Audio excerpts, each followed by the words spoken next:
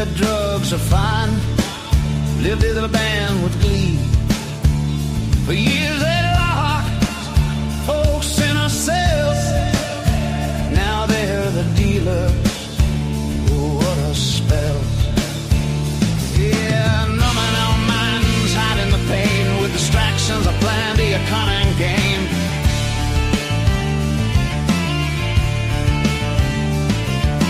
Taxes soaring, strangers at our door, taking what's ours, what we adore. For a future bright, we must take a stand. They have to go back to their land to protect what's ours. Oh, our future in sight. Stand up, speak out with all your might. They have to go back.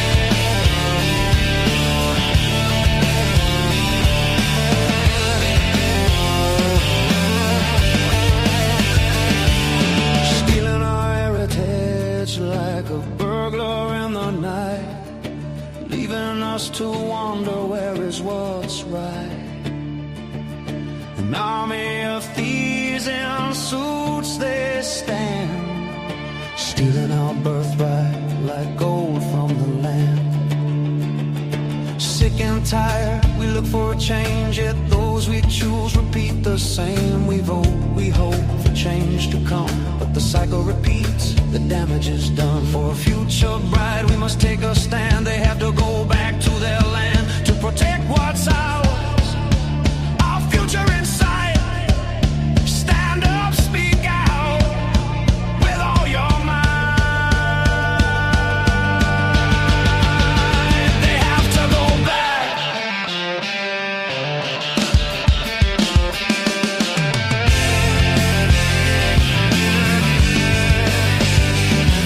We welcome too many who now hold sway. They're now writing laws that push us away for a brighter tomorrow. A path must be found back. They must go to their own ground. They have to go back. Oh, they have to go back. Oh, they have to go back. Oh, they have to go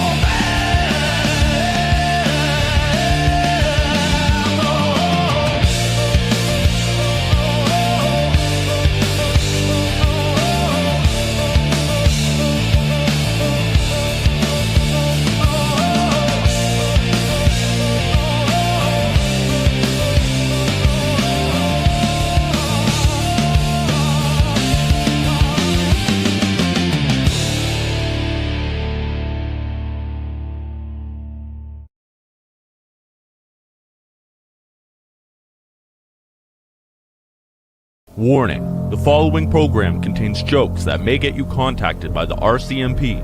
Do not attempt any of these stunts at home. If dark humor mixed with current events hurts your feelings, then go fuck yourself. Viewers' detention is advised.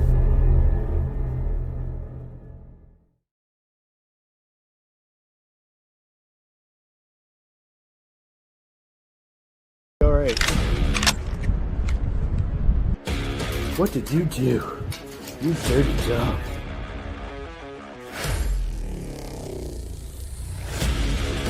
We need to be clear-eyed about the seriousness of these incidents. Indeed, several of the individuals at Coots have strong ties to a far-right extreme organization with leaders who are in Ottawa. We're talking about a group that is organized, agile, knowledgeable, and driven by an extremist ideology where might makes right.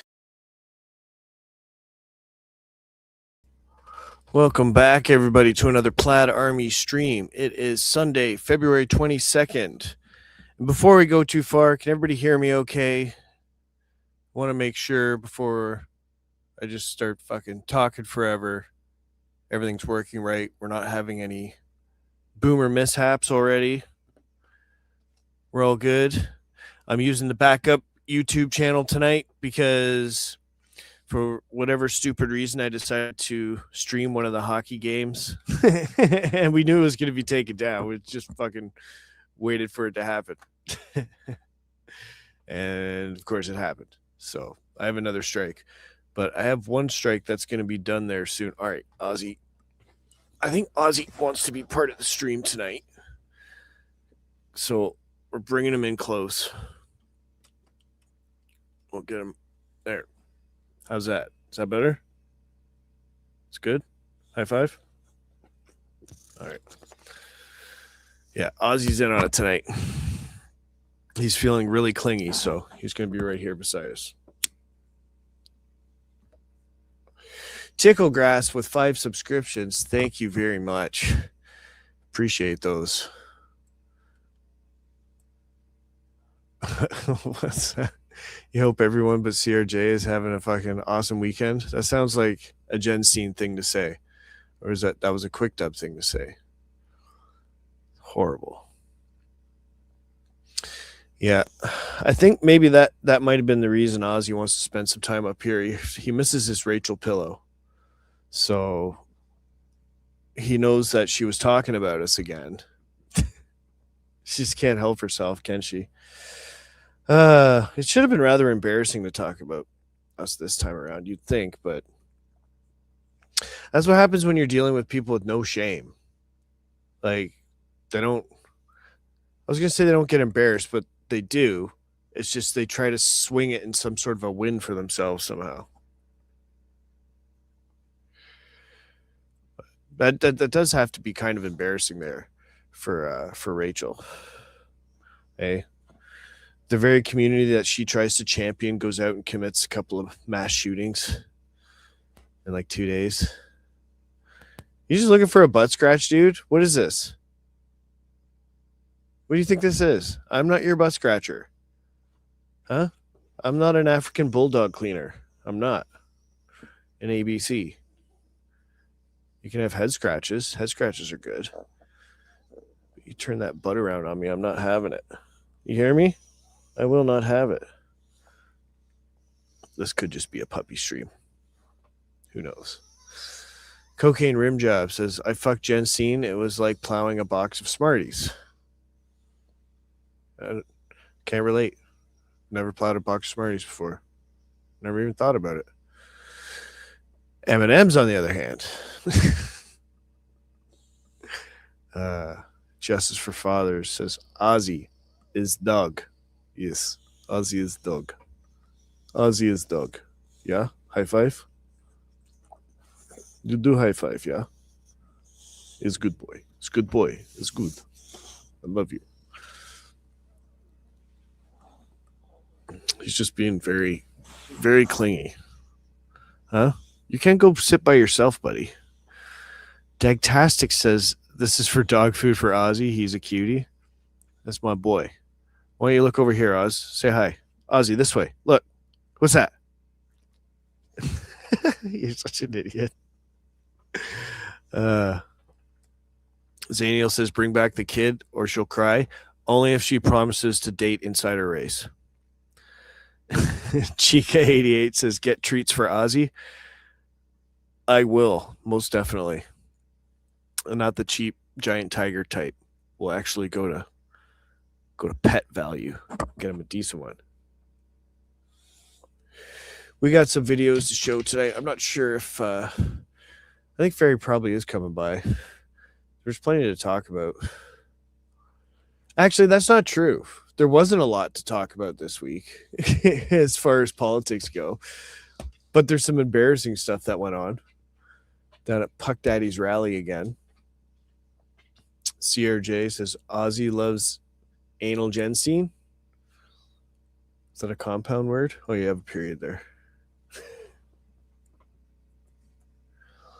Now Ozzy's staring at the door, looking to see who's coming. I need that electric collar that Hassan Piker has, and then I can go viral, right? Ozzy? We'll whip you into shape.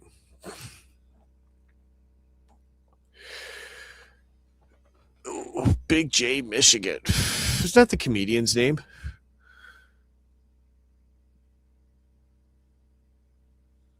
No, that's Big J Oakland or something like that, isn't it? Puck Daddy. No, he had his rally yesterday. Yeah, I guess we should talk about that first, shouldn't we? It's about Canada embarrassing themselves on the world stage. But that's how we think of it now, isn't it? Because we're expected to win gold. Like, you're just expected. It's a weird feeling. It's not about winning. It's like, oh, we might win. It's like, oh, fuck, we might lose. And we did. And it's a horrible fear that we all have. But it happened. And I blame it on Puck Daddy. Nah, the Indians.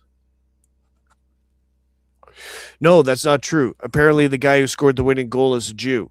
So we get to blame the Jews on this one. If you don't see the humor in that,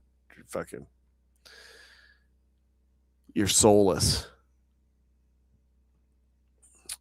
I don't want to get into any of the stuff too much with Puck Daddy and whatnot, because I'm sure Ferry is going to come in and add his 2 cents to whatever we're talking about, so there's no point in doing her twice, is it? I just saw this random video from America, though. And if we want to pick on America for a little bit, we can. This is a giant problem they have in the States. This is a massive fucking problem they have.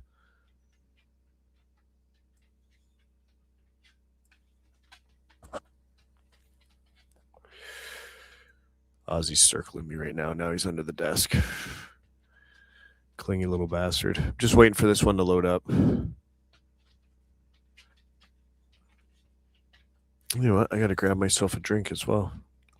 Ozzy's going to try and take this chair because it's warm, though. This should scare any rational thinking person if you think about demographics. This is just like your average city block in America, or at least that's what's portrayed to the rest of the world. This is what we're seeing.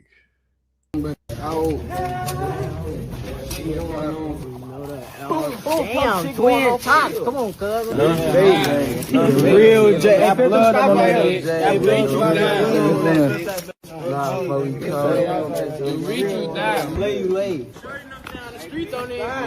They know what's going on, though. Come on,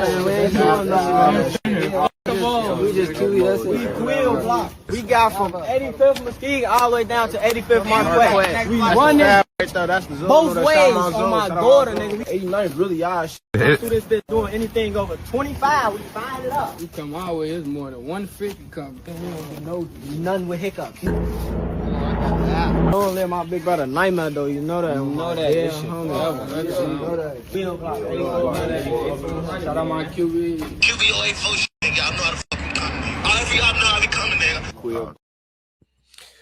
That's who beat us in hockey.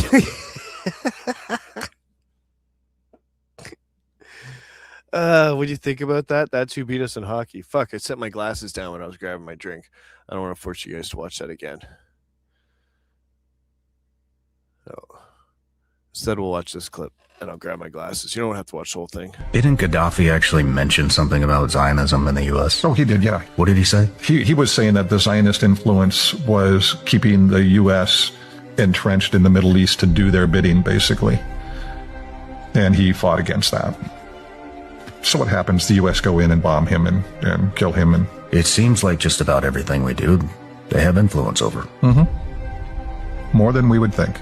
Once you start to see it, you notice it. Mm-hmm. Before you see it the first time, you don't even think about it, right? Mm-hmm. Once you start to notice, then you're like, this is everywhere. Mm-hmm. When I start looking at a lot of the things we've done in the Middle East, at first we say, well, it's because of oil, it's because of this. Even that doesn't always fit. The thing that fits the closest is when you start saying, how does this affect Israel?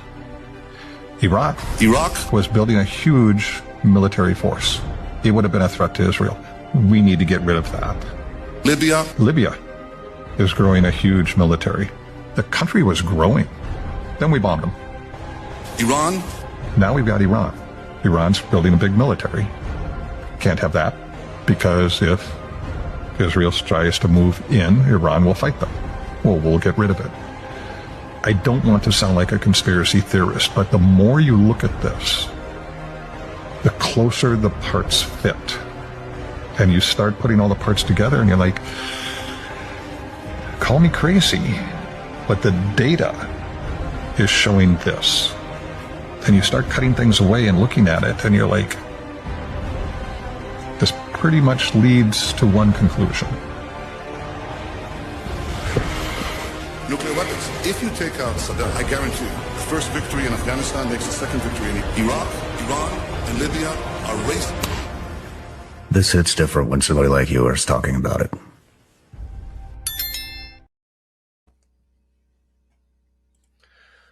Yeah, you guys get to watch that. Because I was in the middle of just doing some other shit there for a second. And I found my glasses. They were on my head. I didn't set them down.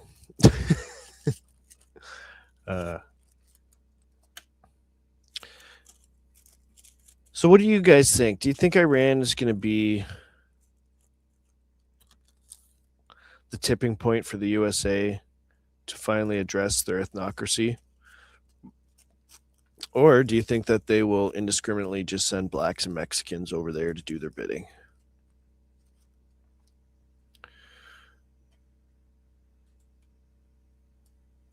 And shouldn't the all the people be coming after Mr. Ryan there? Or what's his name? Is it Sean Ryan? Sean, we'll call him ex-special forces guy.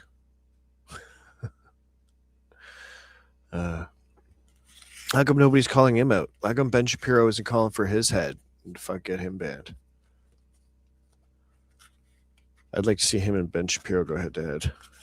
And I don't know, that guy could be a spook too. Like, what, didn't he work for the CIA and shit as well? Wasn't he a contractor for them? I don't know. Who knows? You never know the full story, right, Oz? We don't know who it's going to be. Zzz, zzz, zzz. I'm shocking him. Making him stay there.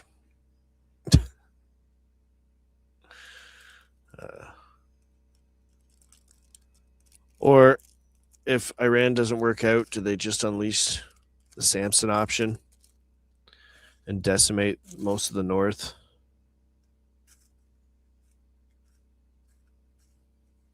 Oh, is that why they're testing nuclear fallouts in different places to see how far it'll travel? I don't know. Why is there seed in my weed? That's odd.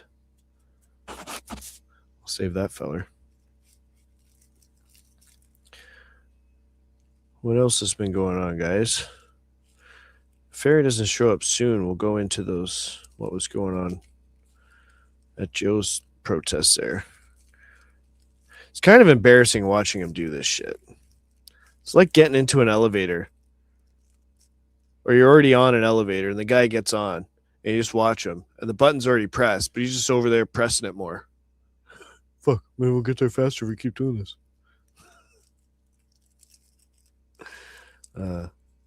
It's the best analogy I can come up with.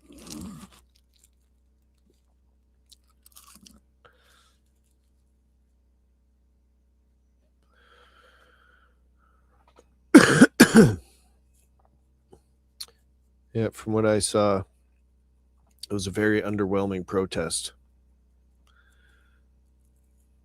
And I know what that's like, man. That's why I don't do it anymore, because it's not doing anything. It doesn't do anything. The biggest protest in Canadian history didn't do anything. But you think somehow you're going to be able to protest harder? You're just going to protest so hard that things are going to change? You're going to protest harder than the convoy. Because that's your metric now, right? That's the metric to go by. The convoy was the biggest protest in Canadian history, and it didn't go anywhere. You're going to write a petition next, Pucktat? Is that, I bet you that's in your fucking part of your 10 steps ahead of us, right? You're going to write a petition? Let me save you the trouble, dickhead. No, actually, it'd be funny. Go ahead. Get it. I think you should get a petition done. Get it aside. What do you think it's going to be about? I want to get a petition that says we're going to put Canada first. Yeah, Canada first. It should be a big old petition. We'll get everybody to sign it. You guys have no idea what we're up to. We're just going to get a fucking sign it up. It's hard to watch. There's a bunch of videos out on the internet, but I might as well get the ones from our folks. Where are we looking? I don't know if I'll be able to load that one that big up to StreamYard to watch. If not, are you guys... I wonder if they're uploading that anywhere else. Yeah, it's too big for StreamYard. So I will have to watch it another way, and I can't play it that way, can I? Let's see if they have uploaded it to their own channels yet. Slow stream, everybody. Oh. Who would that be?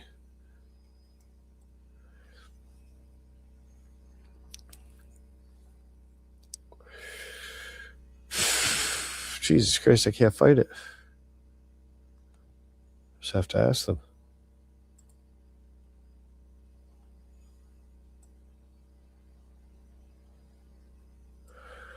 Yeah, sorry for the dead air, folks. You're just going to have to deal with it. There, we'll get that dealt with.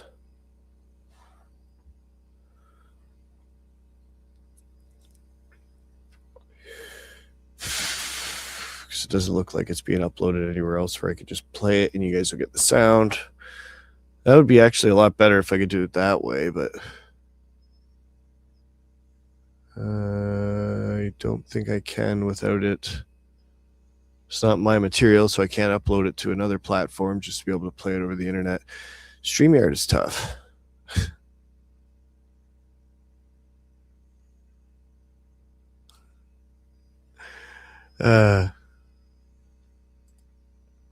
It's funny. Yeah, if you're on Rumble, you would have seen the video I put up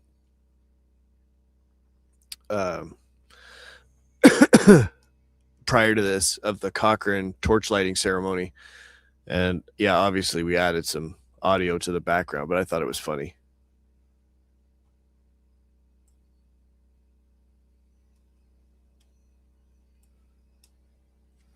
Hang on a sec there.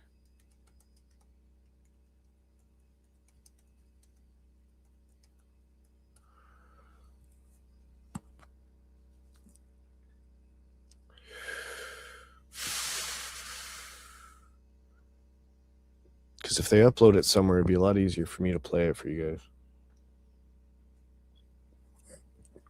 guys. The chant was Jews will not replace us. The one from Charlottesville. Yeah, okay. They're going to upload it to Twitter so I can show you guys from there. I'm actually streaming on Facebook tonight. I don't normally do that because I'm usually banned or I have strikes or whatever it is. So I thought I would share it, but I think there's something wrong with it. I don't think people can share it. So I don't know. I don't know if anybody can watch it on Facebook or not, but I wanted to start trying to use that platform to see how far I can get, see if streaming will make a difference. Because a lot of the videos that we're putting up on Facebook still go quite far, unless Facebook is fucking with the algorithms, which I don't. Nobody really ever thought that Facebook was fucking with them. We always thought that TikTok was enhancing them, Rumble. It always seemed like the new platforms were enhancing the views, but I didn't really think of it from the Twitter.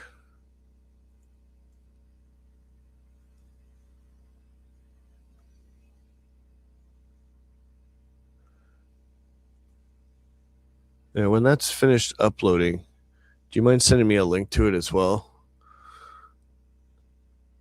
Hopefully you're listening and watching right now. Yeah, just from before anybody or we even look at that video where Ferry comes in or anything like that, just to Joe on his own, like, you have to see that what you're doing is not working, right? People were trying to be nice to you about it before and just say, look, you know, exactly what I said before, the protest method is not going to work anymore. The convoy destroyed that. That was basically a goodbye party to the protests in this country. That's why you're not growing, right? People have tried to say this nice to you. It's not going to grow. Okay. It might look good where people get to like it on their different social media platforms, but that doesn't translate to real world participation, does it? Like, we were trying to be nice about this before, but you're so arrogant and thick-headed that you're saying, oh yeah, watch this, you're going to see. And it's just talk, Joe. Like, you're just saying that. So you feel like you're not losing your ego at all in front of the camera is what it is. It's a lot of bravado. Losing your ego in front of the camera. I can only imagine who you're talking about today. Trying to, like, I was actually trying to be humble about it too, if that's the right word. Be nice about it. Like, it's obviously not working. Like, it's impossible. It's impossible to, because I don't know what you played in terms of footage, but what I haven't played anything yet. I was just waiting for them to put it up on Twitter there. But what Edgy and Lee just dropped just kind of shows, like, it's difficult to not shit on him and dunk on him when he's asked, or not even asked, because, like, you guys will see it. She tried to ask him a simple question, and she's like setting up, you know, the question of like explaining, like, this is what you're doing, this is what's happening, this is, you know, it's clearly not working, and he couldn't let her fucking, you know, get to the point and ask the question without jumping in, you know, to cover his, you know, inadequacies. There's some key moments in what they just put out. It's already up on Telegram, but that is highly revealing about the nature of his ambitions. Yeah, let's call it what it's really become. It's a bi-weekly support group for content creators. Well, that was one thing too. So even the stuff that already came out, if people saw it, at one point, like, basically his entire little rally attacked or came and like circled, you know, Lee as she's trying to, like, it doesn't show that she's trying to ask him a question before. They all circle him, and there's half of them are holding cameras, right? Half of them are just assholes trying to film content, and the other half are deranged fucking lunatics and brownoids. It's not a good look, man. Well, I got to bring this up too. In the video, you guys are going to see that the people that oppose Joe, because I guess there's sides now. There's artificial sides where it's like the Palestinian people that show up, the Palestinian and Antifa side are going against the Jewish and Canada First side. And these people had enough time. They knew where Joe was going to be, so they made a giant banner with 9-foot or 12-foot fucking posts, held it up, and it had his fucking face on it. Like, I don't know, because neither rally was well attended, but I mean, if you're gonna mog somebody, that's how you do it. Like, that's amazing. I would have loved to have showed up outside of one of Pierre's events with a fucking banner like that. Like, yeah, you got to say that's pretty fucking funny, man. Like, that was my favorite part. Like, they won. One of the things I think in one of the clips that's already out is he says, like, when you can come to this city and do what I do, and it's like, come to this city and do everything wrong. Like, the whole point of not going to that city and doing a predetermined, you know, advertised rally is that you're setting yourself up for failure, you idiot. That's why you shouldn't do it like you're doing. Why would you do it the way you're doing it? That's the point. Yeah, you might have felt like you got some dopamine hits, you know what I mean, because you had some decent turnouts one or two times or something like that. But the definition of insanity is doing the same thing over and over again and expecting a different result. Here's And your support is now dwindling, like it's going down. You're not seeing a bigger turnout each time. It's not gaining momentum.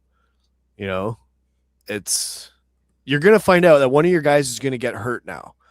They had enough time to immobilize and have a banner with your fucking face on it, dude. You took that as a win.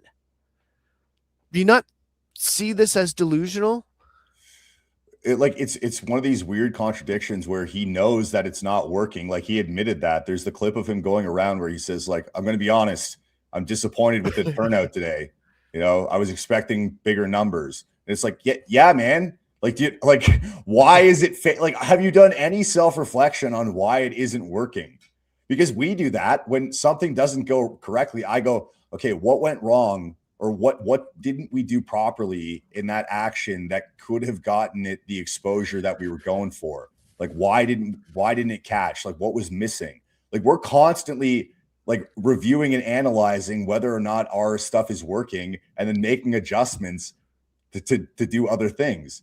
You're just doing the same thing over and over. It's working worse and worse than it ever has.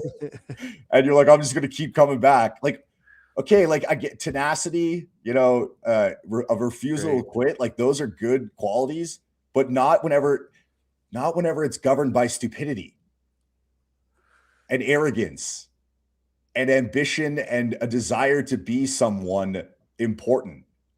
Yeah. The Big J Michigan asked a good question there, though. Where is it? Why do you think the average Canadian hasn't gotten in on the protest movement like in the UK and Australia? Apathy, terrible organization by Joe. Did we blow our load on the convoy? No, the answer is leadership.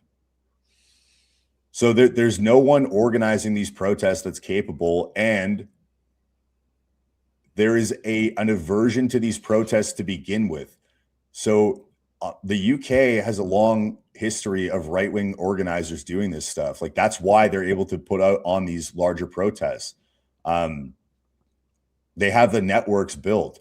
Australia has capable organizers, and they're able to capitalize on momentum that happens in social media. We don't have those things. We have organizers like Joe, and we have no networking, which is the whole point of why do you think the Minion Society is doing what they're doing? Why do you think that we're doing what they're doing? We're building these networks that were never built. It's the groundwork that sucks. When we do a publicly advertised rally, okay, it's not going to go the way that Joe's is going. I'll tell you that now. It will not go that way. No, in order for us to do a public rally, the things that would have to be in place. But before we get into Lee's video, I wanted to point this out because Ferry was exactly right in his prediction of somebody's going to get hurt, and somebody's going to get, well, just somebody's going to get hurt or killed is what you'd said, and somebody came close. I don't know if you guys recognize this influencer. Here's one for you. So I got jumped on the way back from the Canada First protest. I guess jumped isn't the proper word. These two guys followed me from the protest. They were black. I'm just pointing that out. So two guys followed him from the Canada First protest. There was enough people that could have followed all of you home. Or if there was just a group of 5 that just decided, hey, you know what? Fuck this guy or fuck that guy or whoever. And that's how you're going to get somebody hurt. It's funny because that clip goes on for another minute and a half, but the reason I cut the first 10 seconds out of it is because that's all that's really important about that. Like, that's the major takeaway. Yeah, you made a very public, proclamation of where you were going to be and when, and they know that you're showing up in small numbers and that they're easily going to be able to, create situations where you're either coming in or leaving those protests alone. Like, you're setting yourself up for this. And by the way, this can happen to people when they are organized and they are not promoting when and where they're going to be. The perfect example of this is Clan Aaron. This happened in Dublin. They did a small demonstration with, I think, like 15 guys, which said, I think it was Go Nationalist or Go Extinct was the banner that they had with Justin Barrett. And then they dispersed. And I think it was two members were brutally assaulted by a gang of Antifa. They will do, guys, they just, someone in France was just fucking, Quentin in France was just fucking killed by Antifa. This isn't a fucking joke. You're going to get someone fucking seriously injured or killed, Joe, because you're a moron, because you don't know how to do this properly and you refuse to listen to anybody doing it differently. I saw a couple of Dominion Society boys there. And I say boys because they looked on the smaller side. They're younger, right? Like that alone, especially in that environment, could be risky as well, boys. Just be careful. I saw that they had their faces covered up, but just walking away, even in a pair, like a very close friend of mine has been to these rallies years ago. We're talking 8 years now, and he got hit in the head with a bike lock in a sock sort of thing and got smashed in his head. Serious damage. And same people, same crowd, same city.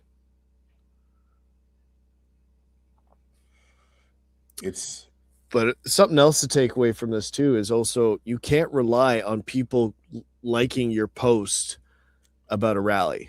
We're going to the Canada First rally. You could get 100,000 likes on a post and 10 people show up, man. Yeah. That's just the reality of it.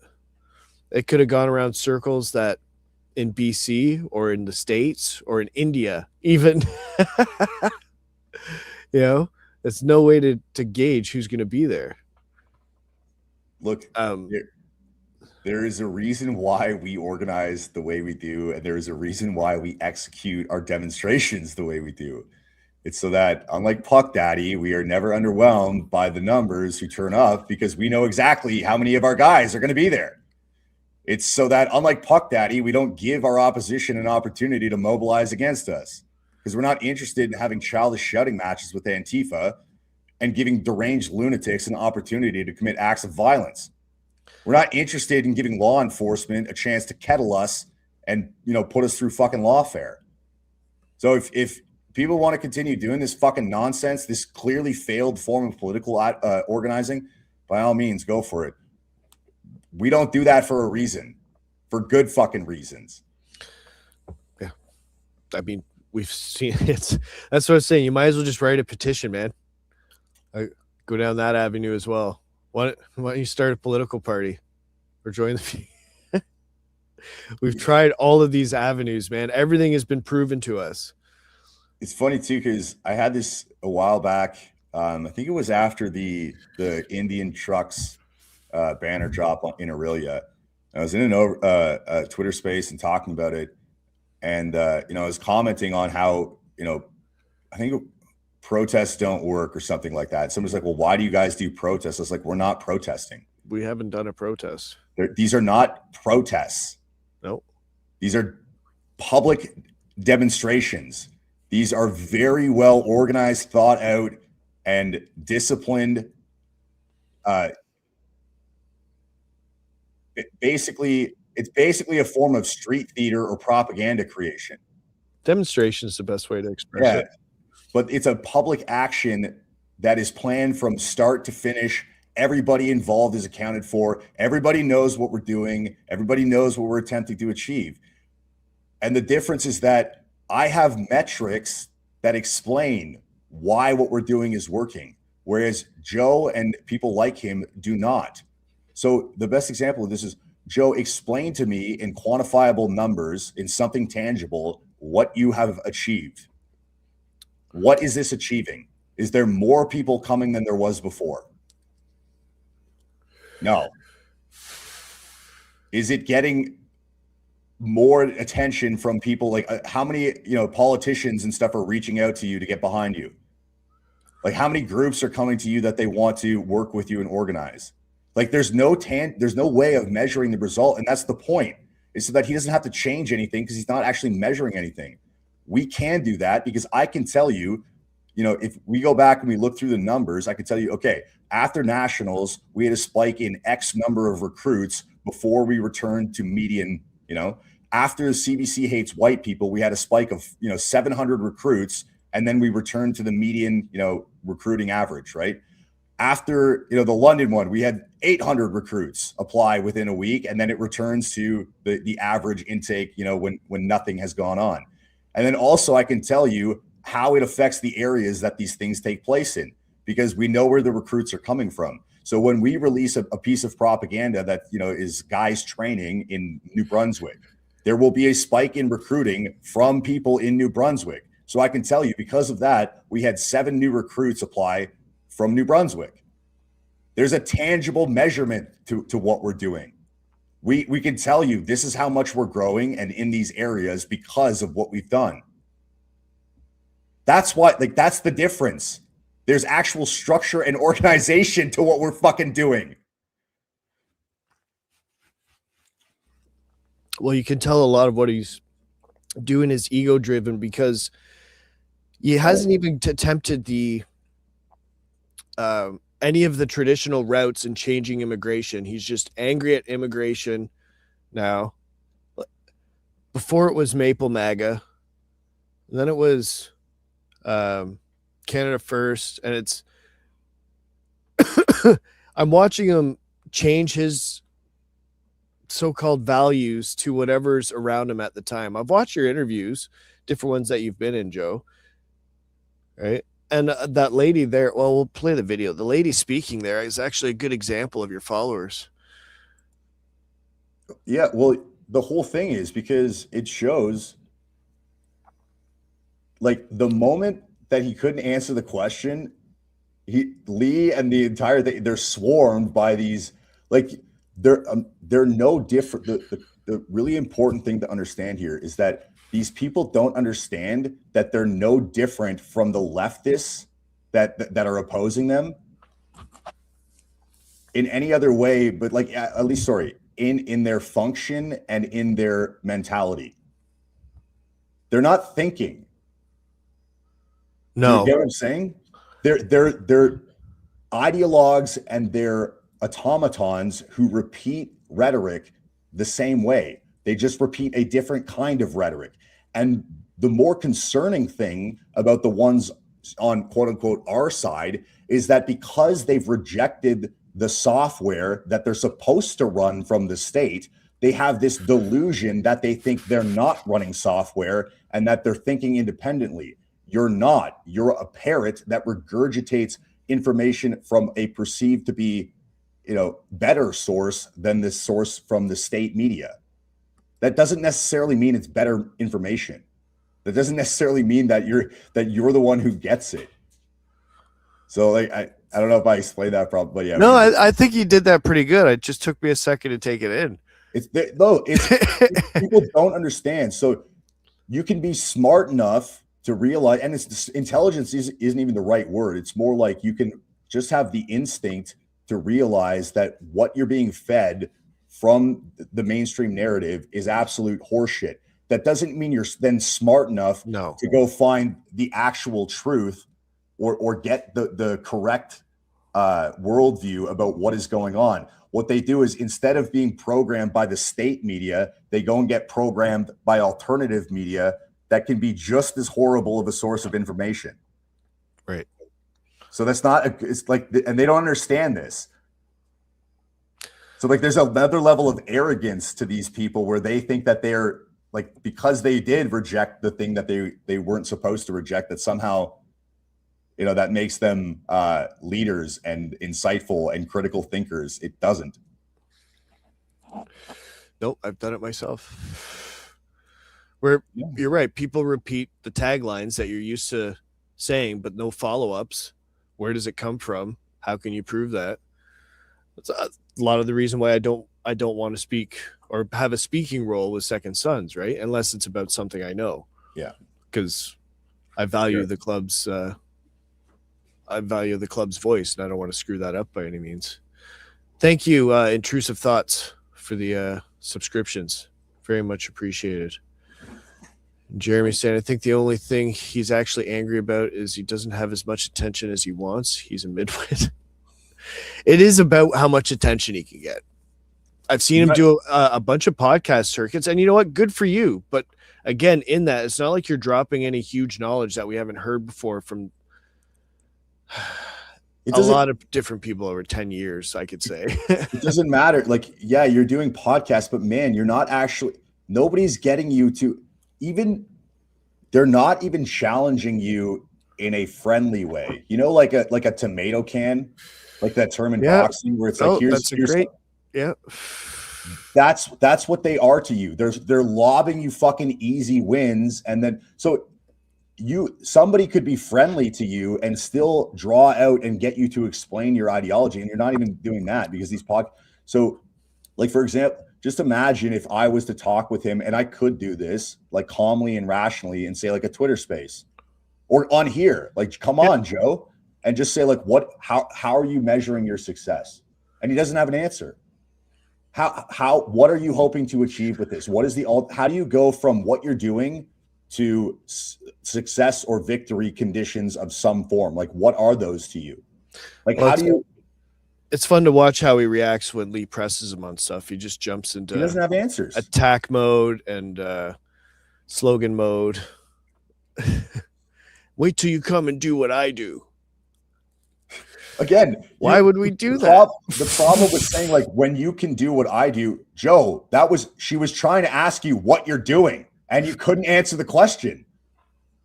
What are you doing? Like, what is this? Like, what is the point of this? What does this achieve?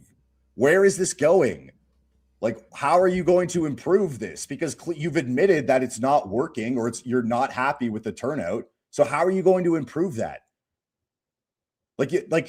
These are not bad faith questions. They're like they could be asked in bad faith, but they can also be asked in good faith. And if you can't answer those questions in good faith, it's like, so for example, if somebody comes to me and says like, why, take off your mask, or like, you guys need to lose these masks, that can be asked in bad faith, or that can be said in bad faith or good faith.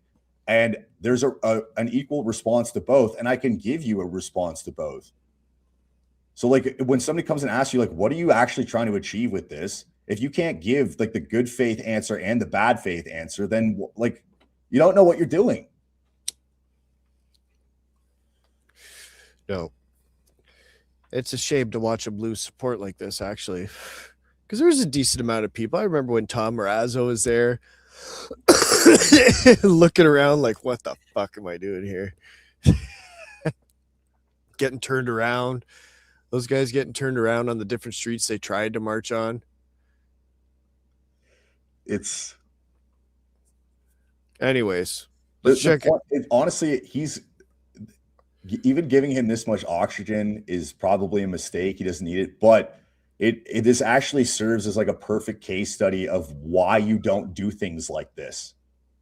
Like, that's the point of this, is not to necessarily just shit on him. It's to be like, guys, if you want an explanation of why we do things the way we're doing them now, like, this is it. Like every single like, this is it in a nutshell. Like, from start to finish, this is why we don't do shit like this. Yeah.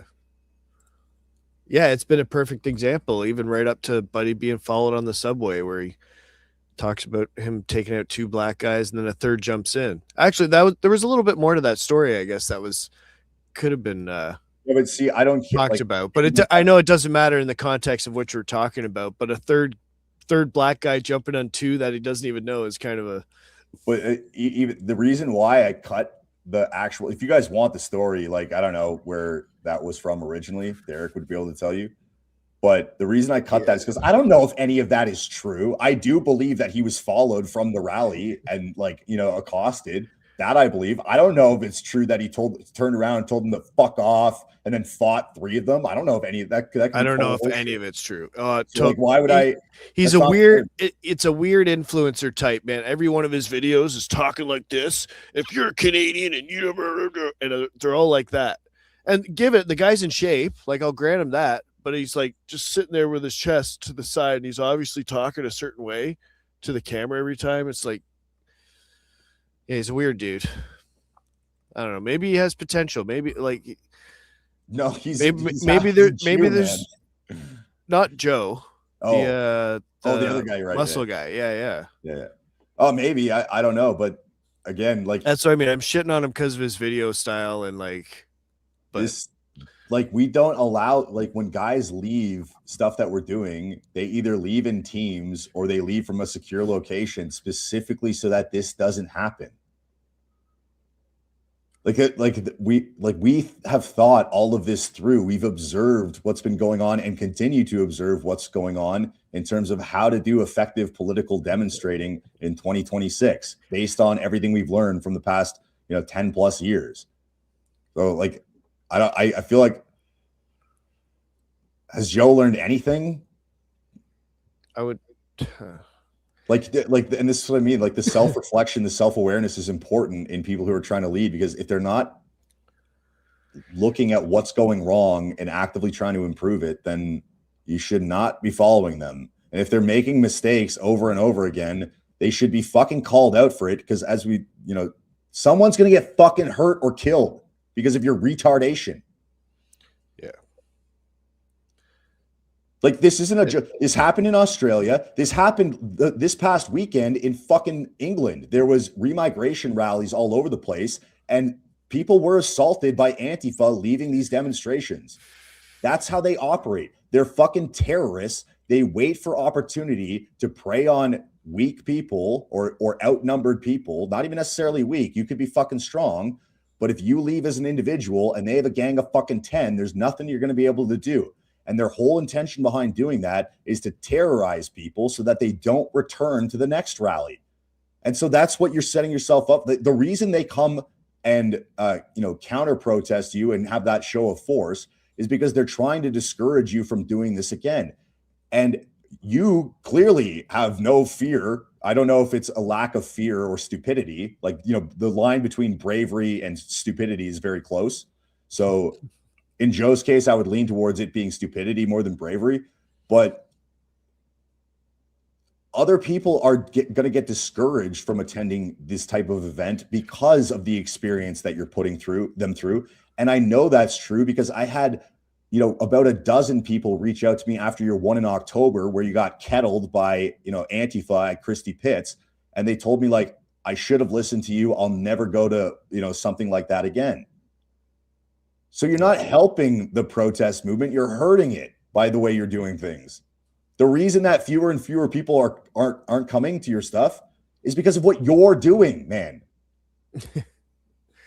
It is. I mean, you got to have some awareness of this, man, of what's working and what's not. Like, granted, you had some momentum. I'll give you that. You had some decent turnouts sometimes, and a couple of them, but you weren't able to keep control of it now. Like, your ops had a better turnout than you, and they spent the money on a bigger banner than you. That's so funny to me. I was like, I have a picture of that. I know I put it aside, but anyway, we'll go through this, and I'm sure it'll be there as well. Rally put on by Joe Andajar, aka Puck Daddy, was the 7th time attempting the same protest. Before you want to come at me for my lack of organizational skills. Today is underwhelming. I'm not happy. No. I want you to talk about if you want me to be honest, I expected more people to show today. A lot of tough guys. Oh, you didn't stay. We're not doing the march today. So I wanted to come talk to you because I want to know, like, after, like, me and you have obviously exchanged words online. And you are? Lee. Oh, Lee, how are you? Good. Absolutely. So how you been, by the way? Good. I'm just coming to ask you a few questions here because you've done this now 7 times. Yep. And now you're not marching today. It seems to be retreating. It's not retreating because we're standing. Is this like a gotcha moment? I've just told you, though, that this run-of-the-mill show-up-and-protest method doesn't work. Why do you think it doesn't work? You're standing you gotta in Dundas. So, like, the reason I'm going to ask you to pause a couple of times just so absolutely. You can I was just getting something else. So the opening here is very interesting because it's very revealing of what his mentality is like. When someone wants to talk to him and ask him questions and he thinks that it's friendly, he comes and he's eager to answer and he's polite and he says, oh yeah, how's it going? How you doing today? He's not hostile at all until Lee starts asking him the question. And the moment he perceives the question as being critical, it's not a gotcha moment. This isn't, her trying to fuck him over. This is her asking a legitimate question about man, look, based on this, what are you doing? What is this? She's trying to lead up to an actual legitimate question, and he can't do it because he understands where it's going and he doesn't have an answer for it. And that's why, I get this all the time. I'll get somebody come up to me and they start asking a question and I already know where it's going. And I'm like, yeah, okay. I hear them out and I have an answer prepared because I've answered these questions a million times and I have good prepared answers for them. So why don't you have an answer for this? Why do you have to immediately, interject and try to derail the conversation that you're having? Because if you did have a good answer, you would want to answer this question publicly. You would be able to say actually, here's why I'm doing it this way. Here's why it's working. Yes, the numbers aren't great, but here's how I intend to address that in the future. Shit like that. And he can't do that. Well, you can tell he's in social media culture because he says, is this going to be a gotcha moment? No, it's just a legitimate question. Let's go through this. And I know this is new terminology for everybody, but it's funny. It's whoever has the spike in cortisol first. Yeah. This is new, right? Everybody's dropping the spike in cortisol, but it works. It's it fits for what people are doing to each other on the internet. Well, so it happened to Joe first, even though I don't know if he's completely fucking stoned or he's crying.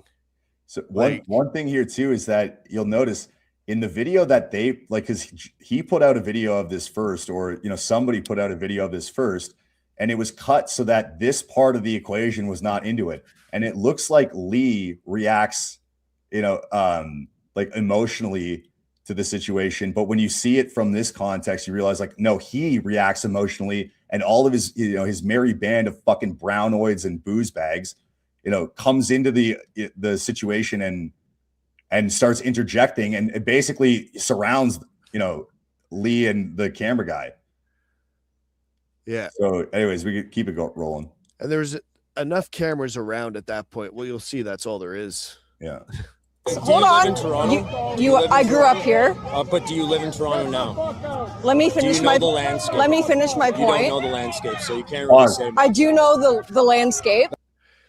What are you talking about? You're telling me that I don't know what the political landscape of Toronto is because I don't live there? You've never been to Palestine. You can't talk about Palestine. Yeah, exactly. This is a logical fallacy, absolute, stupid approach to trying to answer this question, which is basically if you don't live here, then you can't comment. If you do live here and you still have objections, well, if you're not trying to do it, then you can't comment on what I'm doing. And to be fair, there's a logic to this, which is, look, man, if we get this, 10 guys on a bridge doing a banner drop, what does that achieve? And it's well, can you do that? Right. But the difference is that I can tell you what it does achieve. Whereas Joe can't tell you what he's doing achieves, which is why he reacts like that. So there is an element to, I get where he's coming from because other people aren't even trying to do it, but you can answer those questions and then point that out, not, the way that you've done it. So, yeah. It's telling of somebody that wasn't ready for it, right? The spike in cortisol. I gotta say, it's the best way to describe it. He snaps.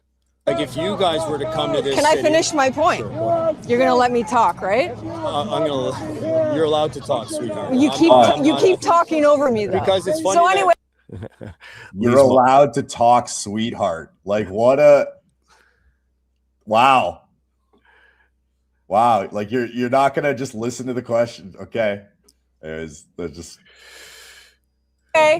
you get people to show up to Dundas Square. Yep, I do, and I'll continue. Or if it's Nathan Phillips Square, or if it's Queen's Park, absolutely.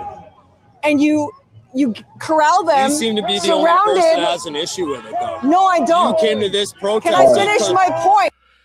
You seem to be the only person who has an issue with it. Joe, a shitload of people have an issue with it. That's why there's no one there at your fucking dumbass rally. And there's hundreds of people telling you that have experience doing this stuff, by the way, such as us, such as Dominion. There's tons of people that are saying, like, you got to address how you're doing this. And you refuse to listen to any of them. Like, it's not only her that thinks you're an idiot or that you're doing this wrong. Sorry. No, it's all right. It's a lot of police there. I think more police than people at his protests. Again, like a lot of resources. Why do you want to have law enforcement everywhere? Why do you want to have what is the point in having counter protesters there? And then we'll keep it going. It's ridiculous how you guys. It's not ridiculous. It is because instead you're surrounded by your enemy. You're accomplishing we're in nothing. Downtown Toronto. You realize you're accomplishing nothing. Look at this. Stay in your lane. You're not. Stay in your lane. Lee Stewie has been doing this with with Dan Dix, and I hope you get home safely, man. He's actually stuck at Mexico with all that bullshit happening right now. Oh, really? Yeah. Holy shit. Yeah, like he was filming a car on fire and shit. He's like, yeah, we're just gonna stay in the resort. This is fucked. Like, it's kind of like a win for Dan. He could just turn that into a work trip.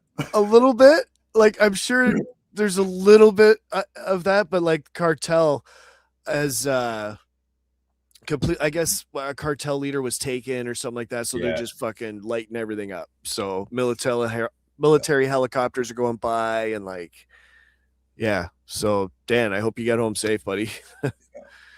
But Leah's been doing this for a long time. Like, yeah. I mean, look how old she is. No, I'm kidding.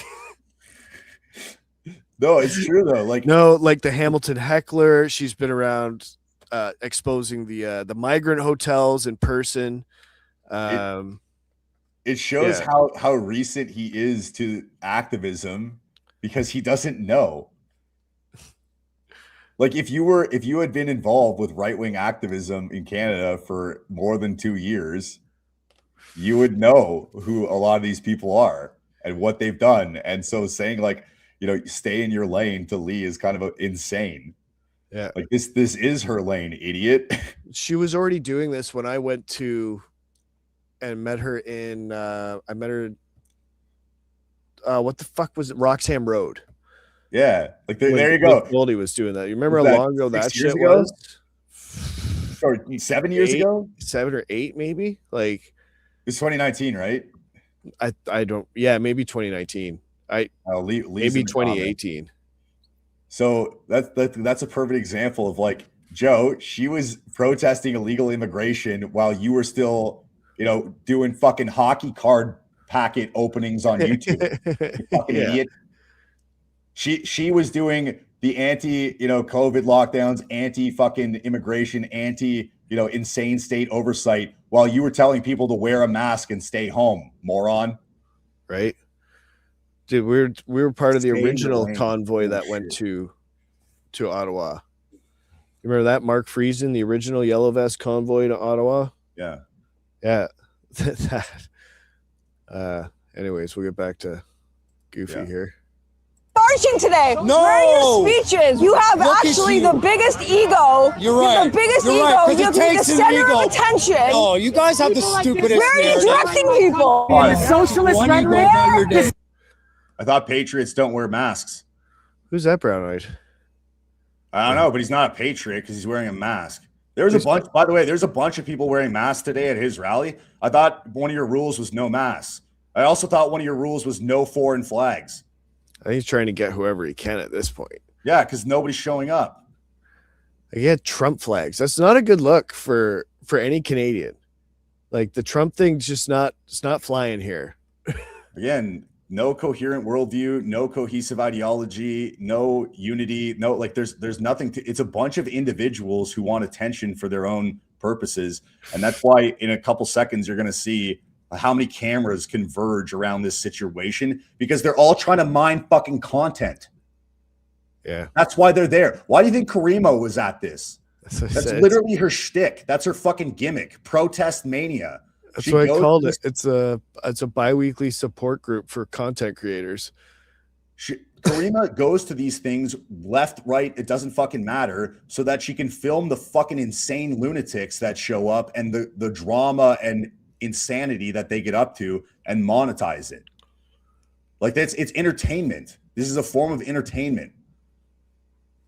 She doesn't even say anything in her videos sometimes. She just stands there and watches, like looks at the camera. Like the other thing that Joe said, which is interesting, is when Lee says you actually have the biggest ego. And he goes, yeah, I do, because it takes a big ego, and then it kind of cuts off. I did not hear that.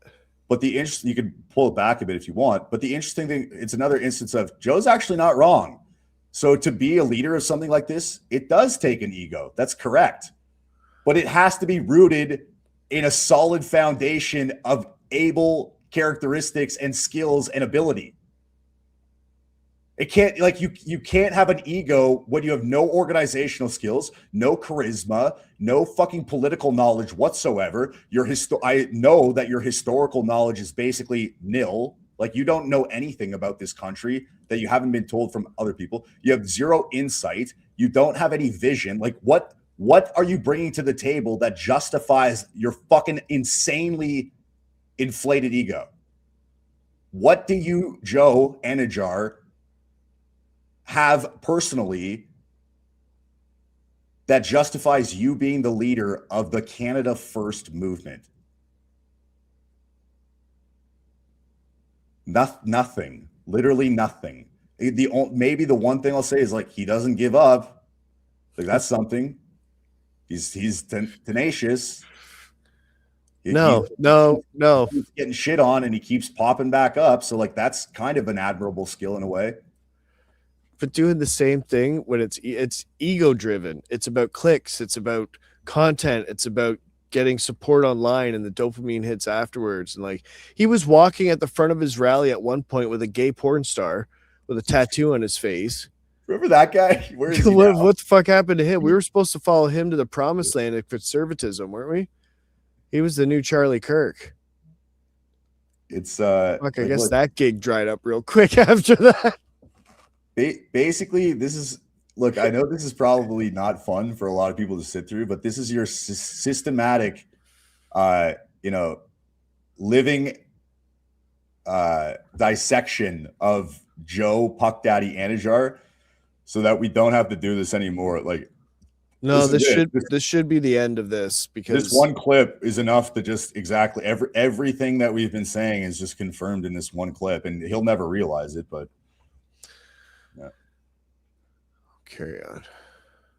The biggest ego. You're right. The biggest You're ego. right, You can be the center of attention. Oh, you guys have the stupidest. Where are you directing me?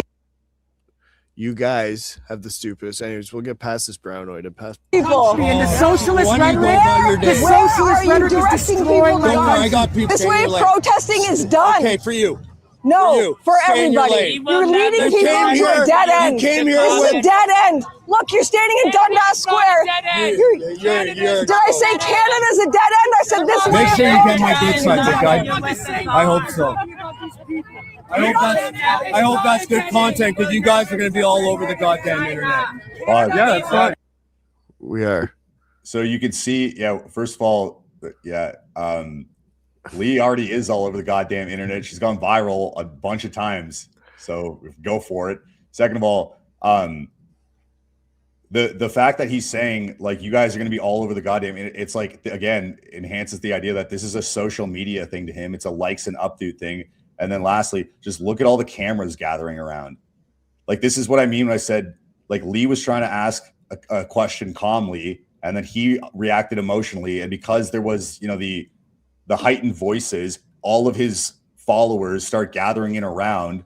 And so that's whenever you see, like, it turns into a shit show. She couldn't get one single question out and answered before the entire thing fell apart.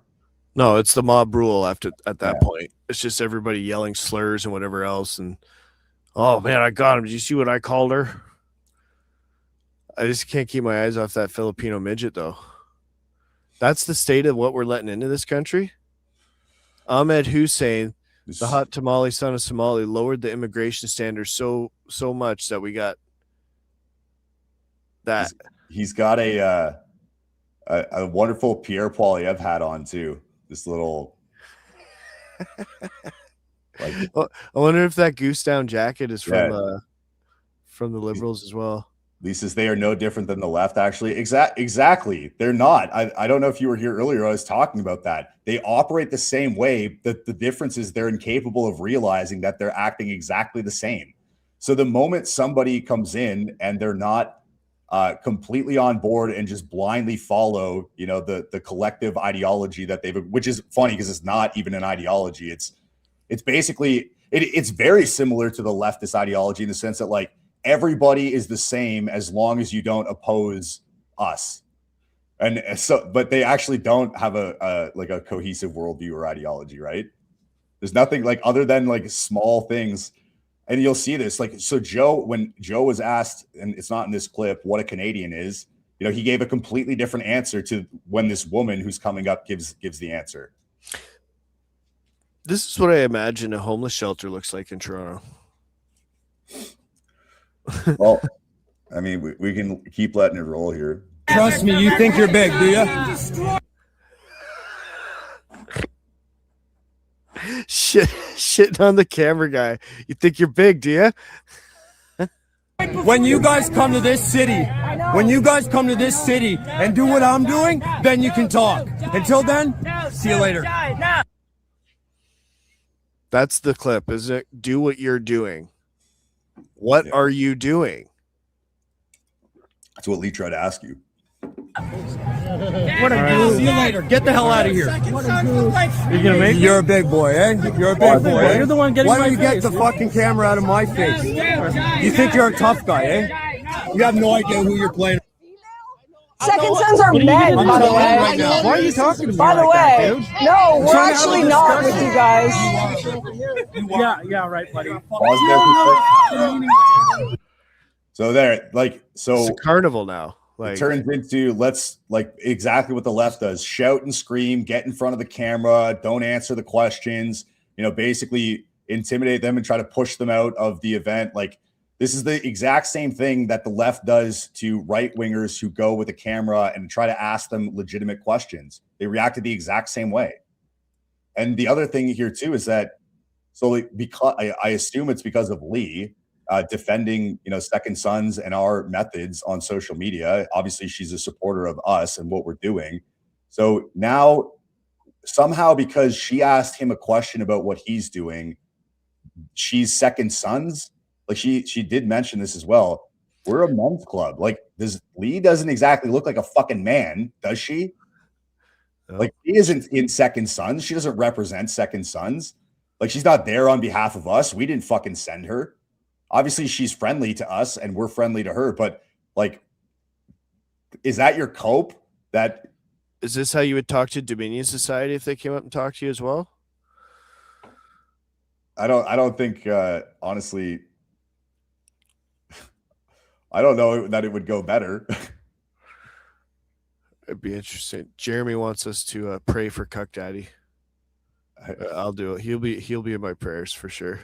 I'm praying he finds a fucking brain like the Scarecrow.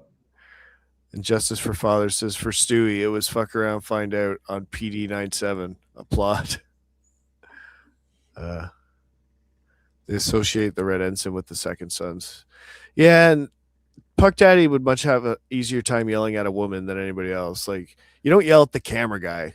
Like, I figured he would have been that much of a content creator. I don't know what again, yeah. So if it's the ensign thing, it's like, yeah, obviously. So those toques are publicly available at Operation Ensign. They're not fucking ours. We wear them because they're great material. Like, I was wearing one at the last demonstration that we did. Why? Because it's actually perfect for that.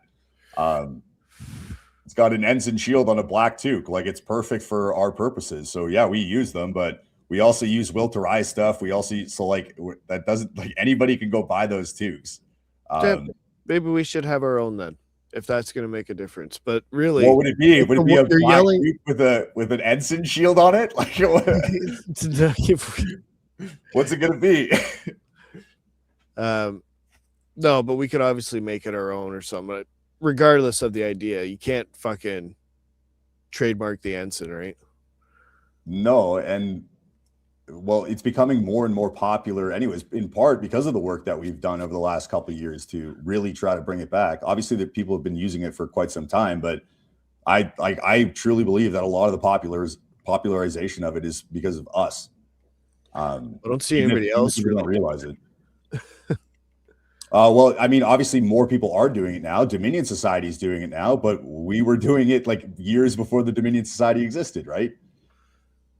You know, you're seeing a lot of content creators bring it up now, but like they weren't doing it, you know, before. I see people use like my rhetoric about it all the time now. Like it's the flag of the counter revolution. I've seen random accounts say shit like that, and it's like that was 100% my line about it. So. Jeremy's saying they talk about us constantly because we're always on their mind. Inferiority complex, basically the non-mentality. Jealous, insecure, weak, afraid. So never mind, not inferiority complex, just inferior. Yeah. Yeah, there's a lot of nons and cameras. That's what I seen. Yeah. Let's finish it so we can. You guys are fucked. And all of them, the plants, get out of here. Joe does not take constructive criticism. So didn't go the way it goes. So feds, liberals, leftist plants, you guys are subversive, like immediately defaults to like, if you don't agree with me and, you know, you're against immigration, then you must be the Fed. Like, I don't really, that's a very common trope you'll see with these types. Well, what did we start with? It's the same as the left. You're right again with the name calling and the labelizing. It's you might as well be yelling Nazi, white supremacist, whatever else. Whatever else just gets you to label them and try and dismiss the questions that you couldn't answer. Yeah. Primo's here. He says Edgy would kick Joe's ass in a boxing match. He would. Charity match. I'll take partner too. I'm down. I'll corner him. He would too. But again, what did Edgy do? Edgy's just filming, right? And he's freaking out at him and trying to like intimidate him and like anyways, let it rip. And yeah, have you seen under that coat? Jeremy says, I declared the red ensign, the rebel flag on my first two streams in 2018, 2019. Yeah. Philip's prophecies cannot be stopped. Only read about. It's a long time. Yeah, I remember that. Talking about it on my stream even. I was asking him about it. Because I thought it was the Ontario flag. Yeah, exactly. So like it's taken a while to obviously bring it back and get it to the, like, look, we saw it on Flag Day. Like there is serious momentum behind it now, and a lot of people are actually using it, and that's only going to increase as time goes on. So yeah, that's great. But also because it's associated with us, like people are gonna. This is true. People are going to assume that anybody flying an ensign must be, you know, like one of us or associated with us or one of the other groups that uses it. So, well, the more people, the more people attack what is perceived to be the Canadian identity, the more people are going to seek out what they're actually defending. Yeah, and we're seeing a lot of that now. Like, we paused it at such a good moment here. Every face that we've paused it on has been great so far. Like, all right, let it rip. Joe does not take constructive criticism too well. The leader of these protests isn't offering any solutions or direction because he wants you to look at him as your savior. The truth is, no one is coming to save you. His dead-end solution is being outnumbered and confronted by radical leftists once a month. You challenge someone to come here without a mask on. Instead of being an asshole, why don't we unite? This is our country. I don't want to unite with everybody. Well, that's why we're in a fucking position. Unite. So if instead of asking me questions about what I'm doing and trying to achieve, why don't you just blindly get in bed with me? Yeah. Hey, baby. Why don't we unite? Just lay down. Hi. Want to go? Like, let's go fuck. I don't know anything about you. Like, what do you do for work? Like, what do you know? What are you interested in? What are you? What are you? Some kind of fucking like fuck. If you won't do it, then just fuck. Like you're fucking fed. Yeah. You don't want to fuck? You fucking fed? What a bitch you are. You won't just fuck me with like, dude, like. Look at the cameras. People aren't obligated to unite with you just because reasons. Because I'm saying Canada first. I said Canada first. So you got to follow me. What the question that needs to be I'm the answered next here is, coming of Christ. what do you want people to unite with? What are you actually about? And from what I can tell, it's nonsense. And we're about to see, like, in this, like, let's keep it rolling here, I guess, because I just want to mention their intrusive thought says unite in his mind is telling you to bend the knee. Pretty much. Like, why don't we come under my banner? I've got a movement and it's growing, guys. Come with me. That's another thing too, is, dude, you don't have anything to unite with. Like, what is it? Like, who are members? You want us to come and stand in Nathan Phillips Square for a while? We have something to unite with, because you could just join it and then apply to it and go through the process and become part of it. Not you specifically, Joe. No, you absolutely not. The point is, like, if there's any solid, upstanding Canadian men in that group that actually want to join something that has a legitimate structure to it, then we're here. Or Dominion Society, or there's goofballs. Like, there's other good organizations that are doing good work that actually have a purpose and an order to them. They're not just let's go here on this Saturday and hope change. It's exactly like that meme I had on my last stream, where it's like, what are the steps here? Protest. Step 1, protest. Step 2, step 3, victory. It's like the Garden Pants Gnomes. What do you, yeah. Anyways. CRJ also says that Jeremy's getting fat. And Ed, what's up? He says the line is how a beer and a fuck. What? You don't like beer? The guy looks and sounds severely unhealthy. Thank you, Stormy Heart. He doesn't look good. I love this picture again too with the cameras.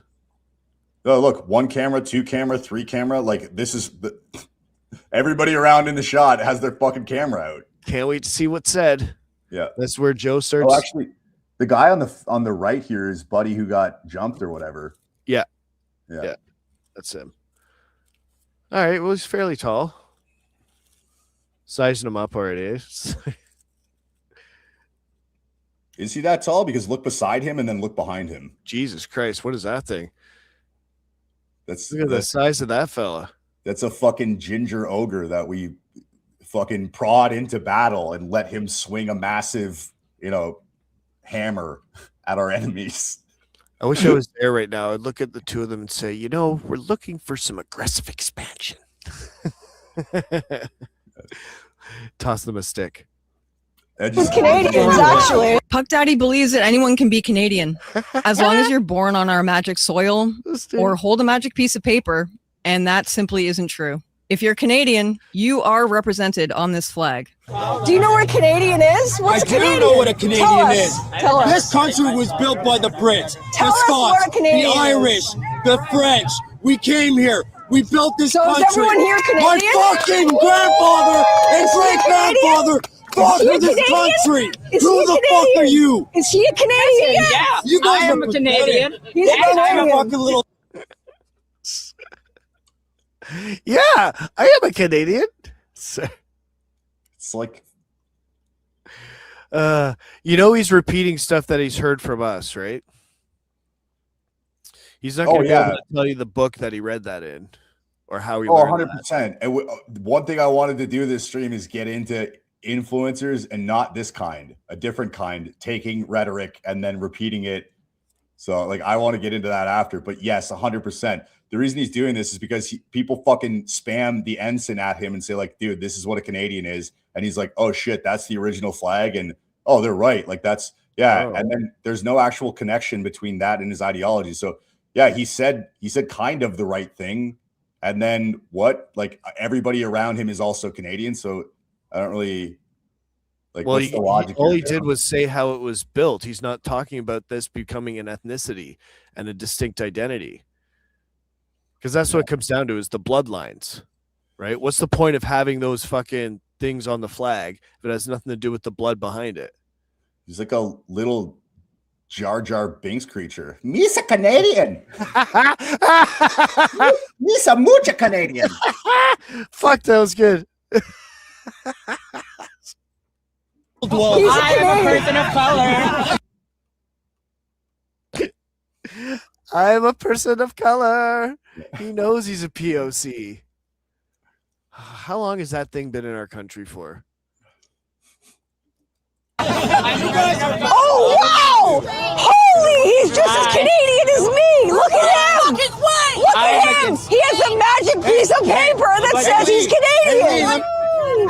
We don't have a problem with immigration. What's a Canadian to you? Are you serious? Yes. What do you mean you don't have a problem with immigration? I thought the whole point of this was sending them home. Oh, illegal immigration, man.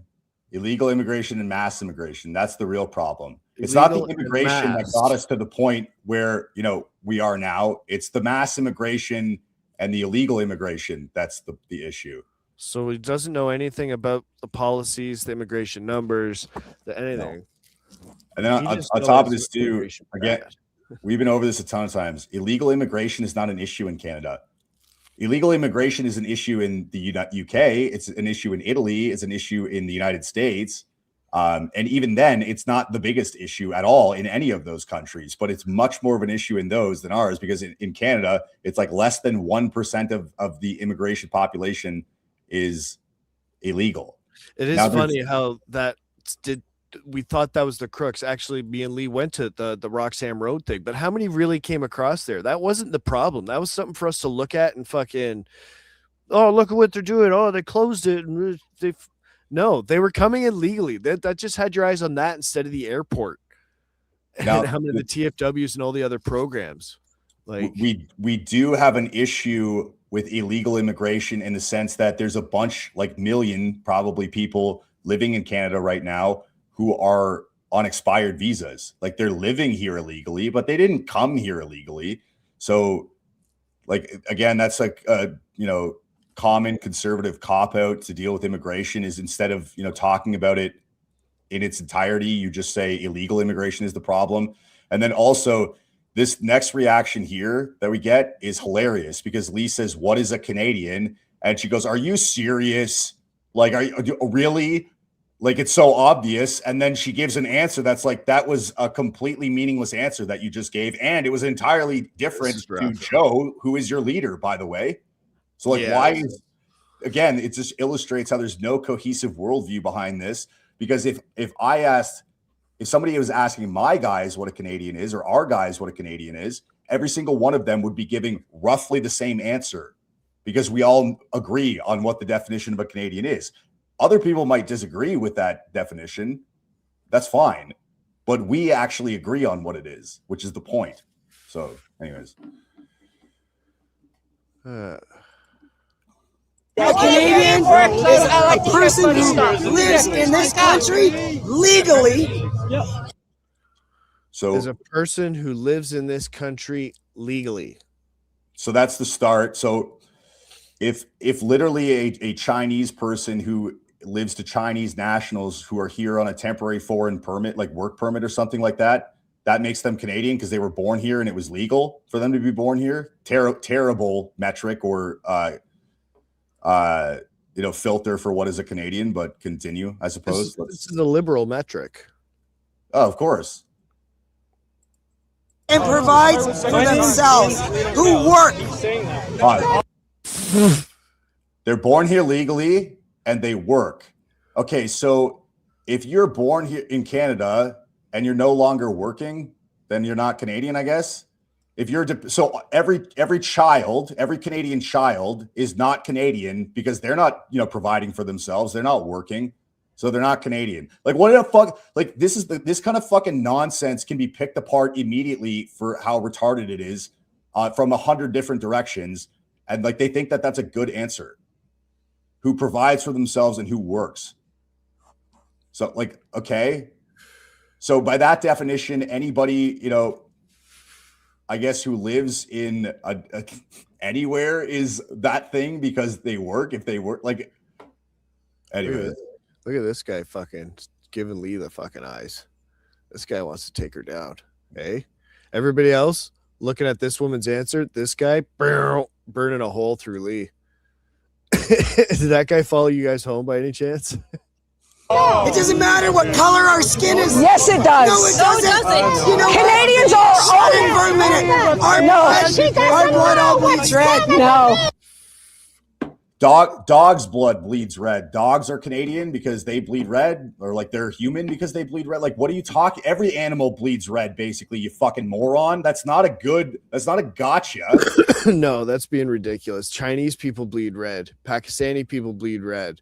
People in different countries, Russians bleed red. Yeah. Israelis. So basically, your definition of Canadian is human at that point.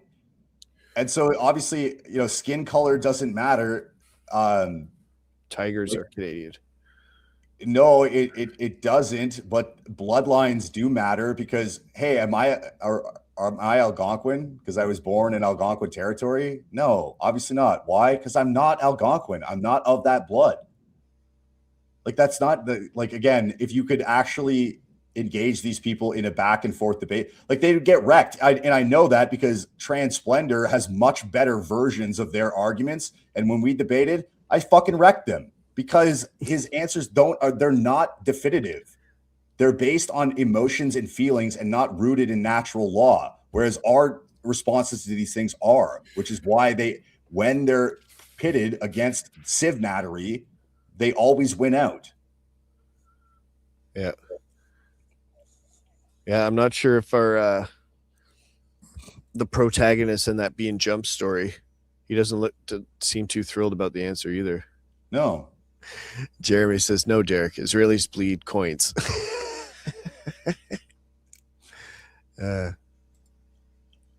We all bleed red, you dumb bitch. You see this? This is a Canadian. We are our own demographic. We are.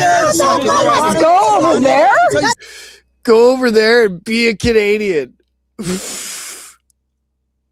So fuck out. Being Canadian is get the fuck out. You're gonna tell me about my. This is a good picture. You're gonna tell me about my fight. I think Lee's about to punch out an immigrant. Oh, by the way, Joe, I thought that Patriots don't wear masks. Why she got a little COVID mask on? I mean, it's not over her face right now, but why does she have that on? What was the purpose of that?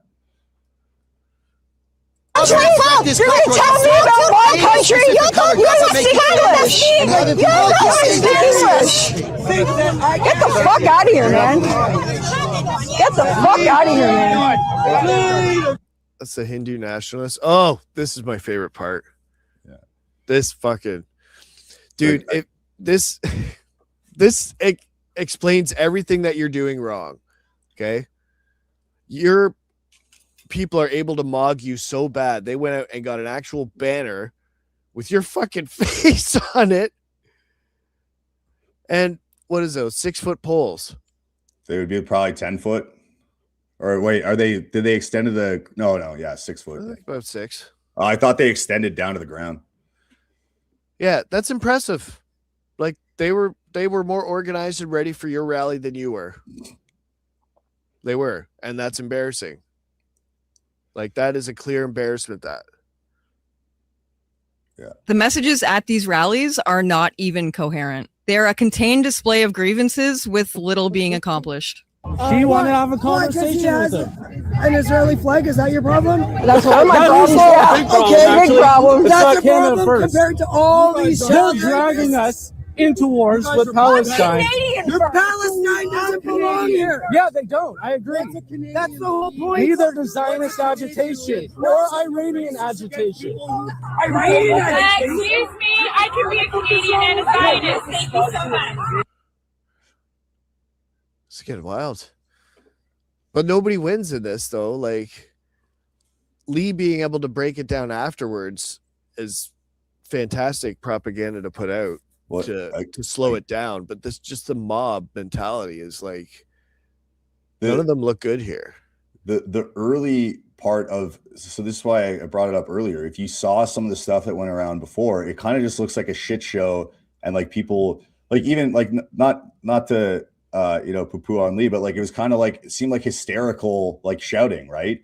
But that wasn't Lee's intention. She got surrounded, and like, yeah, when you're being shouted down and yelled at by 20 different people, you're gonna start fucking shouting back. Well, that's what I'm saying. When you see it in the whole context, when Yeah. Lee lays it out, slows it down, and explains stuff, it makes a lot more sense. But from their perspective, they're like, "Yeah, we got her.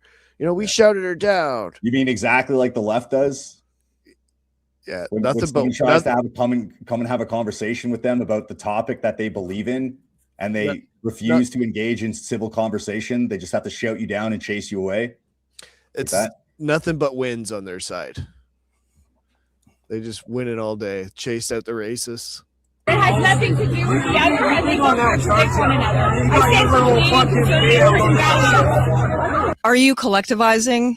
Not just once a month on a Toronto street corner, but consistently building a community outside of this insanity that is actually productive? So which way is it going to be, white man? Productively working towards saving your country or screaming into the abyss on the streets of Toronto?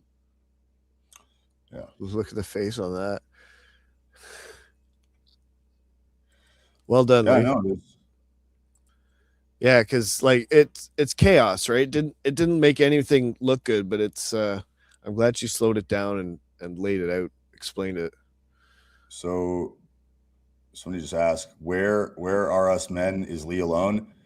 I had the same concern because like if it's being perceived that we didn't send them there, like that wasn't Second Sons thing. Like I knew that they were going, but Lee has been doing this stuff for a long time, and she's gonna do it. It just we happen to know her. Like, but I asked Edgy this earlier today, and yes, they had other people there.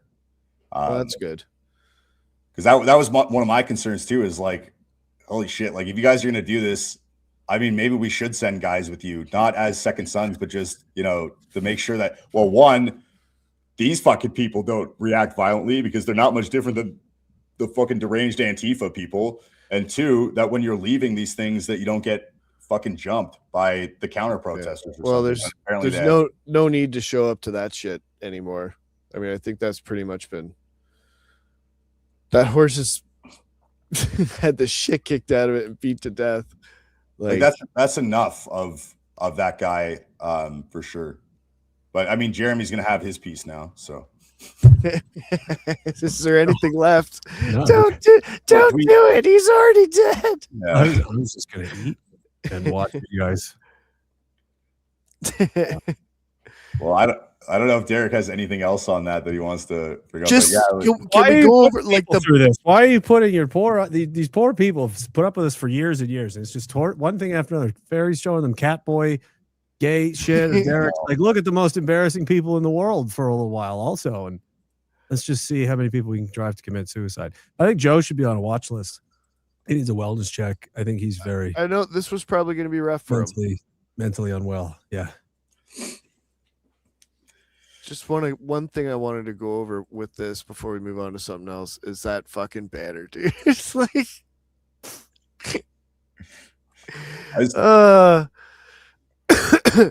but he took it as a compliment, right? Yeah. Well, I mean, he supports Israel. He's been to Israel. He's half Jewish. Like, he is Israel Chai or whatever they say. I'm Israeli Chai or whatever. I'm Israel Chai. Yeah. But the funny thing is, like, this isn't the reason why it's such a great banner. And like, look, I'm objective, game recognized game. This is fucking beautiful is because it's true. It's funny, dude. That's a great banner. Like, I wish I made that. You can put that up and he's gonna point at it and he's gonna say, yes, I am. And that's the entire point, is that he's not ashamed of it. So it's just a great way of attacking his right, like that ability. That guy behind you is also Canadian by your standard there. The guy with the beard is always at the Palestine protests using Ezra's face, and the intensity of stupidity that is looking back at you is just amazing. It's just amazing. Cocaine rim job says, look, you guys, Puck Daddy already called out, so pack it in. Second Sons, AIDS face Jew Daddy called it. We're done. Well, yeah, he's 10 steps ahead, apparently. What's crazy about him saying that is, does he not, like, we're putting on bigger demonstrations in some cases than he is. Does he not realize that? Like, we're not trying to like, if we wanted to get a pile of peat, we easily could. This guy is, I tweeted something earlier. This is just exhibitionism masquerading as activism. This is just me. It's all that is. It's a waste of everyone's time. It goes beyond that too. It's like we're actively trying to reduce the size of our demonstrations because it's not necessary. Like we're not trying to get more and more guys at everything. It's like, what are you actually doing? Like, are you doing a banner drop? You don't need 70 fucking guys to do that. In fact, it's counterproductive. 30 is lots to do something like that. So why would you bring in as many people as you can? You're just risking more people getting fucked by lawfare, subjected to violence, doxxed, like all of the negative things that can come with it. You effectively use your resources to achieve your objective, and you don't use more resources than you need to. It's called efficiency. So like we're minimizing the size of what we can do. Well, it's just, he's looking for the spectacle, right? Like, it's proven in Canada, Lee said it herself too, that this form of protesting is done. You're not changing anything with that. Yeah. You're not. It goes nowhere. That's what I'm saying. We're trying to change the impact of his social media profile. That's it. Well, that's funny because that steps ahead. Earlier when I was talking about metrics for results, that is his metric. Is my Twitter follower count going up? Well, then I'm succeeding. Is my Instagram follower count going up? I'm succeeding. The movement is working. That's his metric. Likely. That sucked. I mean, if he wasn't so far beneath me, he's just, he's a clown. But it would take probably less than 5 minutes to dismantle his entire existence. We just start with, all right, Joe, what's your plan? I'm going to have a rally. Okay. Where? In Toronto. Right on. What's that going to be? People have tried I'm going to this. go there. I'm going to put a flag on a hockey stick and we're going to be there. Okay. Then what? Oh, you don't even know what I got planned. I'm 10 steps ahead. Okay. It's going to be very hard to motivate people to help you if they have no idea what the fuck it is you're doing, except just trust me, bro. I have a hockey stick flag. Trust me, dude. Or I guess you're under the impression you can do this all by yourself, in which case, why are you even bothering any of us with this anyway?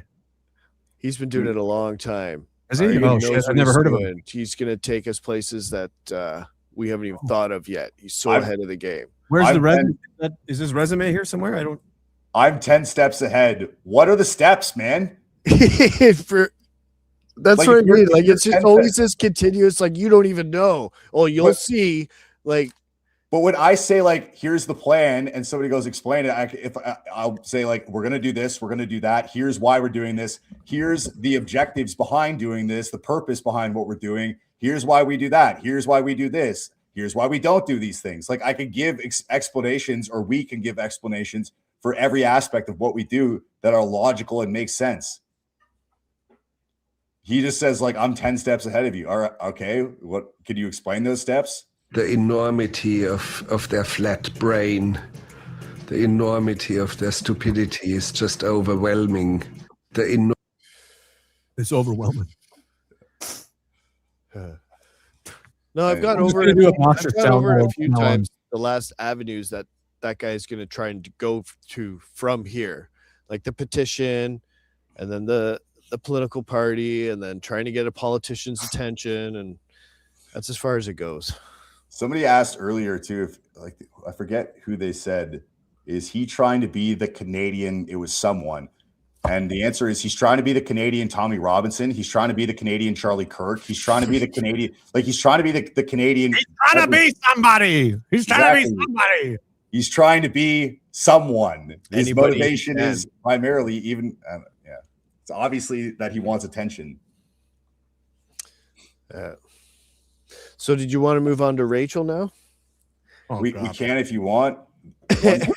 I can save the thing I want to get into for my stream on Tuesday, but yeah, okay. However you want to go. Say one last thing. If he's, like, we know he's a typical narcissist, but in the 2% chance that he actually does give a shit at all, I'll obviously what you're doing is not working, Joseph. And if you're getting all emotional and worked up about it because you want it to work, you need to ditch the ego and have a sober look at why what you're doing isn't having the effect that you want it to, and rather than just shout and scream at everybody who's way further ahead and much more successful than you are at doing the very thing that you want to be doing. That's called humility and maturity. So pursue those things and you'll do better. But I'm an evil racist, so don't listen to me. I've been through all the major steps of the protest. I've tried the influencer route. I've tried the convoy twice. Did they try a petition? Fucking A. Fucking A. I did my own fucking petition. I got Maxime Bernier to sponsor it. Just like, what's his name there? Tried as well. Sunshine Baby. Petitions have a purpose, but it's not to actually make change. So, like, if you want to gather people who are interested in a topic and you have contact information, petitions are great for that, which is why Rebel News does them. They're not doing them because they think they're going to accomplish anything. Rebel News does petitions so that you give them your fucking contact information so that they can ping you with a goddamn email every 2 days asking you for money. Right. That's why so if that's your motivation behind doing a petition and for genuine reasons, not for grifting reasons, it actually makes sense. Like Dominion Society is doing petitions, and I'm sure that is the intention. Okay, I understand that, but I was going at it in the context of getting the something changed. Like we've seen a sponsored petition through the House of Commons, and they have them. This seems like a great idea. Yeah, to be able to have this fucking service, but the biggest petition in Canadian history is just fucking fuck you. Whatever, we're doing what we want anyway, so it doesn't matter. Yeah. Like, same with the convoy, biggest protest in Canadian history. It doesn't fucking matter. You don't have a voice in this country. That's why they've been able to get away with this bullshit democracy for so long, saying, oh, it's 49%. Oh, they won 54. Sorry about your luck there, guys. And everybody just fucking eats it. CRJ Democracy only works if there's one tribe, if there's one family. Right. That's the family voting on what the family is going to do. That's the only way that it works. If you've got multiple families and one becomes more powerful than the rest of them, or 2 or 3 families form a coalition against the other 5, that's not democracy. That's slavery. You could just have no say ever. It doesn't matter what you think or do ever, because you're always going to lose a vote. That's the same with there's no They say it's dangerous to our democracy. What they mean is this is a threat to my hegemonic power and having total control over everything. It's a threat to me. Good. We need a democracy is stupid campaign. We need a democracy of child molester executioners. CRJ says, who's this limp-wristed Poindexter with the huge glasses? I will end him in between deadlifts. Fuck you. We both got glasses.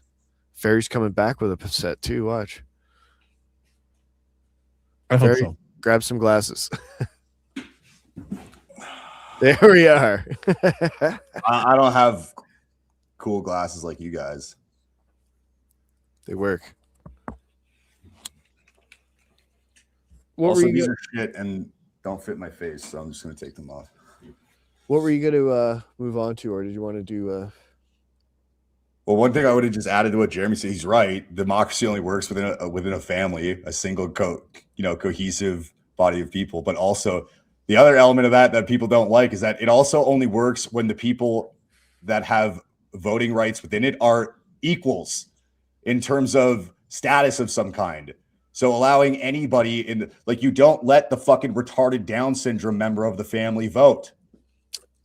You don't let that little Filipino with Down syndrome vote. Like, even if they're in your family, it's like, just because they're in your family and they're part of, the tribe doesn't mean they get a say, because they haven't proven themselves. Like, this is why that you have like tests of like manhood or qualifications for what gives you a say in. And it's like offensive to what like the idea of democracy originally was that the Greeks basically invented. Exactly.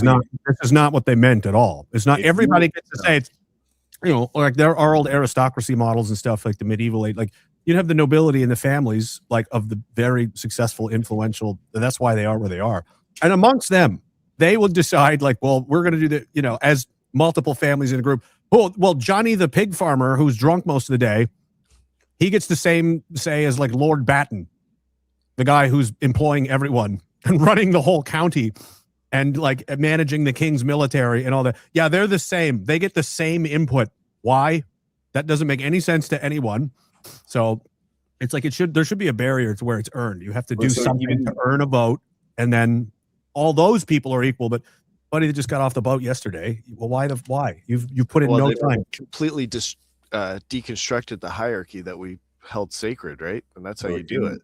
I was sorry, I just want to say I was flabbergasted to find out that Canadian citizens, you don't have to be a Canadian citizen to vote in the leadership of the Conservative Party. And it wasn't Tim Uphull or anything had to do anything to do with him. He just happened to be the one question about it. And like what the fuck? Why is that even a fucking thing? And when did that happen? Was that during the milk days of Andrew Scheer? Because the milk happened when we brought it home. We brought that home, Derek. Yeah, Greek democracy is a perfect example of that, because not only did you have to be a landholding male to have political rights, you also had to have provided military service or were providing military service. And by the way, that wasn't, you show up and they give you all your equipment and you do a tour of duty. It was you procure your own armor, your own spear, your own sword, your own helmet. You buy that shit and then you show up. And now you get political rights because you've shown that you're a capable man who can actively defend himself and his family and therefore the nation. So now you are entitled. And there's other qualifications too. It wasn't just you were fucking born, and you've turned a magic number, so now you get political rights. I exist, therefore I am based. Yes. No. The like thing that I want to conservative normies, like they understand how the stock market works, right? You guys understand how money works. That's all you seem to give a shit about. If I invest 10 cents in Apple and Apple shares triple, do I get $50 million? Why not? I have a share just like everybody else. It's proportional to what you've invested. What did you put in? If you put in a massive amount of resources and time and effort, and then you should be, paid. That's what dividends are. And, we have people who paid and done nothing, who just seem to think that they need to also get the benefits of this is what these guys are fighting in wars and dying for, and freedom this and citizenship that, and it's meaningless if you're just going to give it away to everybody. If everybody's Canadian, then it literally doesn't mean anything. And it doesn't. Not anymore. No, it really doesn't. But both the conservative and the liberal side. Fucking ferry got melted. Sorry, I was checking to make sure I was correct. Actually, from what I just read quickly, I don't even think you had to hold land in Greece. You just had to have completed military training. So you had to buy armor. You had to buy, and that was a tiny fraction of the population, by the way. Like they've proven, like they obviously give a shit. They're willing to fight and die and provide and be there when like the serious stuff goes down. So why should somebody who's like mostly drunk all the time is never, going to be around for anything difficult or ever going to have, you don't get any say. Never mind the same as those guys. So just, if you want to, go do this thing that everybody else has to do to earn it. No, well then be quiet. So it makes perfect sense. What we have, this is Jewish daycare. Like you have to put something in to be able to pull anything out of it. And watching people come in to take that have never put anything in is fucking frustrating. Not just frustrating. It should be blood boiling to the point where you're like, this. There's people you have conversations with. Sometimes it hits me and it's like, this person has as much say in what goes on in this country as I do. Like, are you fucking kidding me? Like they have the same political rights that I do. Like this is absurd. Wyatt Claypool, Mark Slapinski. No, frankly, those guys are much more qualified to vote and have a say in politics than the ones I'm talking about. Fair. Compared to what's out there. Where are you hanging out? I'm just saying, you run into the average person and you start talking about politics and you realize they don't have any clue first of all, they don't understand how our system even works. They don't understand what the positions within Parliament are and, what, their roles are defined as. They don't know, what the electoral system is. They don't know, they don't know how any of this shit fucking works. And then they vote based on, CBC's fucking, they'll vote on how somebody looks. They'll vote on somebody if they're the same race as them. I know guys that are straight blue collar plumbers. Well, they do. The Chinese liberal in 2021 or 2019 was caught saying like the dirty little secret that everybody fucking votes for the one that looks like them, but she said it in Chinese or something like that. I forget where it was. But fuck, I forgot where I was going with that little. Rachel Gilmore is actually an example of somebody who would be much more entitled to have a vote than the vast majority of this fucking country, because she actually does understand how the system works. Like, she's a fucking idiot, and she's a woman, so she shouldn't vote. But in terms of like her actual knowledge of the Canadian government, the mechanics of our bureaucracy and what, how the system works, she's actually fairly knowledgeable. I actually think that like some of that old school, like the Greeks and the Romans, is like why women can't vote. They can't vote. It's not based on inferior. The vast majority, not all of them, but the vast majority of women they're going to follow a man. If it's their husband, if it's their boss, if it's their opinion is just whatever the guy they're following, that's whatever his opinion is. So it's almost like you're just adding numbers, in a lot of ways. Because look at most of these women out voting, they don't even know what the fuck they're talking about. They're just based on something that's on TV.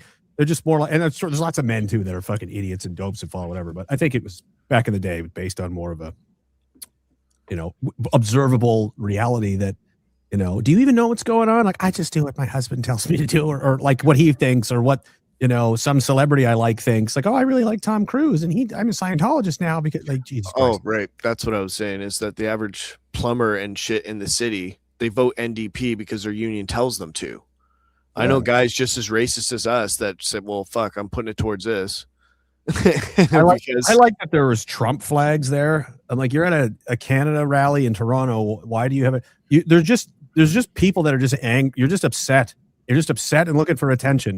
Like you guys said, they're the exact same. You're just the left in a different costume.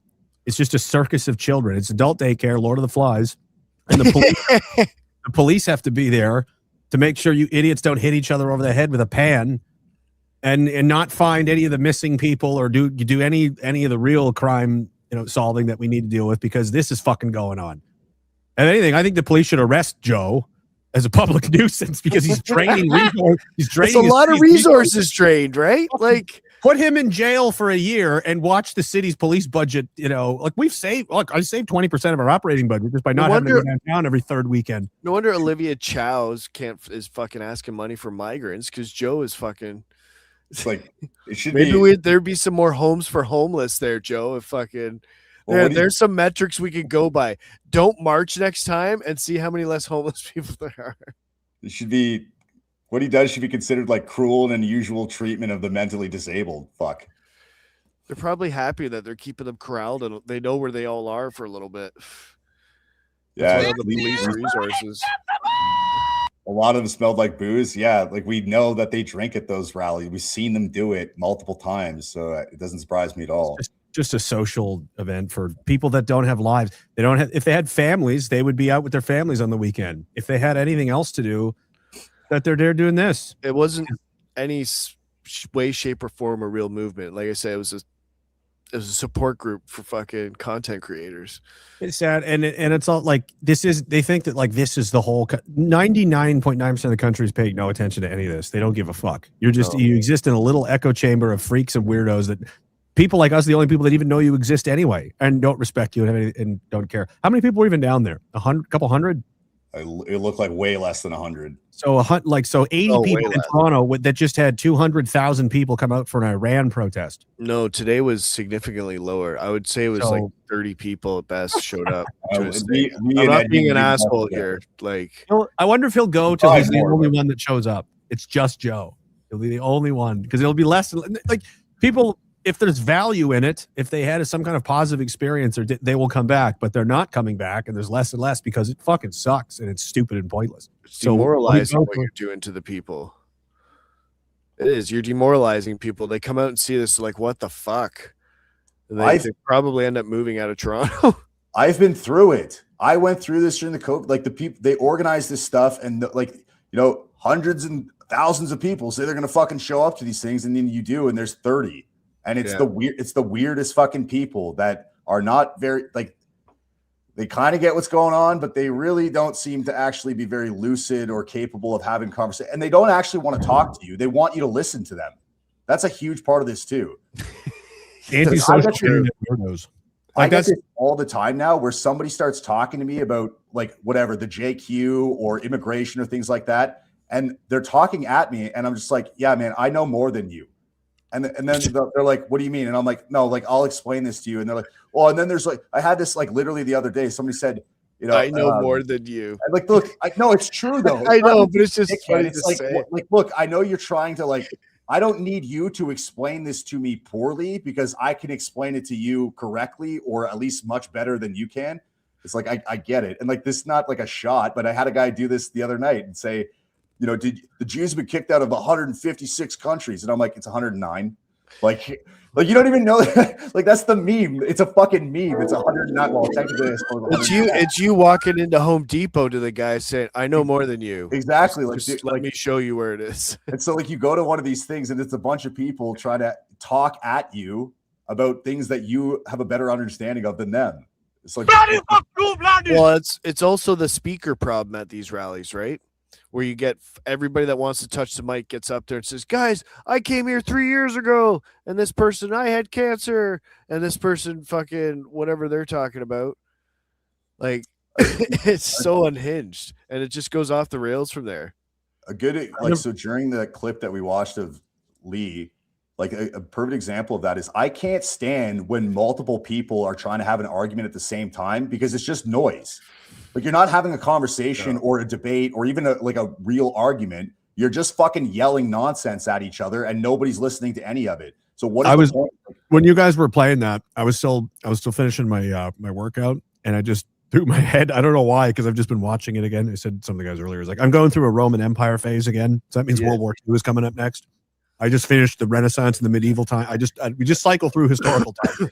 I'm just like listening to all the noise and screaming, and I'm just like, I wish I was just I just picture like Julius Caesar's just over here, and he just does one of these. Like, kill them all, just kill them all. Like, it's just, I can't. It's just farm animal noises. Like, could somebody just end this, please, so we can get on with our day?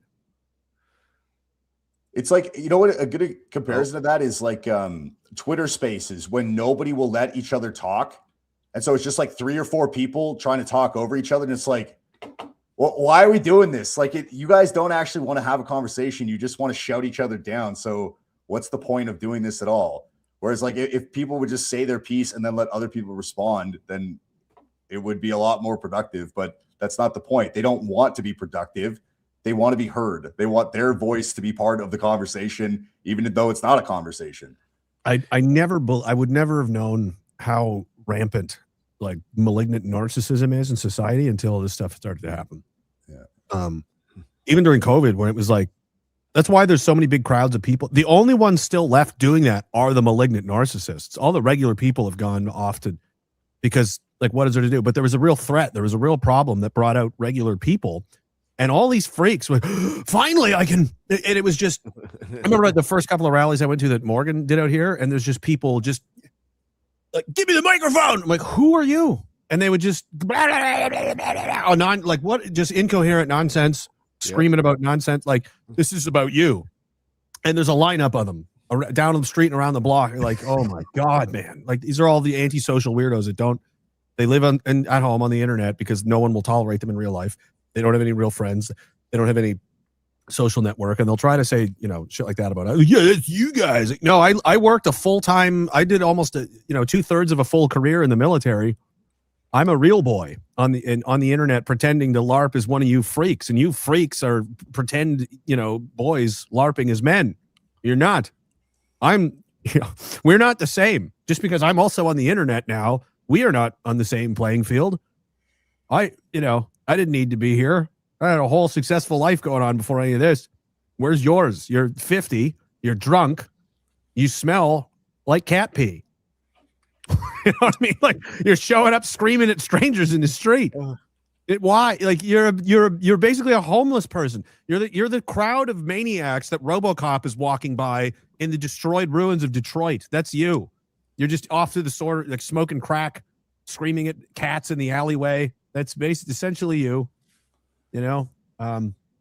Build something, do something, just making noise to draw attention to yourself so you can get clicks and likes. So that's why there's no one there.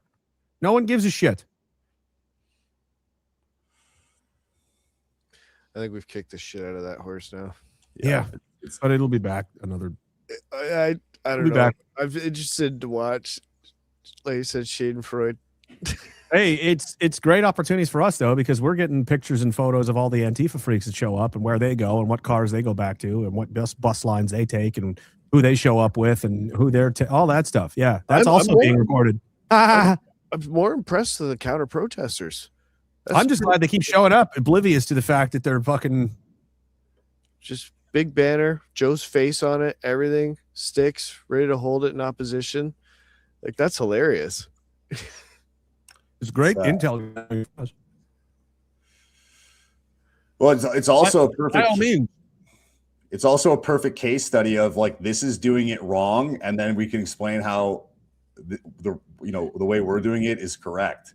The way Dominion Society is doing it is correct. They're not advertising where they're going to be. Like, they did a demonstration outside the Conservative convention in Calgary, right? Did they fucking advertise that to the public and tell you, here's where we're going to be? No, they got their own members to show up. They staged their demonstration. They got exactly what they wanted, and it went everywhere. It went so far that they had members of sitting members of the Conservative Party in Parliament, addressing them directly and then exposing themselves and saying, you're racist. Like, a Canadian is basically, Sikh posting, basically like blowing the fucking Sikhs for their major contributions to Canada. Canada's a multicultural country. It's a pluralist country. Like, they exposed the Conservatives perfectly, and they didn't need to fucking advertise it. All you need is the correct approach in how you execute these demonstrations. The same thing with us. Indian trucks kill Canucks. That went everywhere. That's now the meme. That went all over the fucking planet. And did we need to fucking advertise that we were doing it and get a whole bunch of people there? No, we just used our own guys to do it. That's the point. That's the correct way of doing right-wing political demonstrations in 2026. And it's obvious. It's not cake. I did fucking 2 hours of exercise. I'm exhausted. I'm eating chicken and rice. I ate my salad first. Okay. Cool it. Yeah, I gotta. You think I fucking Daniel look like Tyree and that as what he's been doing on Twitter, pulling Jason Kenney out, making him look like a fool, and the different people, like, they felt the need to address it. And also Mocha exposing all the Conservative MPs that just flew over to Amhertstar. Yeah, like, who's taking money is these cunts that come out and that's journalism. That's what journalism is finding the shit that they don't want you to know is going on and telling people about what's going on. That's what journalism is. That kid should get a fucking award. He's one of the best in the country. He does a very good job. He's one of the only actual journalists in the country. There's not many. The rest are just paid to play a game and write a script and read the line, Bart. Death to white people. Yay. Yeah, he's done a very good job. But on the other spectrum, this made me laugh, and I want to see somebody take the initiative here and make a video of their flat brain. Many things. Jason Kenney fighting with the far right, taking up the Aaron O'Toole mantle and arguing with the far right online. It's I actually appreciate it. I think it's good to I don't know. I mean, I'm sure that there's different takes on it, but this is 12 minutes long, but I wanted to go to the part where Alex, of course it is. Oh, sorry. I love the intro. This is another one of those perfect, like, unintentional mask off moments where she basically admits that Jason Kenney, Aaron O'Toole, like these fucking a former conservative premier, provincial premier, a former conservative prime minister candidate and leader of the party are doing the dirty work of the far left. Like, thank you, Rachel, for that little soundbite of you being appreciative of them for coming after us, because you've just said exactly what we've said. It's almost like they're all leftists. Yes, exactly. It's almost like they're on your side. Yes, they are. I agree. Yeah.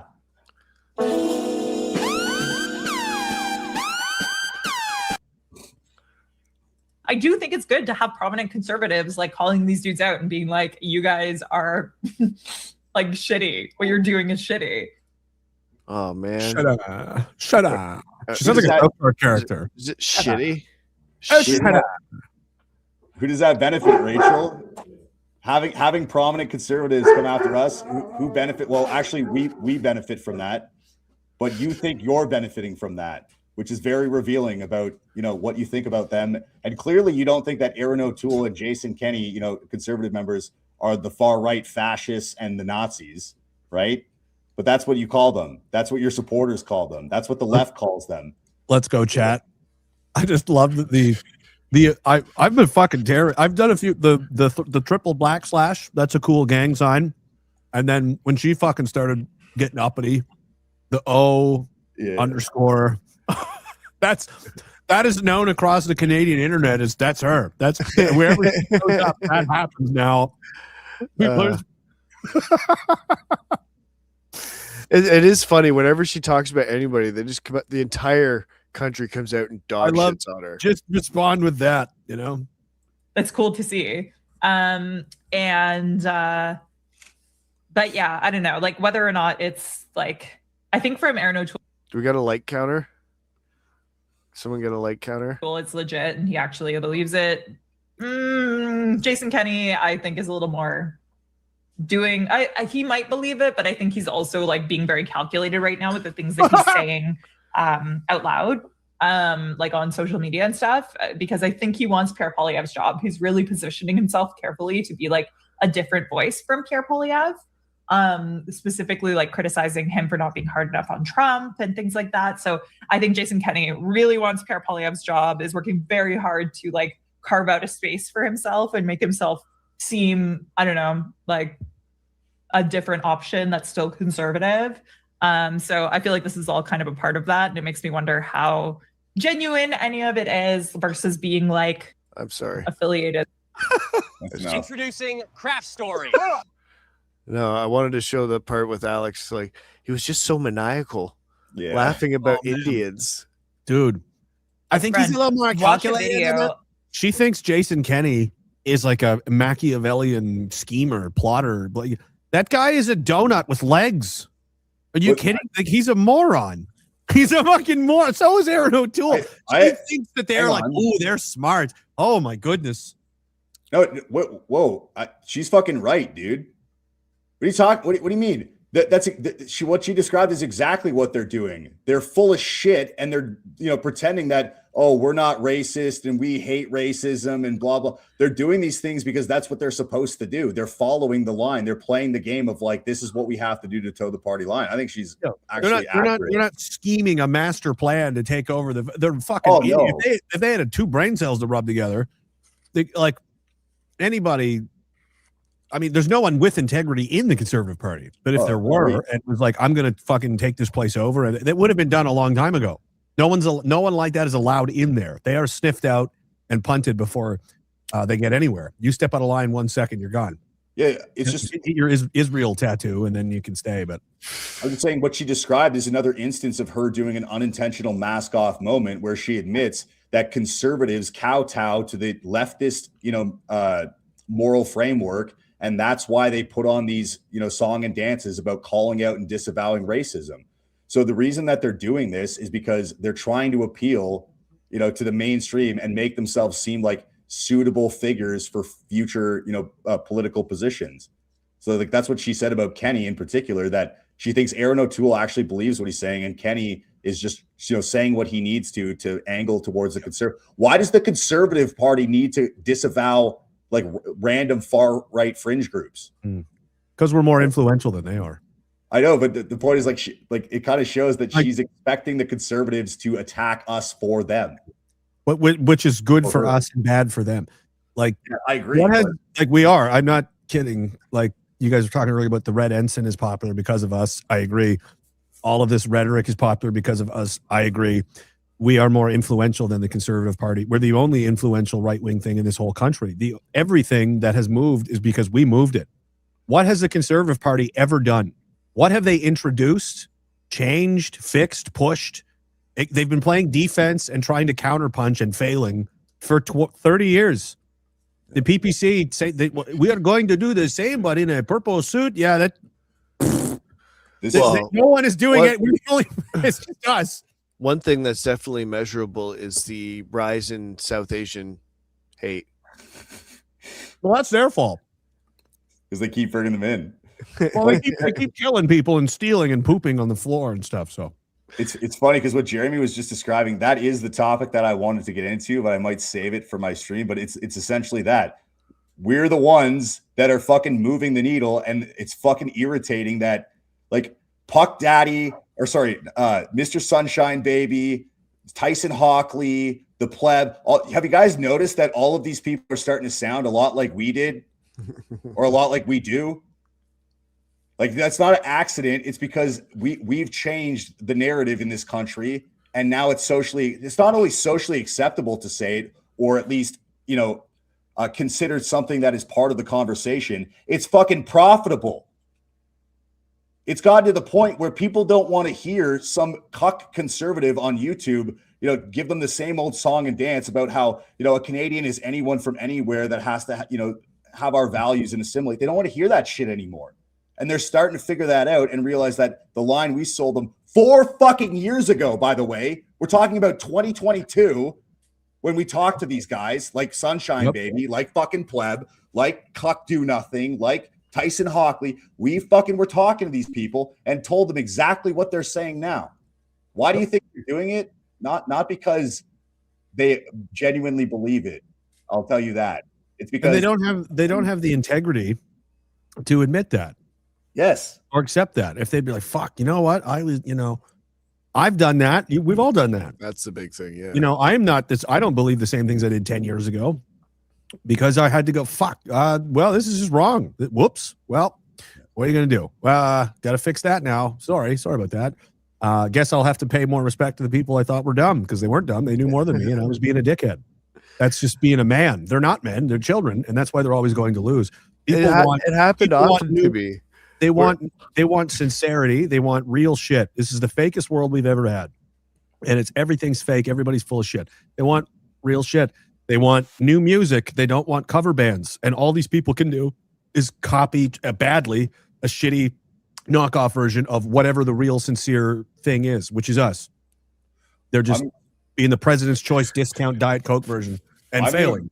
I'm going to go after this big on my stream on Tuesday because I've got probably for over an hour because I've got a lot of different ways of explaining this, but the point is that nobody comes and joins Second Sons because they watched a lot of Mr. Sunshine Baby.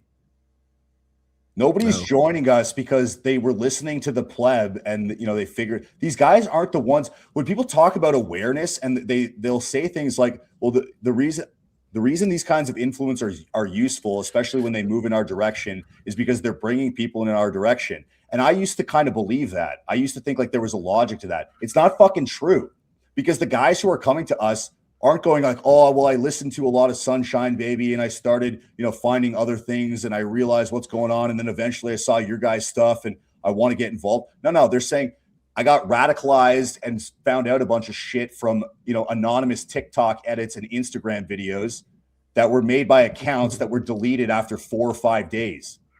Fair. Like that's who's actually doing the fucking work. It's not the big Tomb of the unknown influencer. It's the fucking anonymous shit posters who are doing all of the heavy lifting and actually bringing people in this direction. And so I don't, that fucking jackass, Jasper got so much fucking praise for his little Canada is being invaded video. Why? Why is he getting the credit and the credibility for making the video that was made 5, 10, 15, 20 years ago by people? Why does he get the YouTube clicks and the ad revenue from doing that? Why should he get the fucking good job, man? Oh, man, I'm really glad that you finally figured this out. He didn't just figure this out. He didn't have a fucking epiphany and realize that, oh, now I get it. And I realize that I've been looking at this the wrong way. He's known this shit for years. We told him. He saw where the money was. It was true then. It's as true now as it's ever been. The difference is more people have figured it out and like, oh shit. And now the money's going that way. So he's going that way. If everybody decide, I think I said this years ago, I said, if everybody woke up tomorrow and said, we're all really into molesting children now, he'd have a video about how based it is to molest children because that's where everybody's going. That's what they agree with. And that's where the money's going. He's going to go with whatever. Weak people, they go with whoever they think is winning. I used to say on my stream all the time, if Mussolini just rose from the grave tomorrow, and took over and was just in charge of Canada, tons of people would be like, I always loved Mussolini. Like I always, oh no, he's El Duce. I've always been saying that. You perceive him to be stronger and going to win, so you're on his team. And the minute he starts to lose, you're going to go on the other team. The fickle masses of the feminine crowd and all that. The nail in the coffin that of his false persona that he's putting forward is that if he genuinely did believe what he was saying, if he genuinely had some kind of revelation that he was wrong and that he should have listened to the people who were trying to tell him this kind of stuff years ago, he would say that. And he would say, that these guys, people like, the Diagolon guys, people like the PPC, people like there's people that tried to warn me about this and I didn't listen to them when I should have. I should have been talking about this before. And he would name the people that told him. And the reason he doesn't is because telling people that the quote unquote Nazis were right, which is basically what he would be doing, isn't fucking good for his business on YouTube, is it? That's not going to help him make money. That'll hurt him. It's the truth and it's the honorable thing to do, but that wouldn't make him more ad revenue and that wouldn't get him more followers, which is why he won't do it and he'll never do it. He'll fucking keep using us as a meat shield until we break the walls of the Overton window open wide enough that he can stroll through the fucking gates and take part in the fucking plunder. He's waiting to fucking sack the city after we fucking, bled and like our corpses are lying all over the fucking walls and battlements of the fucking castle. And then he's going to spit on our fucking corpses and call us racist. We did it. What was that story too? Like the guy who hides for the battles till the battle's over and then sticks his sword at a dead guy and goes, "We did it, you guys." What do you mean we? Yeah. Where the fuck were you? And so it mattered. The last thing, one last thing on this, and I'm going to go into this in real deep detail on Tuesday, but the fucking people who are like, we shouldn't, don't fucking attack him because he's doing things, that are hopeful to us. Guys, you don't understand. He's not helping us. He's the last line of defense in the Overton window. He's the last thing holding the complete flood of information where it needs to go. The people like him, like Clyde, like Pleb, they are the only thing holding this fucking informational system together at this point. And the moment they lose relevance, all of the attention that they have floods into our zone. That's why you don't let them get away with this, man. They're the ratchet theory. They're the gatekeeper. They're the last, line before it's over. And they've proven that they're weak. It's a line of retards. Weak people are dangerous. The minute or the instant anybody, if it's convenient to them or there's an option for them that benefits them to fuck everybody over, to lie, to just do whatever, they'll do it. They've already proven that that's who they are. So they now agree, so that means we can trust them. Absolutely not. The opposite. Actually, that is more proof that you should never trust anything they say because they're entirely motivated by their own image and success and money. They're not motivated by the truth or helping you at all. The correct approach to dealing with these people is not to applaud them for finally doing something that is sensible. And by the way, it was a massive limited hangout. What Sunshine Baby did that went everywhere and a whole bunch of people were applauding him for finally, getting there. And then he has like the, brown people are Canadians and it's a limited hangout, but regardless, when he does that, when they do that, the correct thing isn't to applaud them and say like, oh, finally, good for you. It's to say, hey, dickhead, what about this you said? What about this? Like there should be an avalanche of fucking people exposing him for not saying this earlier and for the fact that he was opposing the people who were trying to say it earlier. Like go look at when we tried to talk to him about immigration, he did I have black friends and I have brown friends and immigration is out of control, but race isn't part of it. And now he's saying, have you looked around at the grocery store? There's brown people everywhere. Now it's a problem all of a sudden. So the correct approach is to go back and find the bullshit that he was spouting before and say, you are a fucking disingenuous piece of shit. Yep. I just read the tea leaves, man. Like, this is where it's going to go. This is happening. The replacement's happening. It's going to happen. Every community, town, city, everybody is eventually going to notice this. There's no way around that. So this is the truth. So just get the fuck in, which we did. And years later, it's more and more obvious to everybody in small towns and smaller cities and people that normally, were insulated from this and far enough away to go, oh, those people are just I can't believe they. Remember we used to say how it was people in the cities in like Toronto and Montreal, like they're the most radicalized. Why? Because it's right there in their face all the time. And outside in smaller, more rural areas, there's none of it, but not anymore. And now there's going to be an avalanche of the noticing, which is happening now. And are you going to fight? You might as well stand there and I'll stop the tsunami. Like you're going to stop the wave. You're going to stop the sun from coming up. Like what are you doing? You can't stop this. This is bigger than all of us. I just it's getting cold. Winter's coming. You're not stopping it. You can get on with it. You can adapt to it. You can try to make it work, but you can't stop it from happening. So they're all just kind of figuring this out, too late. But whatever. It is what it is. Thank you, Rebel, for the donation and also for noticing. So it's true. At the beginning of 2025, I said, by the end of 2025, conservatives are going to start either going and showing that they're actually completely, liberals, or they're going to move in our direction and they're going to be, with us. The one thing that I missed in that was that the ones that are moving to us, they're not actually joining us. They're not coming to our side and being like, these guys are doing great work. Those guys are doing great work. Like, make sure, promoting us. Like, they're not actually working with us. They came to our side. They took our rhetoric and then they, put up this fucking curtain in front of us and said, don't look behind that. Listen to me still, and my watered down version of what these guys are saying, but don't go over there. Pretend those people are bad. They don't exist. So I didn't calculate that in. They've just basically usurped our rhetoric, cucked it, and then continued to pretend that we don't exist. And for those of them who think that that's going to be enough, like, well, I'll just keep shifting and adapting, and that way I'll just stay on top, and there I don't have to do anything. Wait until you realize you're in physical danger. Like, this isn't stopping on the internet, buddy. Yeah. This is going into your house. It might come through your kitchen window after your family even. And you have internet followers? Neat. We don't. We have something much more significant than that. And you're going to be fucked. So this whole pretending and like, I'm just, toe in the water, trying to... The only person who's going to suffer is you. The longer you put off acknowledging, accepting what's real, which we've already done. This isn't a game to us. This is not a fairy tale, something to fucking do. This is reality, and you need to accept that. If you don't, it's on you. You had your chance, but in a few more years, I'd say 2 to 5 years, is being optimistic, this place is probably going to get real scary.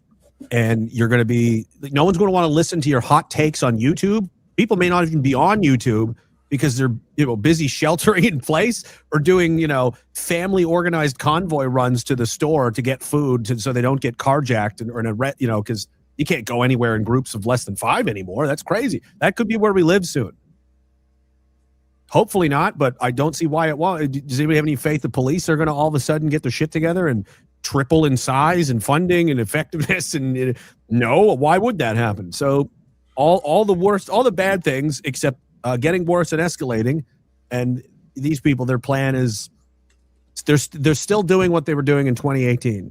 I'm gonna make videos and I'm gonna get likes and subscribes and get money, and then go to Thailand and have sex with underage prostitutes, come back, lick whose ever balls is in the Conservative Party, and profit, win. Okay, so man. Descriptive. I did notice this, that the lawyers should be contacted on, actually, in this article that she's referencing from Anti-Hate. Says Second Sons Canada encourages its supporters to get firearms and carry out fitness training. Never once has Second Sons ever. Dude, they're ever. That's probably the same trick they've played before. So Jeremy said, go get a pal, get a gun. That's not Second Sons. That's Jeremy saying, like, if you're a Canadian citizen and you can get a pal and you can get a firearm, get one. I don't think I've said that. You can't. I've probably for the last year, 2 years, you can't. Val Venus, the wrestler, you remember him? Yeah. He was tweeting the other day, like, he's like, fucking Canadian guys. He follows me, actually. He's like, they got to start arming up there. I said, Val, guns are banned for safety. that no one can arm up anything anymore. I said this years ago. The reason I was saying this is that in the future, very soon, you will not be able to buy firearms. Right. That'll never happen, bro. Okie dokie. Well, now that's happened. And now, should I get guns? You can't. It's too late. Now there's a foreign army going to be coming in. We just gave it the... Unless you know some fairly heavy moving criminals that are willing to sell you a fucking AK-74 off of a truck somewhere for $10,000, which is what it's going to cost you. Do you? Like, I don't. Most people probably don't have those connections. So it's the Punjabis have it all. They have the trade routes with the trucks. Either way, it's just a perfect example of how the things get. So one of the things they've done now is when anti-hate first started talking about remigration and us and Dominion Society using it, they said it's a politically correct way of saying ethnic cleansing, right? And now in CBC articles, Balgord is quoted as saying stuff like Second Sons has advocated for ethnic cleansing. No, we fucking didn't, you dickhead. You said that we advocated. They don't even learn. You applied that definition to remigration. They're too Jewish. They're too Jewish to learn. Like, did you not learn? Like, I don't mind. This is going to go real. If you're dumb enough to ever bring anything to court again, that's going to go awesome for you. It'll be awesome. Do you have any idea how much my lawyers would love to get him in a fucking chair? Like, serving up a steak to a fucking liar. Like, they've already done prep for like weeks, months, just in case it might come up, and it never did. But it's all still there. And if you're dumb enough, hey, I'm not going to interrupt you making a mistake. Go ahead. I like when you print more and more of this shit, because if it ever, the only way any of that will ever matter beyond being a tabloid smear rag from a bunch of Jewish pedophiles is if it's like, used in some kind of serious way, like on the record in court, or to pass some kind of laws or something, which it's going to be challenged. And if it is in any detail, it's going to look really bad for you, which no one really takes them seriously anyway. They're a discredited tabloid and have, they didn't even get their funding renewed. Like, I think Mark Carney recently was like, I got 50 grand for you. Here, have that.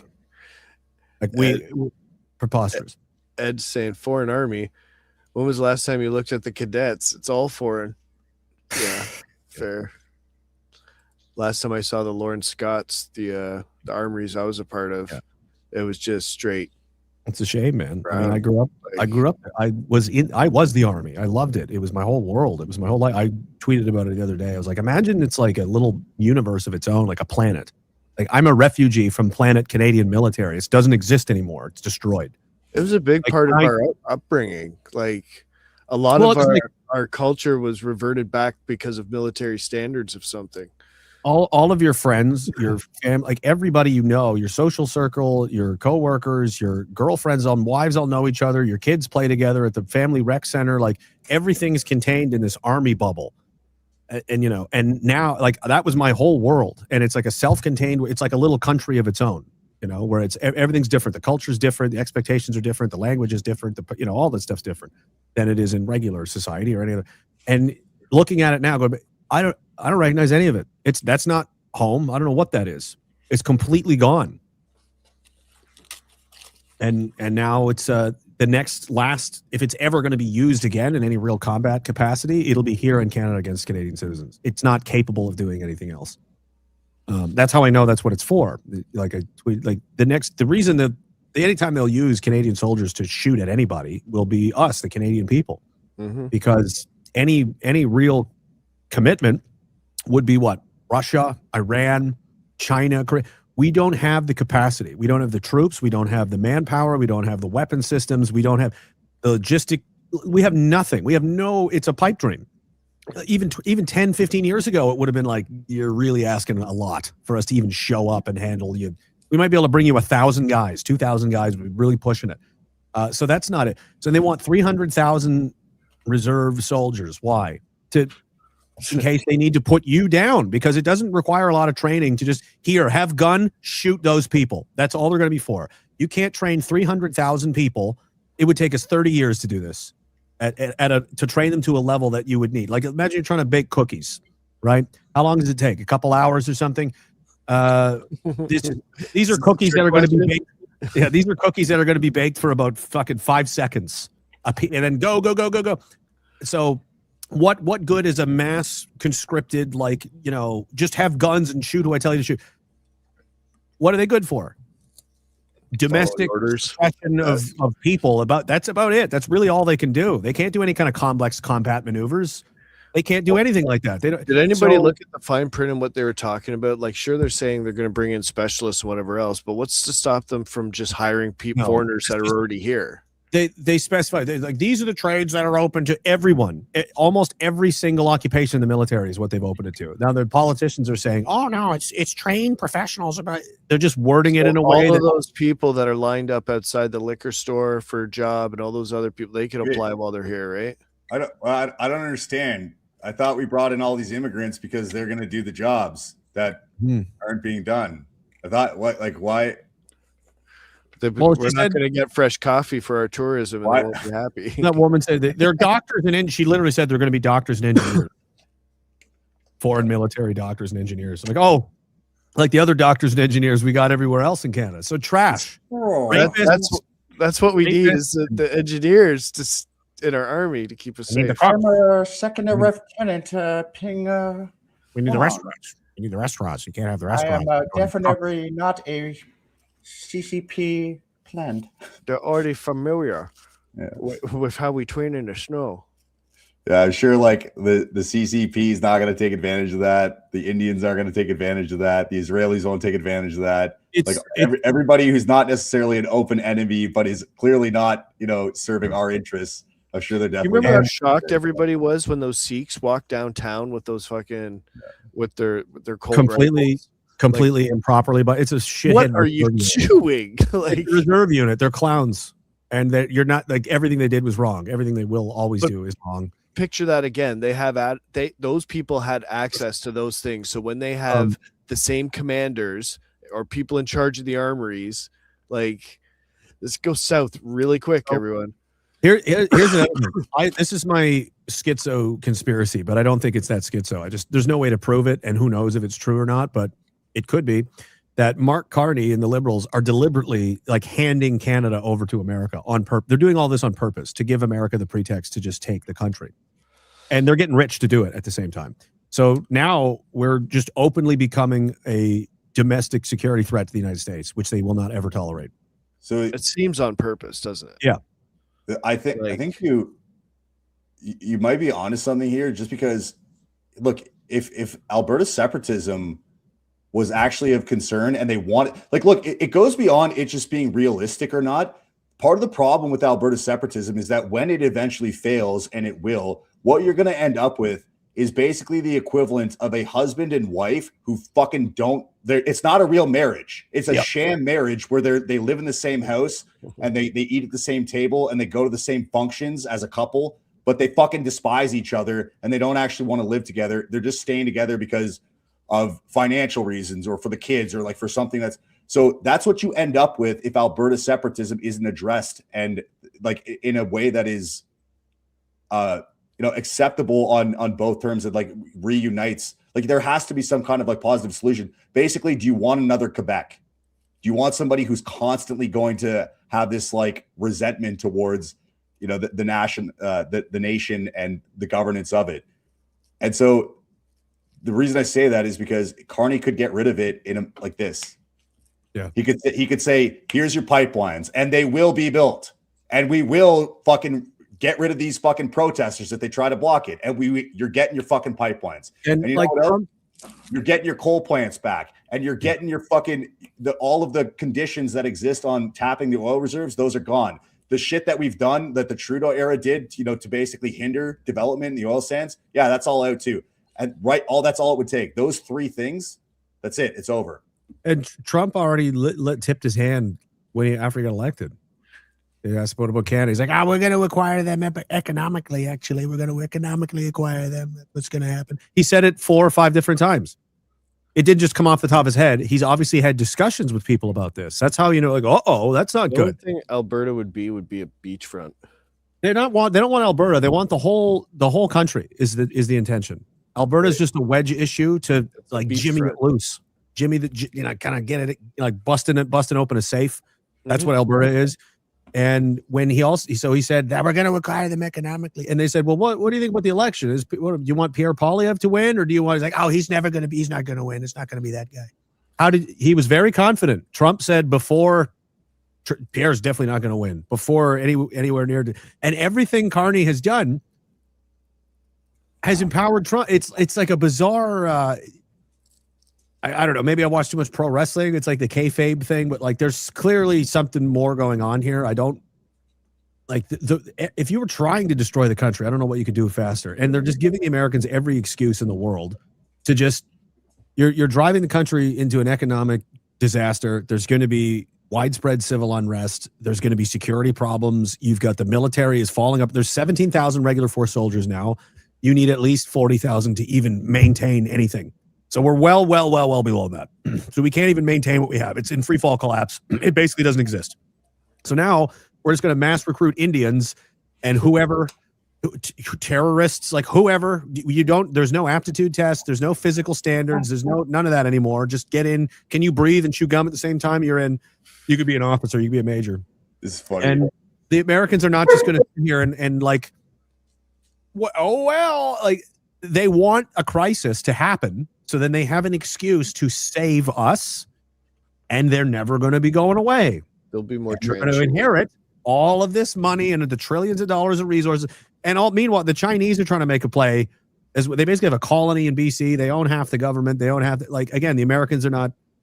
They're in a. That's the thing. There's like a. It's. I was talking about a quote from this guy earlier. Thucydides, or this the Greek dude. Yes. Is that how you pronounce it? Thucydides. Yeah. Crap. Where you have it was Athens and maybe Sparta, but you had a superpower and an up and coming one. Like they're gonna fight. Like it's just impossible because there's only this much space and this town ain't big enough for the both of us. You have America on the way down and China's. So we're in the middle of that, and they either do nothing and let China eat up the whole country, and then have a springboard to do whatever the fuck. They already have Mexico, right? They're dealing with the Mexican problem. They're doing this. My buddy is down there right now in that city, and he's like, "So I woke up today, fucking city's on fire, boys." So he's like filming from the rooftop there. He's like, "Fucking turns out the cartel's at war and everything, so that's not too great." That's not just Mexico being Mexico. That's Washington. They're making moves on the cartels and stuff. Yeah, retaliation. That's the Americans. So they're not just gonna. They're not ignoring what's going on up here. I think they have Canada under control. There's a plan in place. And they're just going to bleed us out, and they're going to use this Alberta wedge issue to further deepen disunity in the country, hatred for Ottawa. Like they're basically just, come on, revolts, like just make a mess, and then give us an excuse to come in and save everyone. Which by that point, when you are paying fucking $500 for cereal or whatever, and it's like the description I was giving earlier, where it's like dangerous to go anywhere in groups of less than 5, people will be fucking begging for the Americans to come in there. Yeah, and that's exactly what they want. That's the best. If you're going to take over a country, you want you want to do the Germany, Austria thing. You want them to want you to come in there. We're going to put a Buc-ee's in Banff. Yeah, not even a Buc-ee's. It burnt down, so that'll probably be given to the Jews. Actually, the other thing though is some of the guys I know in the States is that it appears to be. And there's signs that this is true because the stuff that's coming out and not coming out. There's like a civil war happening already within the Pentagon and the CIA. There's the anti-Israel, pro-American militant part of it, and then the bought-off, bribed, probably fucking them kids part of it. And there's some weird power plays going on. Like that's a lot of the chaos can be explained by that. It's hard to tell what's going on down there, and it's because it's going to be decided a lot on propaganda. The FBI is another one that's like whoever holds the best propaganda, it wields such a big sword. Like we've seen it with Carney. Elbows up, buddy. I got Mike Myers. There's guys that probably got fucking denied getting vaccinated that voted because of that stupid shit. City looked pretty on fire, Ed. From when he showed the video, there was like 7 or 8 large fires at least, and gunfire going off, and that country may turn into a war zone very quickly. Which is the reason why, because this shit happens all the time, obviously, with the cartels. The reason why it's different is because this is Puerto Vallarta. Yeah. It's like one of the main, they don't do this shit in the tourist destinations. They're not supposed to. No. There was like an unwritten rule for the longest time. So what happened? They killed a top-ranking cartel member, or they kidnapped him? Allegedly killed one of them. Some kind of special forces raid, but like again, they've had an arrangement for a long time that those areas were off limit. Like it's the like central interior Mexico and the mountains. Like don't fucking. You're not Mexican. Don't be going there. First of all, if you're a gringo, like there's areas you go and tourism and spend your money and get the fuck out and leave. That's just how it's been. But now, like, they're good. This is another, the Chris Sky fucking dummies out there. Come to Mexico. We're gonna be. When this shit goes sideways for everyone, it's going to. The whole global economy is going to hell. I would rather be at home. You're safest where most of your other people are, where you have more people that you know that. That's where you're safest. Not in a foreign country who hates white people, which is all of them that aren't white countries. So it may not be a very safe place to be for much longer. So that there are already gangs running around looking for gringos and spray painting fucking no gringo, kill the gringo, and this is going to be a thing. So I'm glad we went when we did. I don't know if we'd be going back anytime soon. It doesn't look. Carney's going to send anything down to get those people out, the Canadians out. Send what? I don't know. I'm just. We literally don't have the means. They sold everything. We don't have anything. Can we not send some water bombers? No, we don't have any. We don't have any. When Alberta was on fire, the Russians were like, "We'll send you some water bombers," and they're like, "No." Like, okay, then. Well, I know we have some because we were lending them out to the States when they had the California fire. So I know we have some. We might have a plane. We just didn't have enough to fucking. It's wild that people don't appreciate like how pathetic our military has become. It doesn't exist. Like I swear to God. This had nothing to do with military. That's for sure. This was. Well, it would have been the Air Force. Is it the Air Force? I thought it was a separate division like that took care of forest fires and that. We don't have like a civil. Like we don't have anything. We don't have ice. We don't have anything. We don't have ice. No. We got CBSA. Yeah. Which is a joke. Which is going to be a bunch of Indians letting each other get away with whatever they want. Yeah, things are going to go south fast. They are. So the you should Indians probably are like a cancer. Once we're at like stage 3, it gets to stage 5 fast. Like you're not even going to see stage 4. Again, this is why you need to tribe up and find organize and get in with groups of people, because we're not living in 2005. You can't get by on your own. That's not the world we're going into. It's going to be very much the old school. Like this has been an aberration outside the norm. The last 80 years has been an unprecedented golden age of peace and prosperity and relative safety. That's not normal. In 50,000 years of human history, that's like 1% of the whole. The rest of the experience is like try not to be dead by the time you're 30. Try and get married and have some kids so we don't go extinct. And if you're unlucky enough to not die before you're 60, we'll try and find some way to, That's fucking funny what Ed said. There's more white people in Puerto Vallarta than in Toronto at the moment. He's probably right. He might be right. I guess just getting robbed first when that country goes to hell. Oh, yeah. That'll be interesting to see. This happens. They have flare-ups every so often. You see this happening. I remember it was like a year ago they were shooting rockets or like javelins at helicopters and shit. It's like a stock chart where it's ups and downs, but the trend is it's not recovering. There's gonna. And they're down a pile of like because Trump deported a pile of most of those people were in the United States making money sending it back to Mexico. Now Mexico doesn't get that money. It's billions and billions of dollars, and they also have to pay for these people now who are in Mexico. Like they've taken a serious hit, and now they're kind of over a barrel. And he wants them to deal with the cartels, and they didn't want to do it. So and now all of a sudden they are, which tells me probably the Venezuela move put some fear into them. The numbers that they were talking about coming out of Minnesota with the fraud being more than Somalia's GDP. Yeah. Insane. Can you imagine what we're doing here in Canada now that we have Indians in charge of like political positions and allocating funds? I haven't checked this, but I mean, it's probably somebody told me that Nova Scotia is the second most expensive place to live in the G7 for cost of living. Wow. Yeah. And like, you guys have seen where I live. Minus a wall now. I got a plastic sheet. Minus a wall. Like, nice. Fucking Easterners, man, taking all the Berta man's money, man. Fucking, like, it's bad here. Like, we're basically becoming a third world country. If you don't work for the government, you don't work. There's nothing left. It's everybody I know is not doing well. and it's getting worse. Yeah. It's so anyway, all of our money's got. We're supporting the whole world. We're getting robbed blind. Like, it's not one scheme, it's a million. They're everywhere, everything, constantly, every day. Oh, Gary, say we give 20 million to, but yeah, give 20 million, 50 million, a billion, 4 billion. Just giving shit away constantly. It's all stealing. I've been saying this for years. They're just stealing. They're all no governance is happening. No building is happening.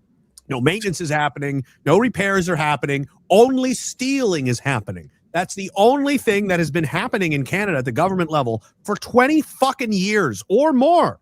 Stealing, more stealing, and then some stealing on top of that. That's it. So Big J Michigan earlier, this relates to this, said, I don't know if they'll be able to build a pipeline even if they allowed it, because they can't finish like fucking subways and metros in Toronto and Montreal or Ottawa. Like, everything's a disaster when they do it. Yeah, man. You know what the difference is? The oil pipeline industry is not a fucking joke. It's not a bunch of fucking bureaucrats. Like, when they have that project, they're not going to let a bunch of fucking midwits in government tell them how to run it and have the oversight on it. If they're investing in it, and it would be the oil companies that are building them, they're going to be the ones that are in charge of that project. Well, who do you think's going to be building it? It'll be China. Like, I was shocked when I was looking for jobs out west, and I saw more PetroChina Canada than I did because Petro Canada under Suncor, and like there's all the divisions you could look at. So I was looking at different trades, and a lot of it's Chinese owned companies looking for Chinese speaking people. It's beyond just like steal it back. We can't steal it back. We don't have a military. We have no means of, like, once it's gone, it's gone. Like, there's already been, it's got to be hundreds of billions of dollars that have left the country in the last 5 years. Canada is spending $1 billion a year now on healthcare for immigrants and refugees. $1 billion. That's 1,000 millions. That's a lot. Imagine having $900 million, and then someone gave you $100 million more dollars every year. That's how much money that is for brown people, because they're sad. It's meaningless to people now that nobody's listening. Nobody's like, here's 7 billion, here's 4 million, here's 43 trillion. Everybody's whatever. Fucking, I'll never see that. It's like, somebody explain. So if you put, what was it? With time, I forget what the range is, but it's like, here's how long it would take to count to 1 million, right? And it's like a couple days or something. Like, it's not that long. Here's how long it would take to count to 1 billion, and it's like fucking years. Like, it's the difference is. I wish I had that meme, but like, it's the difference is one letter. No, if you were to count 1, 2, it's one letter, M and B. That's it. All right, that's all they see. Exactly, but exactly right. That's what people see. And so they don't even have these numbers are big enough that they can't even really grasp what it is and what it means. No. And what that could be used for. And so like when they see exactly what Derek said, they see $300 million for black businesses, and they go like, whatever, like, we spent $4 billion on this. Like, it's not even that much compared. It's like, it's the same. 300 million was a lot. It's the same as when you're talking about like numbers of people or soldiers or battles. It's like 100,000 dead, 400,000. You can't even conceptualize how many people that is. It just becomes a statistic to you. It doesn't mean anything. Same as you hear people getting wiped out in a fucking earthquake. It's like, 40,000 people died. Whatever. I don't think they know. I don't think the people in the government even appreciate what they're just there because they're good at doing what they're told and stealing, facilitating the stealing. They're not leaders of any kind. No, that's what they're for. Is they know their job is to hold up the facade. Like, even on the conservative side, like, you got to get tired, don't you? Knowing it's not going to go anywhere. Like, you're in a fucking ridiculous system, but you're still going there, getting your free lunches every day, catered food while you're there. I mean, people are, they are like, I mean, they got, I think it was like 30 or 35 million last year. The Conservatives, it's the most they've had in a lot, like maybe ever. And they had a 25-point lead, which was the biggest lead they've ever had, ever. And they blew both of it. I think next time you're going to see it, it's going to start to drop off. Like, they're irrelevant. The Conservative Party is the only people in the country who doesn't know yet that they don't matter anymore. They're done. They're never, like, it's over for them. Do you think they've just convinced themselves that they are doing the right thing, or like they're not responsible because they didn't make the system. They're delusional. 11. But people are going to check out, and they are. Well, what do you do? You're gonna get tired of losing and give up and go, fucking, what's the point? You know, which most of them will do, and stop going to their rallies and stop giving them money and stop doing all that stuff. And they're just gonna see all the participation just drop off. And to counter that, the conservatives are going to be more like the liberals, which makes it worse again. It's like a feedback loop of self-destruction. Now, all of those people have to be given an alternative, something else to support and do, because the politics is over. Party politics is over. Democracy is over. I think the Epstein situation has proved it. It does prove that. I don't think it has. It does. And anyone who disagrees with that is a fool. Even without you're living in a child's world now. If you think democracy and voting and politics, any of that we know it's not real. Look at everyone you think is, they're all being bought and paid to do their job, which is whatever the fucking monsters tell them to do. It's all there. And, John Baird was Pierre Poilievre's campaign manager for a while. He's a senior Conservative Party member. He's meeting with Epstein's associates. Epstein's sourcing property in Calgary. There's Mark Carney 5 feet away from Ghislaine Maxwell, who's above Epstein. She didn't work for him. He worked for her. It was her father, Robert Maxwell, who was the Mossad agent that she was helping, and she brought Jeffrey in. Why would Jeffrey then all of a sudden, okay, Ghislaine, now you work? No. And we're obviously under the power vacuum, or the power umbrella of the United States. And so we march to the beat of their drum more time than we'd like, more often than not. And they're not in control of their own country. Obviously, they're captured by a foreign government, the Israelis. And our government is doing nothing. They're not even acknowledging that this is happening. So they're not serious people. They're not trying to govern anything when they can't even admit that this is happening. We're all under the control of a bunch of psychotic vampires. Oh, Jesus, Morgan's here, and it scared the shit out of me, I think. Huh?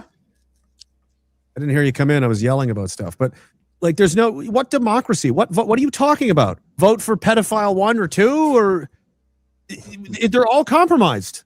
Obviously. All of these people, the only one who's been arrested is Prince Andrew, because he's the only non-Jew. All the rest there's 70, 80 other names identified.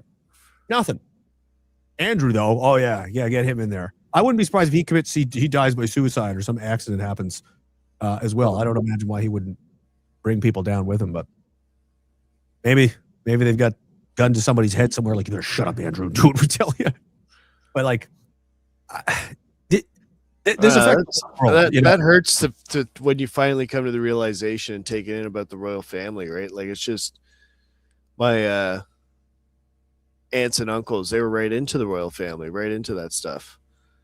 And they run the world patriotic to the monarchy. Right, they were right now, there's 2 or 3 U.S. aircraft carrier battle groups circling this Iran, getting ready to attack them. And we're going to be dragged into that. And we're sending money to the Ukraine. How much money did we send to Ukraine? Is Ukraine Canada's problem? No, it was what Washington wanted to do. So we sent them how much money? 25 Canadians were killed in Ukraine. So don't tell me it doesn't affect us when it does. And again, who's making Washington's decisions? The Americans? No. Jewish pedophiles are making the decisions for Washington. What are we doing? Oh, we got to get the libs out. It's so ridiculous. It's so ridiculous to look at people, to have those average conversations. It's just not. Well, this is the thing. It is average. It's mainstream. Everybody I know has heard about it and wants to talk to me about it because they know that I know about these things. And they're like, so what's everybody? It's out now. So what happens now? This is unprecedented. My one neighbor, I remember slowing down. She stopped the truck as she was going by on the way home from work. She's like, I see what you were talking about before. I thought you were just racist. Well, yeah. Yeah, you see it everywhere, don't you? It's every day. More accidents on Highway 11 and people dying. Have you guys heard anything about Surrey? Did they get that under control now? The state of emergency they called? I didn't. CBC did a story on Robert Maxwell when he died. Of course they did. Well, that'd be interesting to see. Somebody said that in the chat there. I wouldn't be surprised. And the CBC correspondent from Edmonton that they censored to make sure we don't know who that is, talking to Epstein directly and obviously speaking in some kind of code. Was Well, not you disturbing at wouldn't all. want to implicate them, right? This was dated after he was convicted of being a pedophile the first time. CBC's got nothing to say about that either. Why would they? Must be Jewish. Oh, they're pedophiles. CBC is full of pedophiles. One So is the can only government. draw their own conclusions. That's my next banner. Sorry, I'm still kind of cooking on it, but the next demo, or maybe not the next one, but one of the ones we're going to be doing in the future is I'm gonna unload on these fucking people. It's going to be a big banner. It says politicians are pedophiles. Yay! Let's have an adult conversation about what's actually going on around here. Let's see where that goes. You know what people don't give a shit to talk about anymore is like bike lanes and rainbow flags and all the trans people. Everybody knows we're getting fucked. Everybody knows we're slaves. Everybody knows they're all lying. Everybody knows it's corrupt. There's no trust in the state. There's no trust in the media. There's no trust in the police. There's no trust in the justice system. What the fuck are we doing? And all the proof is there. Like, the people all telling us what to do and putting us in jail and calling us monsters and terrorists. Turns out they're all pedophiles or aiding and abetting a pedophile ring that's running on blackmail and political compromise to treat us like you guys are all figuring out what that word means now, right? It's a racial slur for white people that means slaves and cattle. It's gonna be good. It's gonna be a good future for you. It's wild how that going away. It's not going away. So I think there's going to be terrorist attacks, or they're gonna pull the big spooky to try. There is. They have the alien thing that they're doing now. Trump's going to give a speech on aliens here soon. Some went out with MK Ultra to the Troon, like the Troon single went out to the trans cells. I think it's just inevitable. I think they just know inevitably that these people will go crazy because. Did you see put a dog in a cage? Don't feed it. Burn it with cigarettes. Poke it with sticks, and and then just let it out. And it attacks somebody. Yeah. Did you see the this thing? The one girl that was a victim. Their father and everybody they're getting harassed about the vigil they were going to hold. Yeah, this funeral, not the vigil. Oh, or literal funeral. It was it was a celebration of life. So it's Isn't like that? No, I thought it was a funeral. Yeah, I just read it. A funeral is typically for close members of the family and friends. Like it's a small thing, whereas a wake or like a celebration of life is like a big thing, and it can be like an event that has hundreds of people at it, right? Well, that's why I called it. I don't know what is this would be open to the public, essentially. And I think that's their right to have. It was a public thing, right? Yeah. Yeah. Like this is every right in the world to do. They do it for anything else. They do it for George Floyd. They do it for fucking any tragedy. Not for little white kids, though. You see, like the mask is off. Everyone's going to, again, what we were talking about years ago, is it true? Yeah. It's not about your politics. It's not about the issues. It's that they hate you. Are you a white person? They hate you and they want you to die. Get your head around that. There's nothing beneath that. It's like, but why? Why do you need a why? That's what it is. Because slavery or something.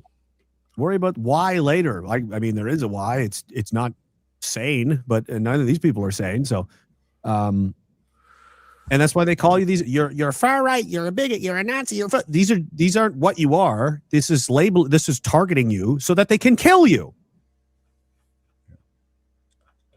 And now they're just killing children and targeting the families of the dead children because they're making the trans shooter look bad. Well, good. You're gonna win. You're gonna win the public perception war that way. People will definitely be understanding of it. Wild that would happen. You think You think the RCMP should track down whoever this was and execute them in cold blood in front of their family? You think they would have kept it tucked between their legs and just kept their mouth shut? But then you had another one practically the next day, and that other one got revealed that stabbed his kids in September or something like that, and he's just wandering around. It's extreme narcissism, malignant narcissism. It's like a cancer. Malignant. I like that word. Yeah. Well, there's narcissism. Everybody's got a little bit. I mean, there's very few people who have no like thoughts of themselves whatsoever. But then there's like narcissism and then malignant narcissism. Like you're like you got to go. There's no, you're a problem. And that's what all of this is. That's what all of this ideology is me. Look at me. That's why it's the victim Olympics. They're always climbing over each other to be more of a victim. It needs to be. I think we've gotten too used to saying the victim Olympics. You know what I mean? And it's a great term. It makes sense. It's just there needs to be something a little more dialed in and harsher about it because infantile, like infantized or like. Right? Yeah, an absolute fit. Like most people are not capable of confrontation. No, I said pit with a P. Oh, fit. Sorry, I thought you said it. I was trying to. I've just spent the last few minutes trying to find because you said politicians are pedophiles as like a banner idea. Well, Blood Tribe kind of did it. They had one with that. It was Trump loves Epstein. Nice. Like a good like whenever they found that connection and he was sorry, it was whenever he wasn't releasing the files. They did that. Good. And I can't find the fucking photo of it because it was one like I think it was one of their best ones in terms of like sloganeering.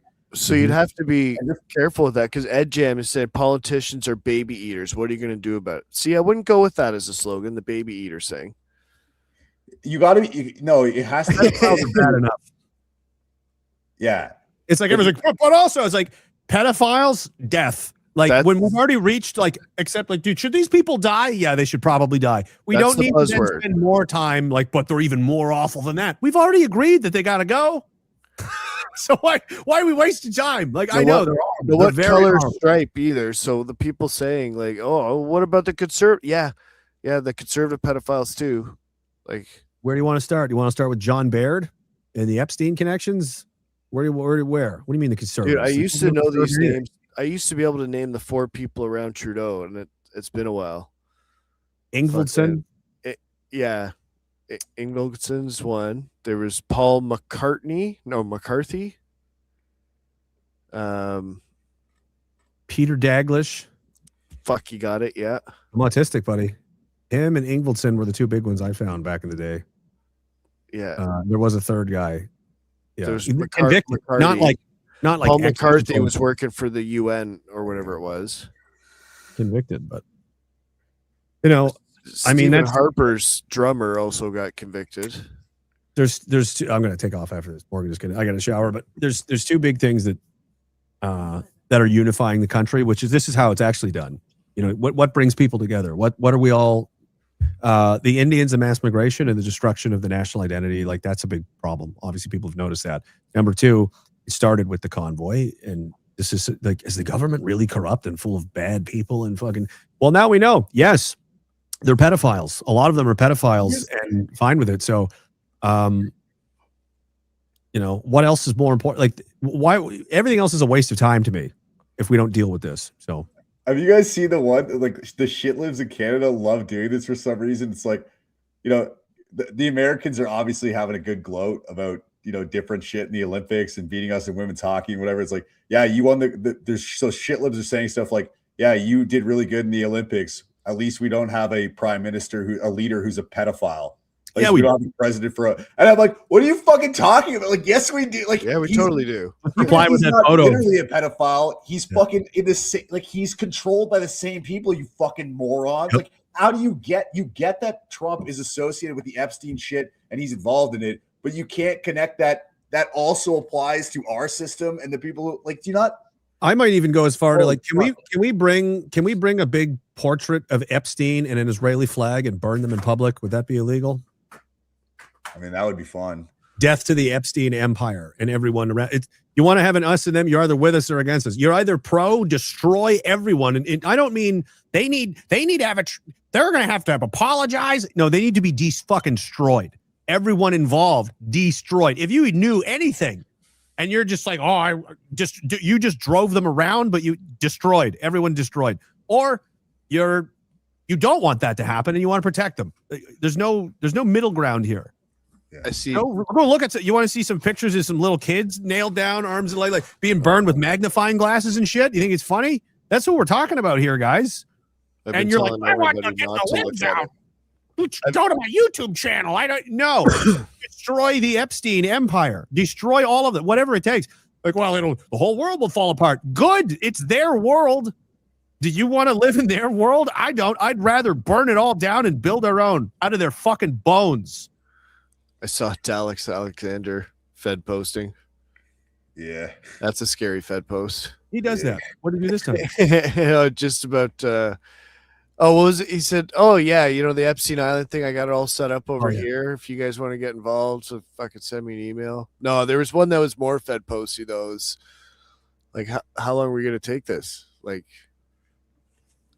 yeah. Hey man, I mean, he's going through the same thing I went through. And a lot of guys, Sean Ryan's going through it right now. Like it's made its way into mainline military guy ecosystem.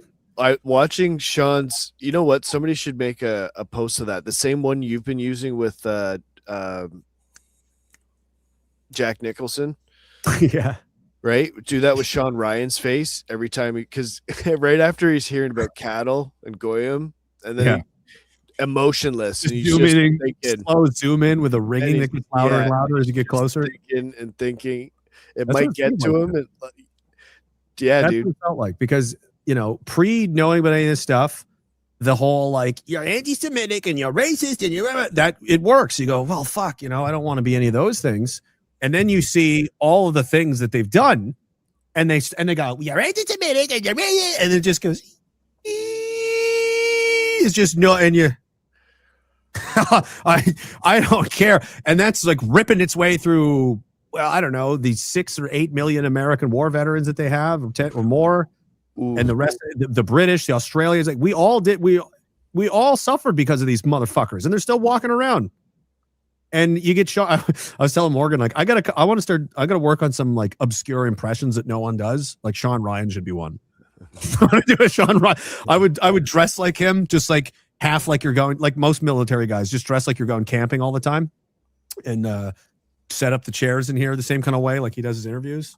And some of the shit he says, I'm like, I got canceled for saying this, in his podcast. They're telling him about the Epstein stuff, and he's like, why aren't we just fucking killing these? Like, how? I don't understand. Why are we protecting pedophiles? Yeah, there we go. And how many, what's his audience? Quite a few. What's Tucker Carlson's? Quite a few. Like, it's everywhere. It's not going away. So they've only got one move left, which is we'll try the alien thing. That's probably not. I mean, unless you're going to walk out real fucking aliens to talk to, I don't think anybody's going to care that much, to be honest. Because it's like I'm still hungry. I can't pay my bills, and I'm scared all the time. It doesn't fix anything. Okay, well, maybe we blow up Pittsburgh while Trump's there and say Iran did it, and will we go fight the war then? I don't think that's going to work either. It's not 2001 anymore. I think it'll work on a lot of people. It'll work on half the MAGA base because they're fucking retarded, but that's not nearly enough. And the rest of the country is going to know something fucking screwy's going on. And it's either civil war real soon or a little bit later. But I don't see any way off the ramp here at this point. The last line of defense is the guys that you're talking about, and they may not even understand this about themselves. Yeah. But basically, like Sean Ryan, talk about it all you want. If you're not going to go, okay, let's get organized and then actually do it, not say somebody needs to do something about this and we need to get organized and deal with this. It can't be like that. I think that's why it feels a little bit more hopeful with a guy like him. You would think that he's capable of. Exactly. It's not to say that they're capable or not. It's, do you have the ball? Like, so, and he probably does have the balls, but do you have the balls to actually say, let's start getting guys together to deal with this and do it publicly and start like building, like organizations. And so like, this is the huge difference. They are the last line of defense. If they stop at, well, let's have a conversation about this. And wow, that's fucked up. I think it's coming. If it ends there, then that's the point. You can talk about it all you want. It's the moment you say like, we're going to do something about this. And then you actually try to execute some kind of plan. That's whenever you're breaking. Yeah.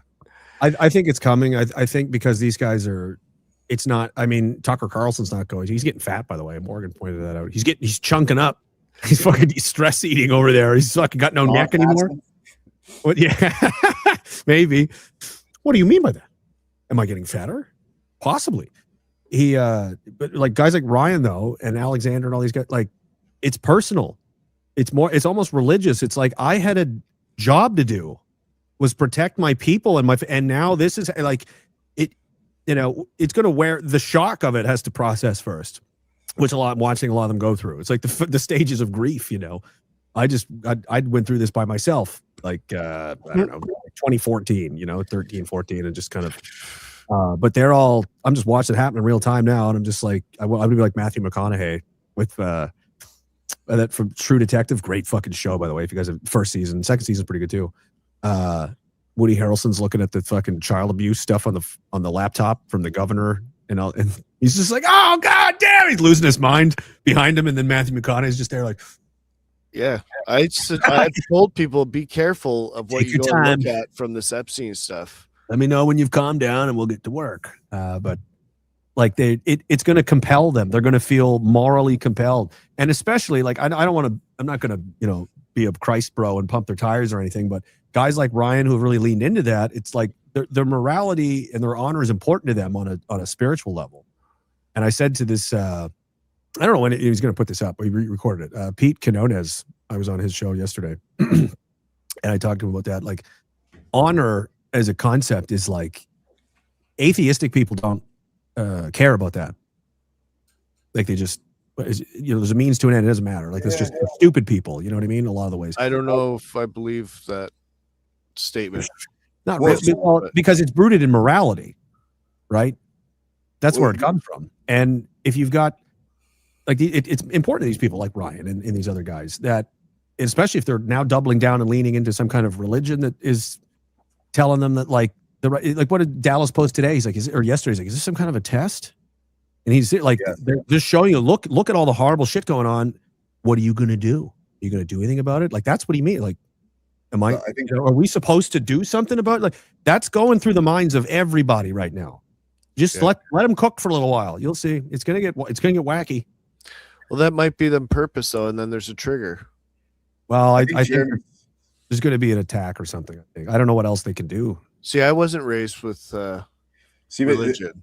I guess when you mean atheist, I always mistake that with agnostic. Like, no, but it's not so Jeremy's correct in that there's certainly a tendency for a lot of atheists to be prone to nihilism, which justifies then, do whatever you want and just by any means necessary because it doesn't matter anyways.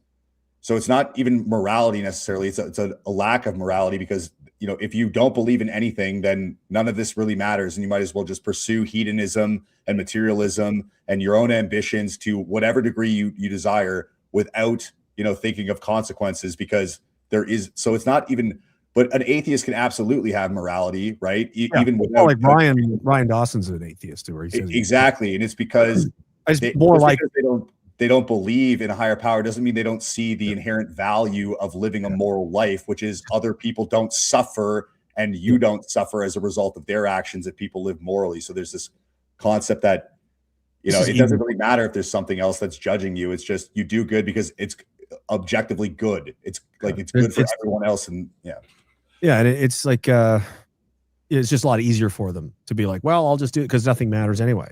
It's easier to just kind of rationalize it away. Whereas with the honor thing and the morality, like that's what honor is kind of based on, is like a sense of morality and justice and righteousness. Like you're expected to die if it's the right thing to do. Whereas these people are like, why would I die? That's stupid. Like that's kind of how our whole world used to work. I think that's why it speaks to us, on like an almost a prehistoric, ancient, kind of primal level movies and stories about these kinds of things. And I was talking to Pete about that. Like the word Aryan meant like nobility and honor. Like that was their fucking name. Like it wasn't, the Sutherlands. It was, the Aryan people. Like that's a bold statement. It's like their whole society might have been arranged around that. That was the ultimate thing that, that's what should be pursued as currency. Those with the highest amount of, honor and they're the ones that get the benefits of it because all of society benefits if people chase that.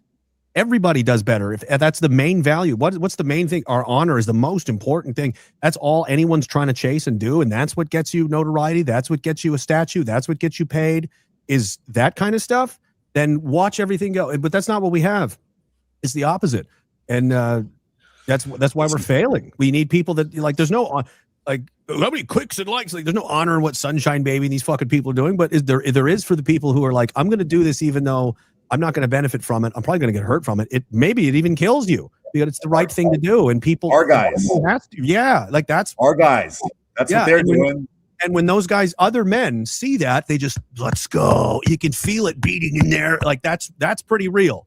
You know, I don't know what that sky fairy, not what's real, but I know that's real, and it's got to come from somewhere. And if it's rooted in morality, which is the only real, I mean, if there's any God at all, I'm pretty sure there is. That's a big component of that. And especially considering the other side of the conversation, our enemies have none of that. They're the exact opposite. So you have been Roman maxing, eh? Oh, big time. Yeah. They're a perfect example, obviously, of what Jeremy just described, which is when they were governed by a sense of morality and this idea that honor was more valuable as a currency than actual money or land or power or, you know, any of the, you know, accoutrement that comes, you know, with being a person of high honor. They thrive. So why did Roman generals do what they do? Not because they wanted land and money and to, you know, to get rich. The thing that they wanted more than anything, a Roman senator, a Roman general, was a triumph. That's what they really craved, because that was something that you couldn't buy with money. It had to be earned with some kind of exceedingly great deed. And that was kept in your family forever, that you were able to have that honor bestowed upon your name. Now, the best thing we have, the highest currency there was. Jeremy will laugh at this. That's what I've always called my trophy.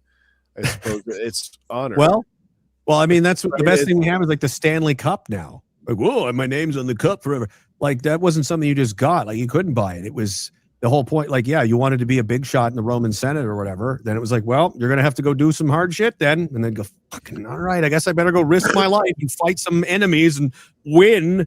And it, you know, it's got to be important. And then they'd come back with like the, you know, defeated king of some other like Vercingetorix or something and be like, look what I did. That would be like if George W. Bush went himself with a bunch of guys to Afghanistan with the Army Rangers, just destroyed them, and then brought Osama bin Laden back himself personally, marched him down the street of Washington naked in chains, followed behind him in a limousine. Yeah, you want to fuck with me, huh? They're putting you on Mount Rushmore if you do something like that. You know what I mean? Be hard as fuck, dude. Fuck. Right? But like that was essentially what it was. It was like, hey, look, why is that guy so awesome? Because he saved us from the barbarians, and now we don't have to worry about our kids being slaughtered. Like, that's pretty cool. I'll certainly pay some taxes to that guy. Yeah. Or now, what do we have now? Mark Carney.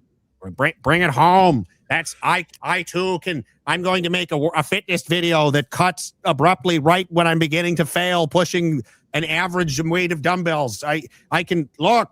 Please tell me what to do. He's such a. Yeah. I remember learning about this, the concept through the German way, prison camp in Canada, and they said that the Germans had a deep-seated Ehrenwort, and it was word of honor. So like the prison guards would actually give them their rifles to go hunting for deer and allow them to go into town unsupervised because they had deep-seated honor that they were coming back. Like they knew they couldn't run away. They didn't want to be. Well, and it's also the thing that like the enemy hates a lot too. They hate it like George Patton for this reason. You know what I mean? Because it's like you could have a politician, but if George Patton stands up there and says "fuck you," no, we're doing this instead. Yeah. Who's they going to follow? Him.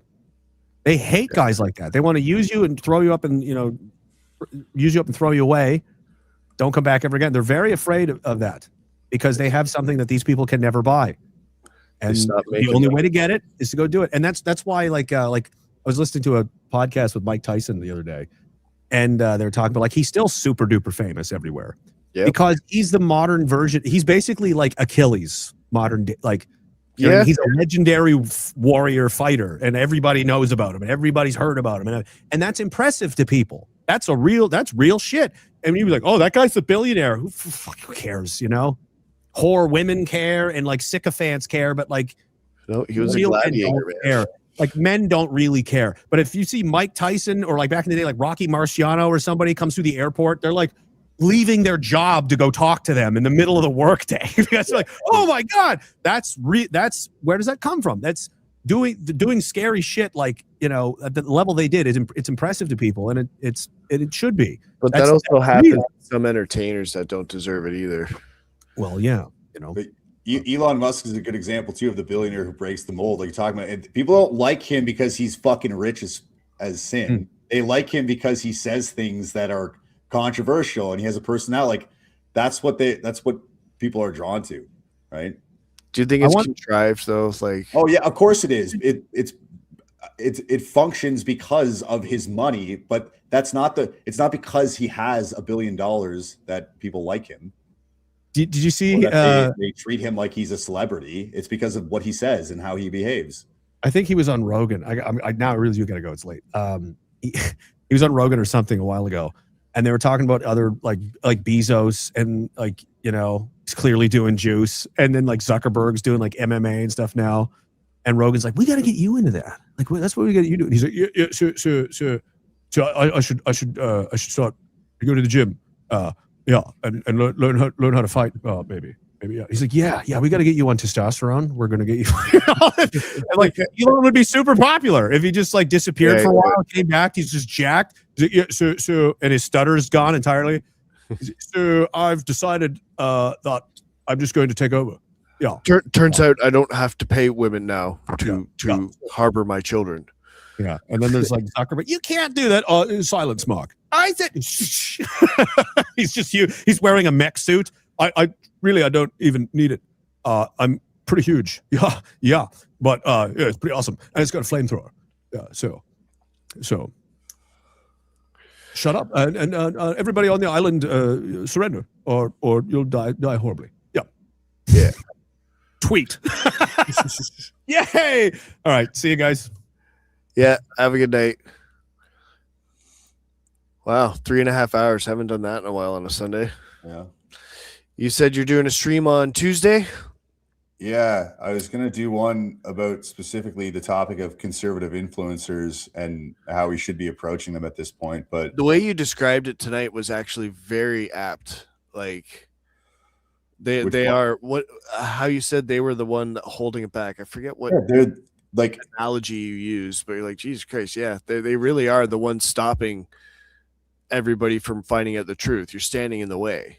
So they serve two functions. One, they're the last line of defense that holds, you know, the levee from breaking. Basically, they are the final, you know, dike wall, right, that prevents the ocean from flooding in. But they also simultaneously perform the function of you know, somebody who acts so like maybe this is a good way of saying it.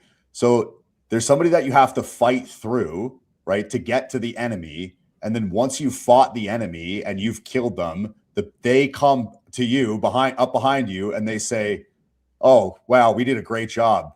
You know, look at all that, like look at this great victory we've won, and it's like you motherfuckers, like. You were standing in the way of us fighting them. We fought through you, and now you're on our side. And oh, by the way, you're saying that we're after we've won and you've claimed the victory.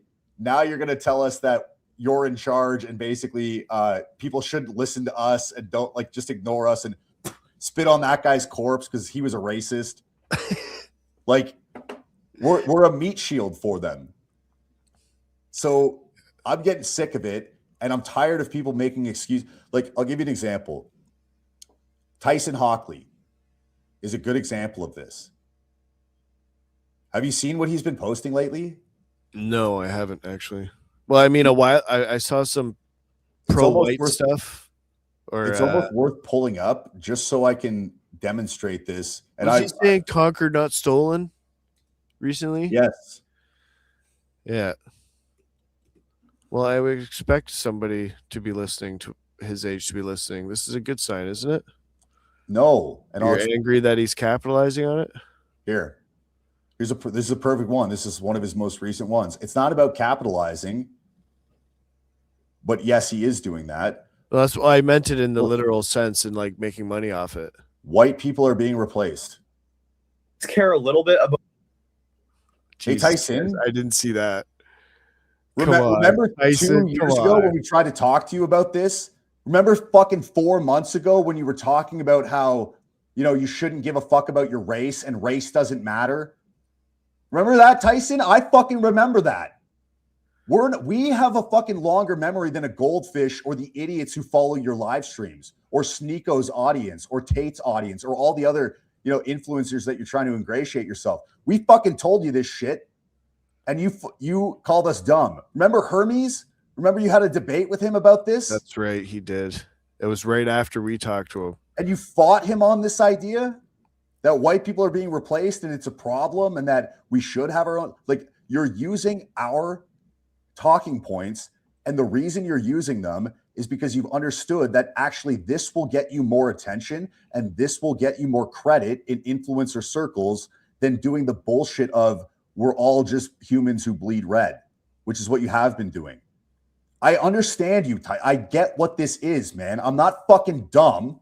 I know what your motivations are. I know what you're trying to do for a career, and I see why you've shifted your rhetoric. There was no contrite, I was wrong. There was none of that. No, So- it's just one day you've realized that you need to go harder on this specific issue, and now you have. So where does it go from here then for him? Well, what's the logical conclusion to go from here if he's chosen to say this?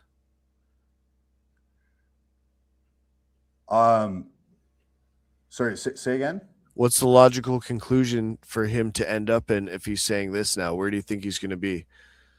Oh, he's going to come further and further to our positions as they become more accepted, because this is the truth.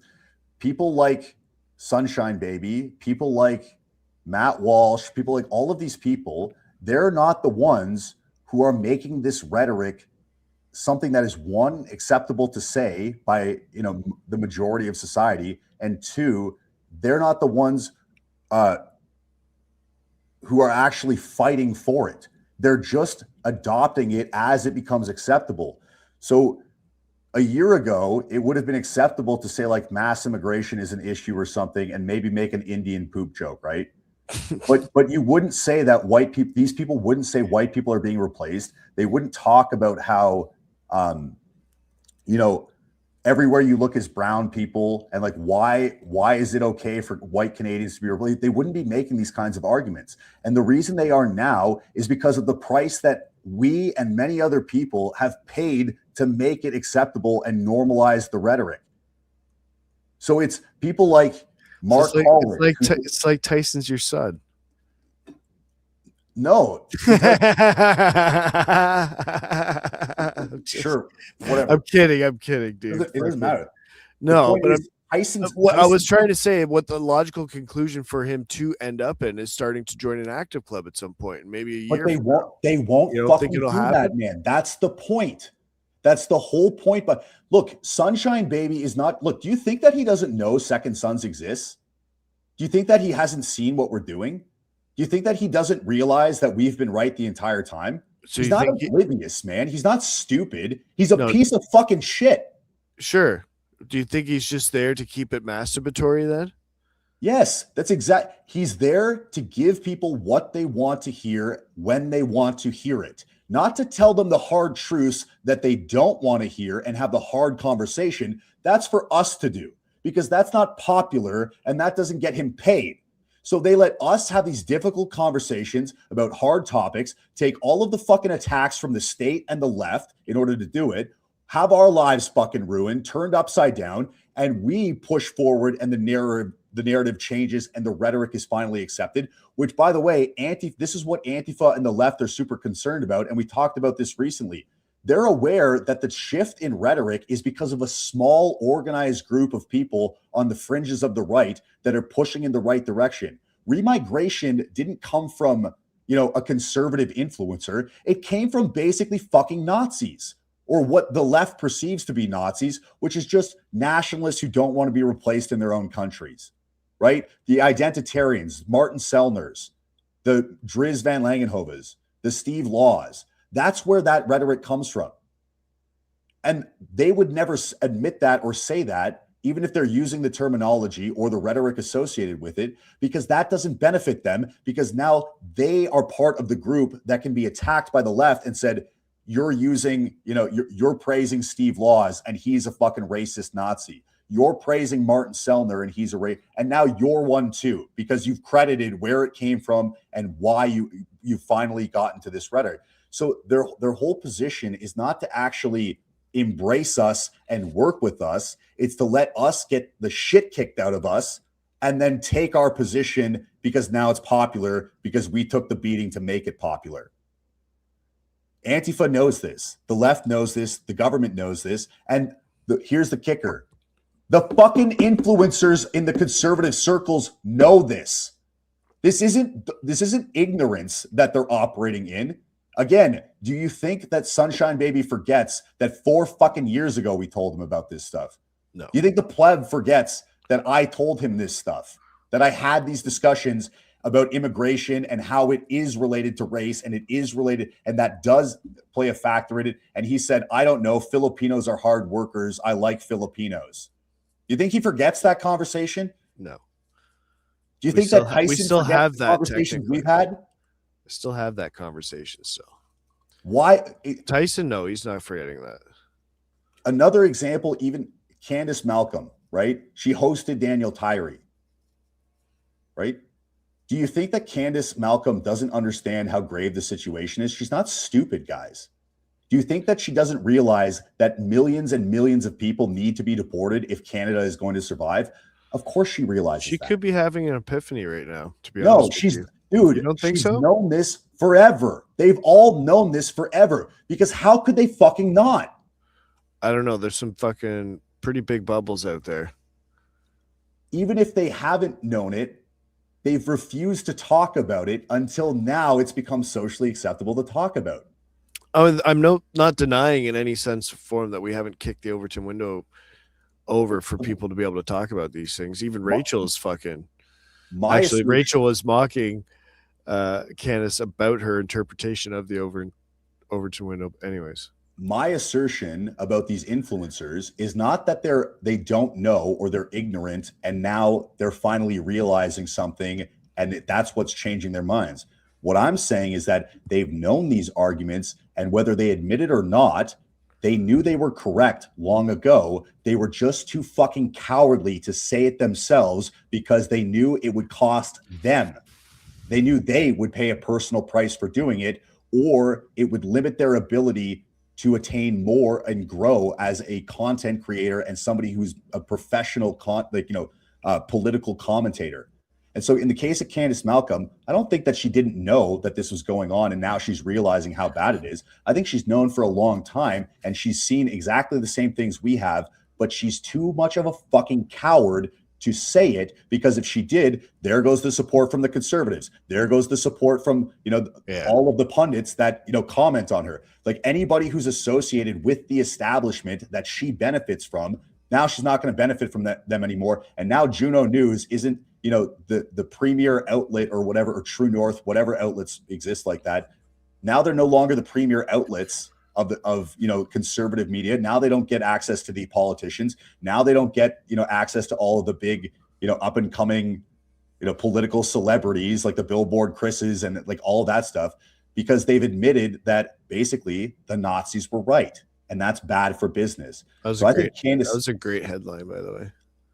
Candace Malcolm has known this shit the whole time, and she's interviewing Daniel Tyree because he's provided a branding of this information in a way that's socially palatable for where people are at right now, and the rhetoric itself and the ideas behind it have become more socially acceptable generally in society. And so I think Candace agrees with Daniel. I think she 100% agrees with everything that he's saying. And the reason that she's still full of shit is because when she was questioned about it, she didn't say, you know what? I'm sick of this. I'm sick of the racism and the accusations of racism. And I'm sick of being bludgeoned by our own, conservative politicians that, for even talking about these things. Daniel's right. Daniel is making legitimate points. Daniel is actually talking about the problem, and you guys want to shut him up by calling. She didn't fucking do any of that. The best she did was say that it was something along the lines of like, sorry? She came out to defend herself. She defended herself. Rights and opinions and stuff. And at best, you could say that she defended Daniel by saying, It's not racist inherently to have conversations about immigration and nationalism.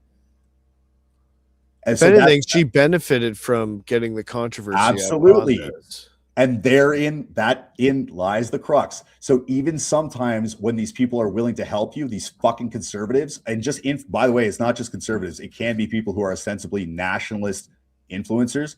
A lot of the times when they're helping you, they're fucking helping themselves. Fair. They're not doing it for you. They're doing it because it benefits them. And the moment it doesn't benefit them anymore, they won't do it. And so identifying who these people are and just treating them for what they really are, which is political goddamn parasites who want to feast on your blood that's spilled in this fight. That's what they do. They come around and they drink your fucking blood after you've spilled it in the fight and then pretend that they're you, basically. Softly descriptive. What up, Flood? And Flood so- says Ferry is dead on. I was watching on X and had to come drop you a dono on that. Catch Ferryman on the Flood Show Wednesday. Sorry to interrupt you. Yeah, I'll be on with Flood on Wednesday. But the point of this is that the other thing that Candace Malcolm said that's highly revealing is just because I have a conversation with Daniel Tyree does not mean I agree with or endorse his views. And that I'm so fucking sick of that bullshit. You agree with him. The reason you wanted to talk to him, the reason you want to have this conversation with him is because you do agree with him or you agree with a lot of what he's saying. And you want to pull this fucking bullshit cop out where he takes all of the fucking hits for saying it. You get all of the fucking revenue for having hosted the interview. And you get the cop out of like, well, I don't agree with him. So even when it's genuine, it's not fucking. See, she just. That was good. You should have finished it off right out of the room. It was a good clip. That's what they're doing. And I'm fucking sick of people not understanding this. The Sunshine Baby clip was the worst one. It wasn't even based what he said. If you listen to the whole thing, it was basically a lot of limited hangout bullshit that sounds, there's parts of it that sound based. Oh, right. I know the clip you're talking about now. Yeah. He still went on about not being racist, but yeah. Well, Canadians, Canadian youth can't get jobs. Brown Canadians too, by the way. No. You see what he's doing? Like, that's a cop out from saying it's why is there so many brown people? Like, exactly. That's ridiculous double speak. Man in the Mountain says this is the best stream yet for laying out exactly where we're at. It has been good. Ed Jam says Ferry thinks these influencers are smarter than what they really are. They are dumb in many ways. It doesn't, even if they're dumb, they're operating on instinct and they're correct. So like maybe even I actually think he is 100% consciously aware of what he's doing. I don't think a lot of these, like you say, these people are stupid. I don't think a lot of them are stupid. They may not. I'm not saying they're geniuses, but they're certainly not like dumber than average. Not unaware. Yeah, by any means. Like they're like smart they're conscious beings. There's a lot of these people are smart enough to figure out what the formula is to create a massive following on YouTube, right? They work hard, they pay attention to like they're doing this algorithmically, like they're putting in work. It's not noble work or honorable work, but they are doing work and they're doing it well, which is why they have huge audiences. And that's my point. The focus is how do I get a bigger audience? That's the primary motivation behind everything these fucking people do. And even if it wasn't always like that, I get it is now.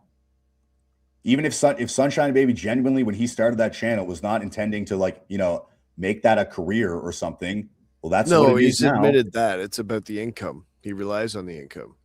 Exactly. So like that should tell like why is he doing this now? And the reason is because it's financially advisable to do so. It's prudent in terms of currency and fiscalness, and like that's the motivation behind this change in his rhetoric and approach. Why do you think Tyson Hockley? I don't think he's motivated by money right now. I think he's motivated by clout right now, and he realizes that when he does the whole cop-out cringe bullshit of like, we're all just humans and respect the individual and like don't, judge based Even Andrew Tate has said white people have been replaced. So exactly. And so Tyson got shit on, and that was probably not good for his success. And then the moment he goes and starts doing stuff like that, boom, right up. And he's looking at Hermes, and he's looking at woman propaganda, and he's looking at all of these other influencers that are having success with that kind of rhetoric, while he is, not struggling, but not anywhere near what they're at. What do you think that his motivation is, that he genuinely had an epiphany about what's going on with white people, or that he sees this as the next path to advance his career? So likely the path. Absolutely. And again, I'll say though, it's impressive the people he's managed to get. That has been, he has been successful at that, but you're right. It is about being profitable. So the last element to this is what we talked about with Jeremy as well. And I'm probably going to go over this again in more detail. So like, if you don't want to hear this I'm not doing it Tuesday now because it's something else just came up, but next Saturday or Friday, I'm going to do a big one on this. The last piece of this is what we had talked about with Jeremy, where, we're talking about how there's nothing left. Like there is like the line is basically gone. And I'm not joking when I say the Sean Ryans, the Dallas Alexanders, all of these people who are seeing it, they are the last line of defense. They're the last thing that holds it together, not because they're actively fighting on behalf of those people, but because they're not making the big step, which is to take it from conversation and videos and content and that stuff and turning it into organization. So again, they're almost certainly genuinely not happy with the way things are going, right? They see what's happening. They don't like it. They wish something would change. Like they're not charlatans, but they're also not fighting it. They're talking about it. And awareness is not a fucking sword. It's just knowing. So if you know the enemy is coming and you don't procure a sword and shield to fight them, then what is the point of knowing? You would have been better off not knowing so that they could kill you in your fucking sleep, as opposed to being chased down by them and just murdered brutally, as you run and scream. So what is I think a lot of people need this to cook for a little bit. I get the point you're making though, but I think some of the information has just became real to a bunch of people, and what we went through 100% a while ago, they're starting to go through now. But we'll see who rises to the top after this. What the function that they serve though, if they don't, and this is the key element. So it's very this is like a fine line, right? The function that these people serve, if they don't advocate for organization and then actually get involved themselves and use the platform that they have to draw more people in, because that's the whole point of having influence and an audience, is so that you can put them towards something productive by leveraging your influence that you have with them, right? So if you don't do that, then you're just a pressure relief valve. And that actually helps them, because now you've talked about it. You've made people feel comfortable that somebody is aware of it, and nothing changes. It's on to the next story. What is the next big thing that is horrible and terrifying that is going on with the system globally? And they talk about that one, and then nothing changes. And so people get this cathartic release that, oh man, finally someone gets it. They see it too. That's not victory, guys. That's not how you win, by having a cathartic release. So squirting. This is why the system loves Andrew Tates. It loves the Fuenteses of the world. It loves Sneakos. It loves any of these people who talk about the problems but have no interest in actually organizing solutions. It doesn't matter how big their audience. Nick Fuentes could have 70 billion followers on Twitter, and it doesn't fucking matter if he doesn't tell them to do something. Not online, in the real world, in establishing some kind of thing that's going to have a structure and a hierarchy and fight back against the system. They love Fuentes because he's never going to do that, which is why they'll let him run wild. Tucker will interview him.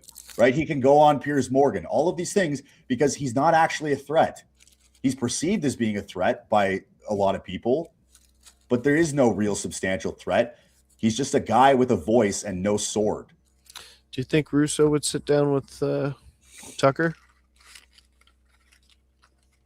I can't imagine why he wouldn't, but I'm sorry to throw you off track. I can guarantee you that Tucker Carlson will never talk to Thomas Russo. No way. No, because that's a threat. That would amplify a. Well, that's exactly why I brought it up. Like, you can't see that happening, eh? No, I think they fucked up hard. Patrick Bet-David is probably not as much of a controlled asset as Tucker Carlson is, but they fucked up hard. And that's why I think they haven't, as far as I know, no one's extended the invite back to Russo because he ran circles around Patrick Bet-David, and that was a huge loss for them.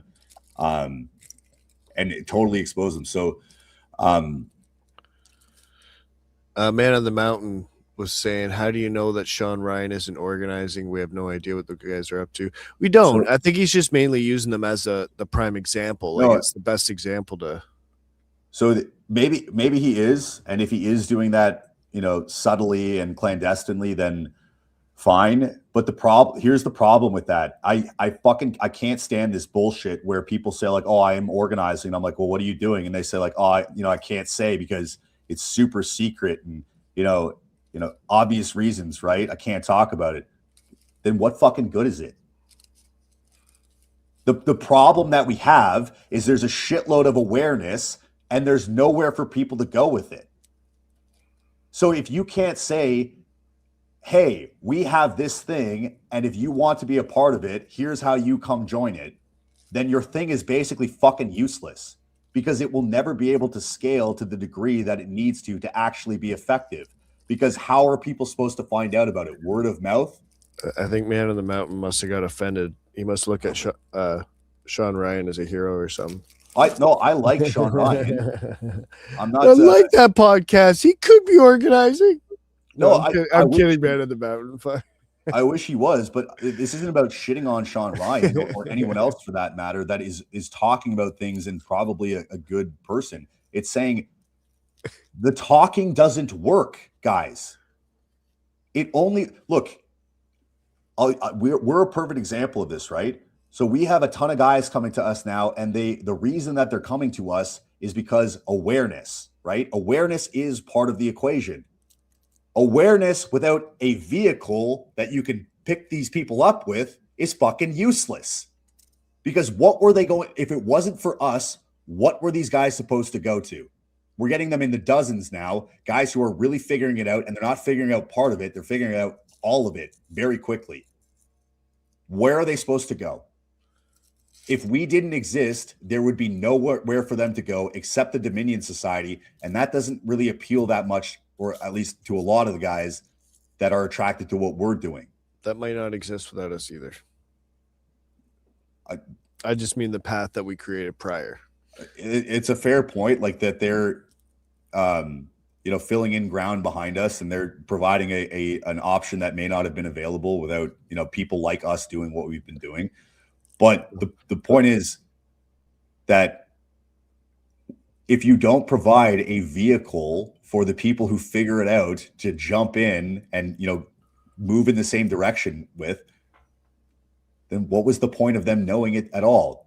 In fact, it's almost like now they're not only sure they know, but now they're demoralized because they see so much wrong with the world and nobody's doing anything to change it. So now you're blackpilling people with awareness. Because fucking Joe's picking him up in a busted up 94 Accord. That's his vehicle. Get in, I'm taking us to the promised land. The point is that it's not enough. It's not fucking enough to be an influencer. And there's a huge disparity in power balance between the people who are organizing and the people who are influencing or content creating. Yeah, I totally get your point. Like, so if those people aren't going to jump on board, this is here's another way of maybe summarizing this. Rupert Lowe, right? Restore Britain, new party in the UK, saying all the right things, has the right rhetoric, seems like, not perfect, maybe not as far as he needs to go, but definitely a legitimate step in the right direction. We'll see. But his test is not that he's saying the right things or that he continues saying the right things. That's not the test. The test is, can he publicly and actively attempt to work with our guys? Is he publicly, and that's a huge part of it, publicly and actively trying to work with Steve Laws or Mark Collett or Zoomer Historian or all of these influential characters that have built up this rhetoric and ideology in the UK over years?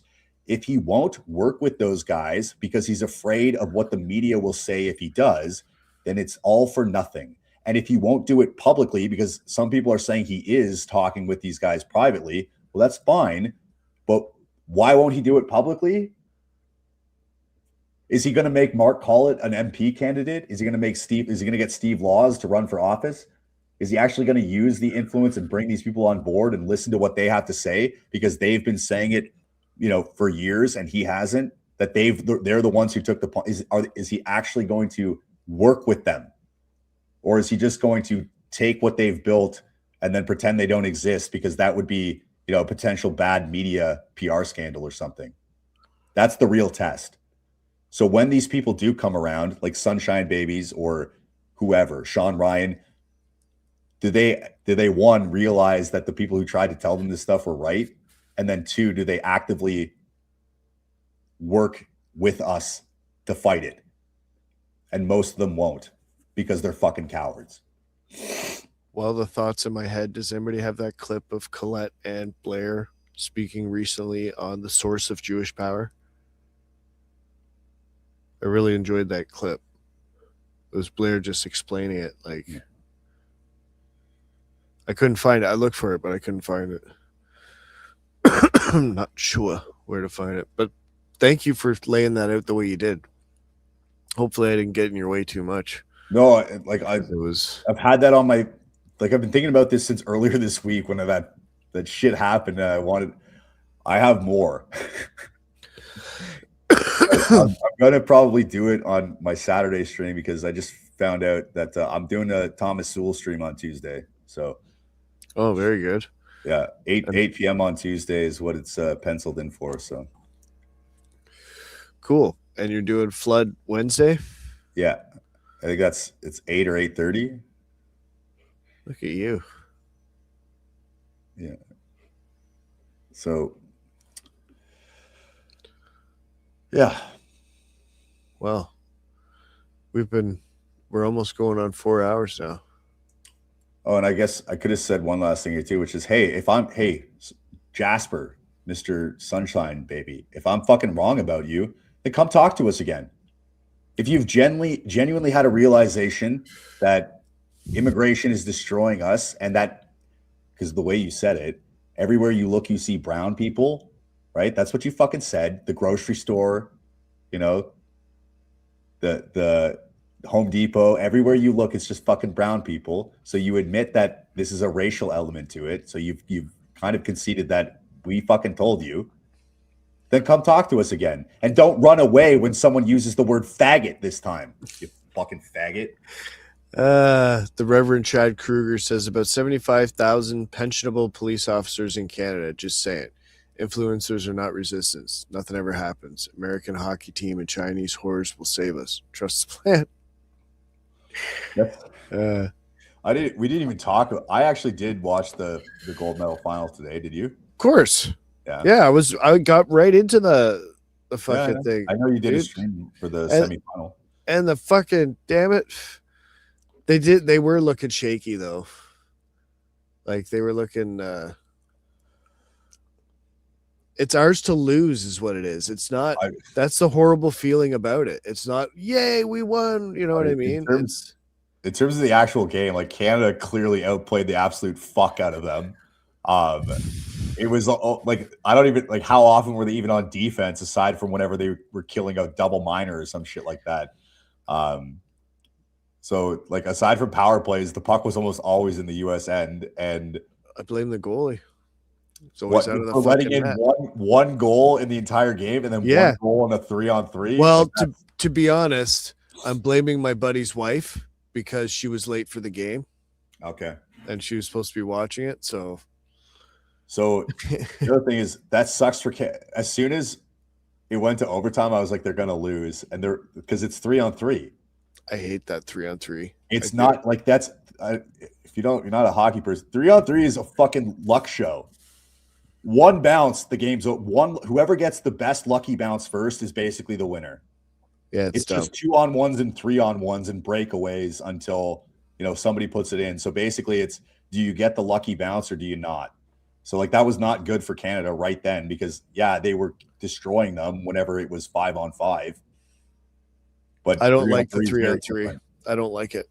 Yeah, I thought that's a terrible way of like ending a gold medal hockey game. Like, anyways, doesn't matter. We lost. You got to own it. It's a loss because the Americans are absolutely loving this right now. Oh, of course they are. Just fucking loving it. So the aside from the actual game, like I went to a bar to watch it, and because I don't know, like, and it was kind of fun, but like I'm not really that into it. Even though it was enjoyable, it was a good game. What I was more interested in is just the way people react to it, how much they care and how into it they are, and just like how emotionally invested they are in a fucking game as their national identity. I find it so odd. Like I would have been right there with them 5 years ago, and now I find it almost like it's surreal in a way. Well, maybe that's something you're disconnected from that you need to connect back into. No, because it's not rooted in something deeper. So the problem is that they aren't nationalists who are cheering for their team because they love their nation. They're hockey fans who have made hockey their nationalism. Well, it's part of the culture through and through regardless. It is. And maybe we have been ignoring it for a while. Like we've never talked about, we don't want anytime ever. Like I'm not really a hockey fan. It's not my gig. Like or else we probably would. We talk a lot more about fights and stuff. Yeah. If we do. It's not about that. Look, there's tons. If you went on Twitter or any social media, you would have seen Canadians endlessly talking about, how important it is for Canada to win this game, about how, this game is, meaningful and we want to stick it to Trump and the US.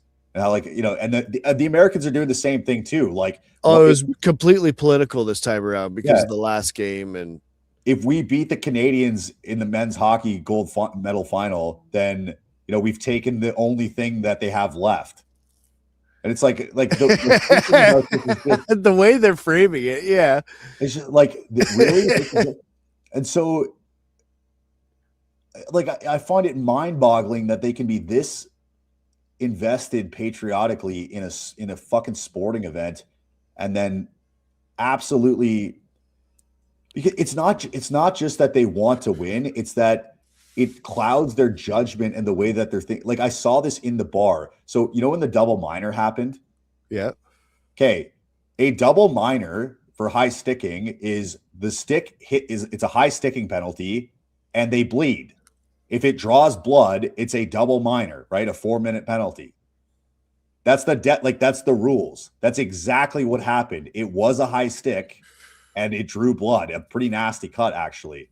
That's why it was a double minor. And the entire bar was freaking out, like, double minor, this is horse shit. Da, da, da, da. It's like, that's literally you're blinded by your own absurd bias towards your own team for a thing that doesn't even matter that much. I should have been around more. No, I enjoyed the people I was around. Like, it was fun to fucking, whatever, lost.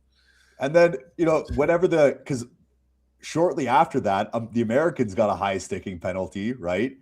And there was like four or five different guys in the bar freaking out because they didn't get a double minor. It's like it didn't draw blood.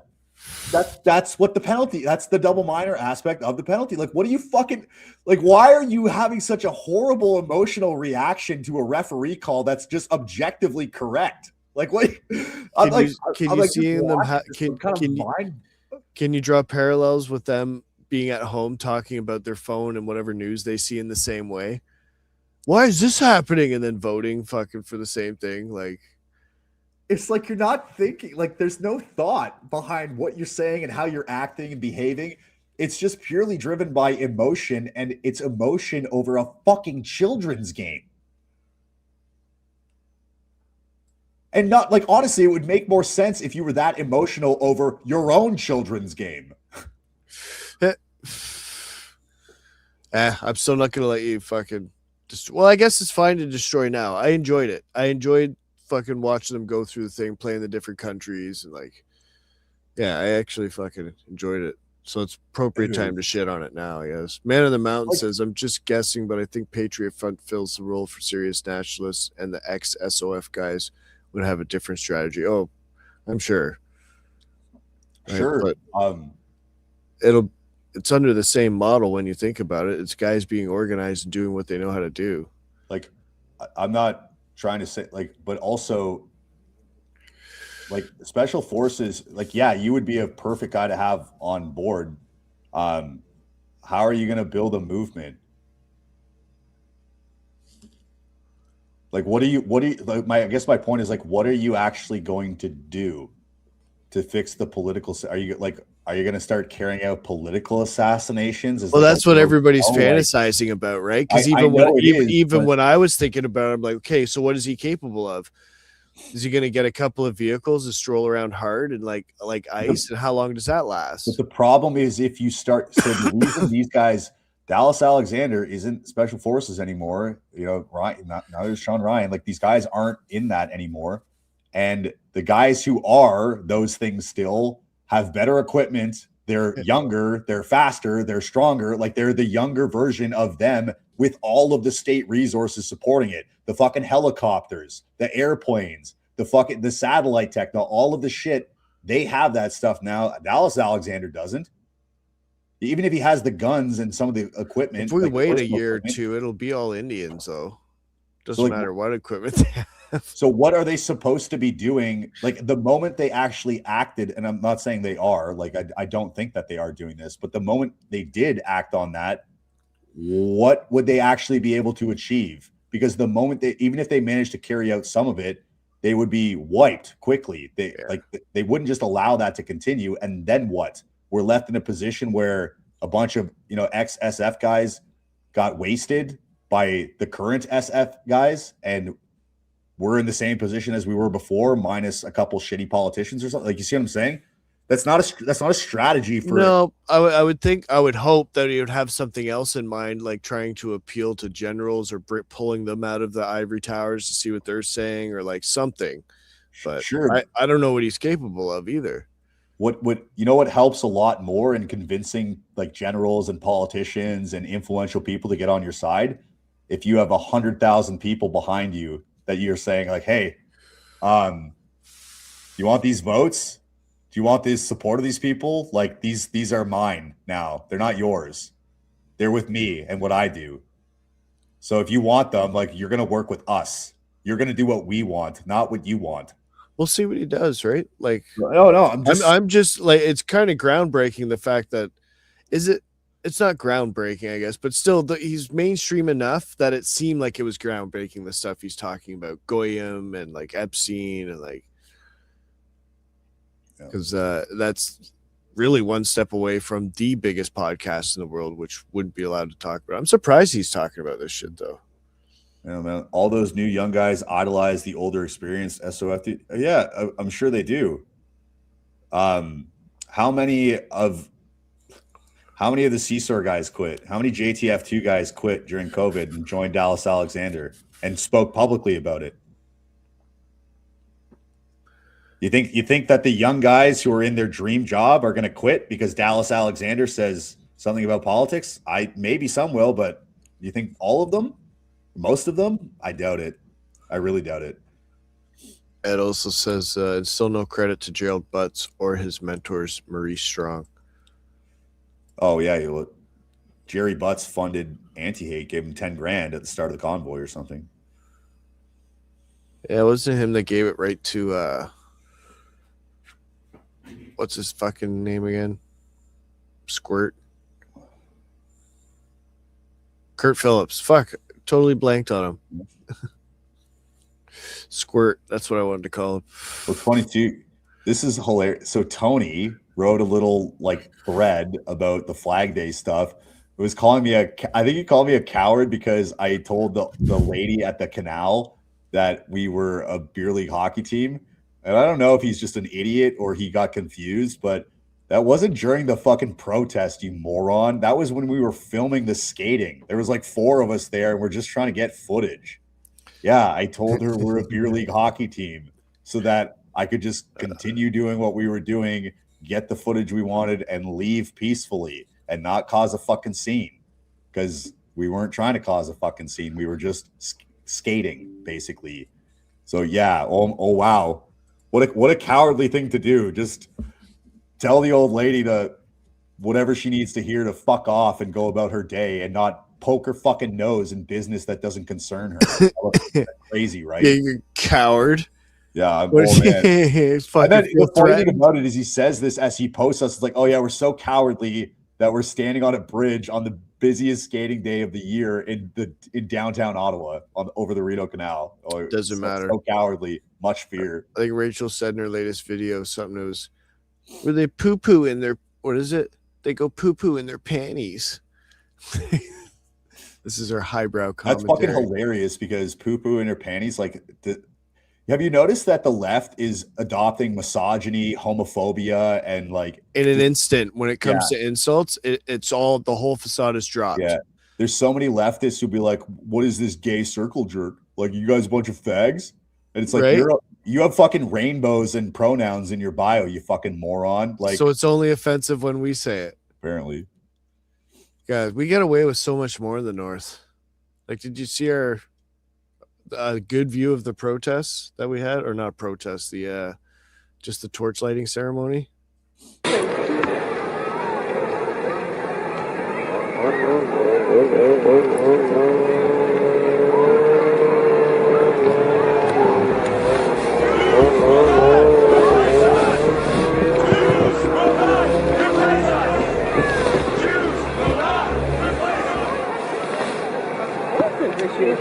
Yeah. It's gorgeous. You've been in that building. That was the pavilion. It's quite the ceremony they do. Yeah. No, that's cool. That's a cool regional local tradition for sure. It's wild when you look at it from across the lake, watching everybody walk down with the torch. It looks cool as shit. Like, Man on the Mountain there said, I don't think they're planning on going to war SOF on XSOF. Well, that's my point. If they're not, like, when you say you don't think that they're going to be doing the organizing or public stuff, like what are they going to be doing that requires them to be private? We need these guys to be public. That's the whole, the value that they add is that they're respected members of, extremely proficient, units within their respective militaries. And that if they spoke up on behalf of them as, high profile soldiers that have done incredible shit and for the right reasons, that would be powerful. So that's what we need them doing. And we need them doing it in a capacity that serves an organizational function. Like, what are they driving it towards? It has to be towards something. So mutiny. Like, it's something productive. Like, I don't care. Like, imagine Dallas Alexander said, I'm starting a men's, fitness organization that's going to start pushing back again. Like, basically the Dallas Alexander Active Club. Imagine if he did that. He doesn't have to hide behind any sort of what he's doing. He's American. Well, Dallas Alexander's Canadian. Sean Ryan is. Oh, sorry. I'm sorry. I was thinking the other way. The American can hide, doesn't have to hide anything. You know what I mean? He could say, I'm building a militia. I'm building a fucking, I'm starting an army. I'm starting a fucking, I think you're allowed to start a revolution in the States, aren't you? Kind of their thing. But yeah, the point is, like, how are they actually going to turn this into, like, the awareness helps. Yes. What are they directing people towards? They're saying the right things, but then what if he came out like, what's the next piece? Next couple days, he's just like, all right, we're tired. We're going to all meet here at such and such training place. We're going to fucking meet at the tree in Edmonton. What a plan. Not Dallas. I'm talking about things. Oh. Sorry. We're talking about two different meet at the tree in fucking Edmonton. Yeah. Fucking Sean Ryan's going to meet there. Well, yeah, man, says we don't know is the point. We can't assume they are doing nothing. I'm not saying they're doing nothing. I'm saying it needs to take the next step, and exactly what we wish they were doing. Well, as far as I know, Sean Ryan is pursuing a podcast career, and Dallas Alexander is pursuing a music career. So that's what I know they're doing. Yeah, they just made a couple of videos. Like, it's not like I assume they're focusing on the next one they're gonna do.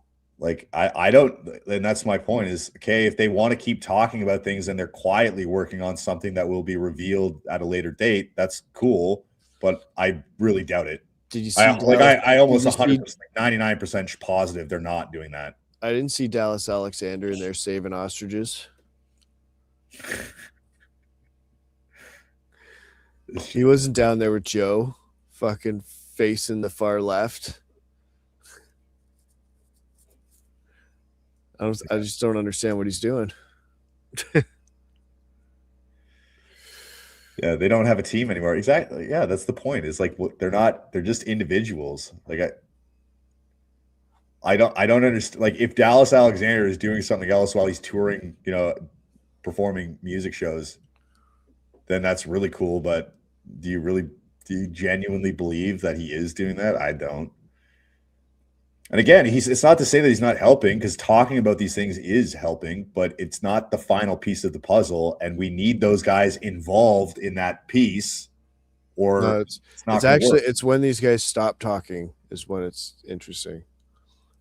Yes, I would. Yeah.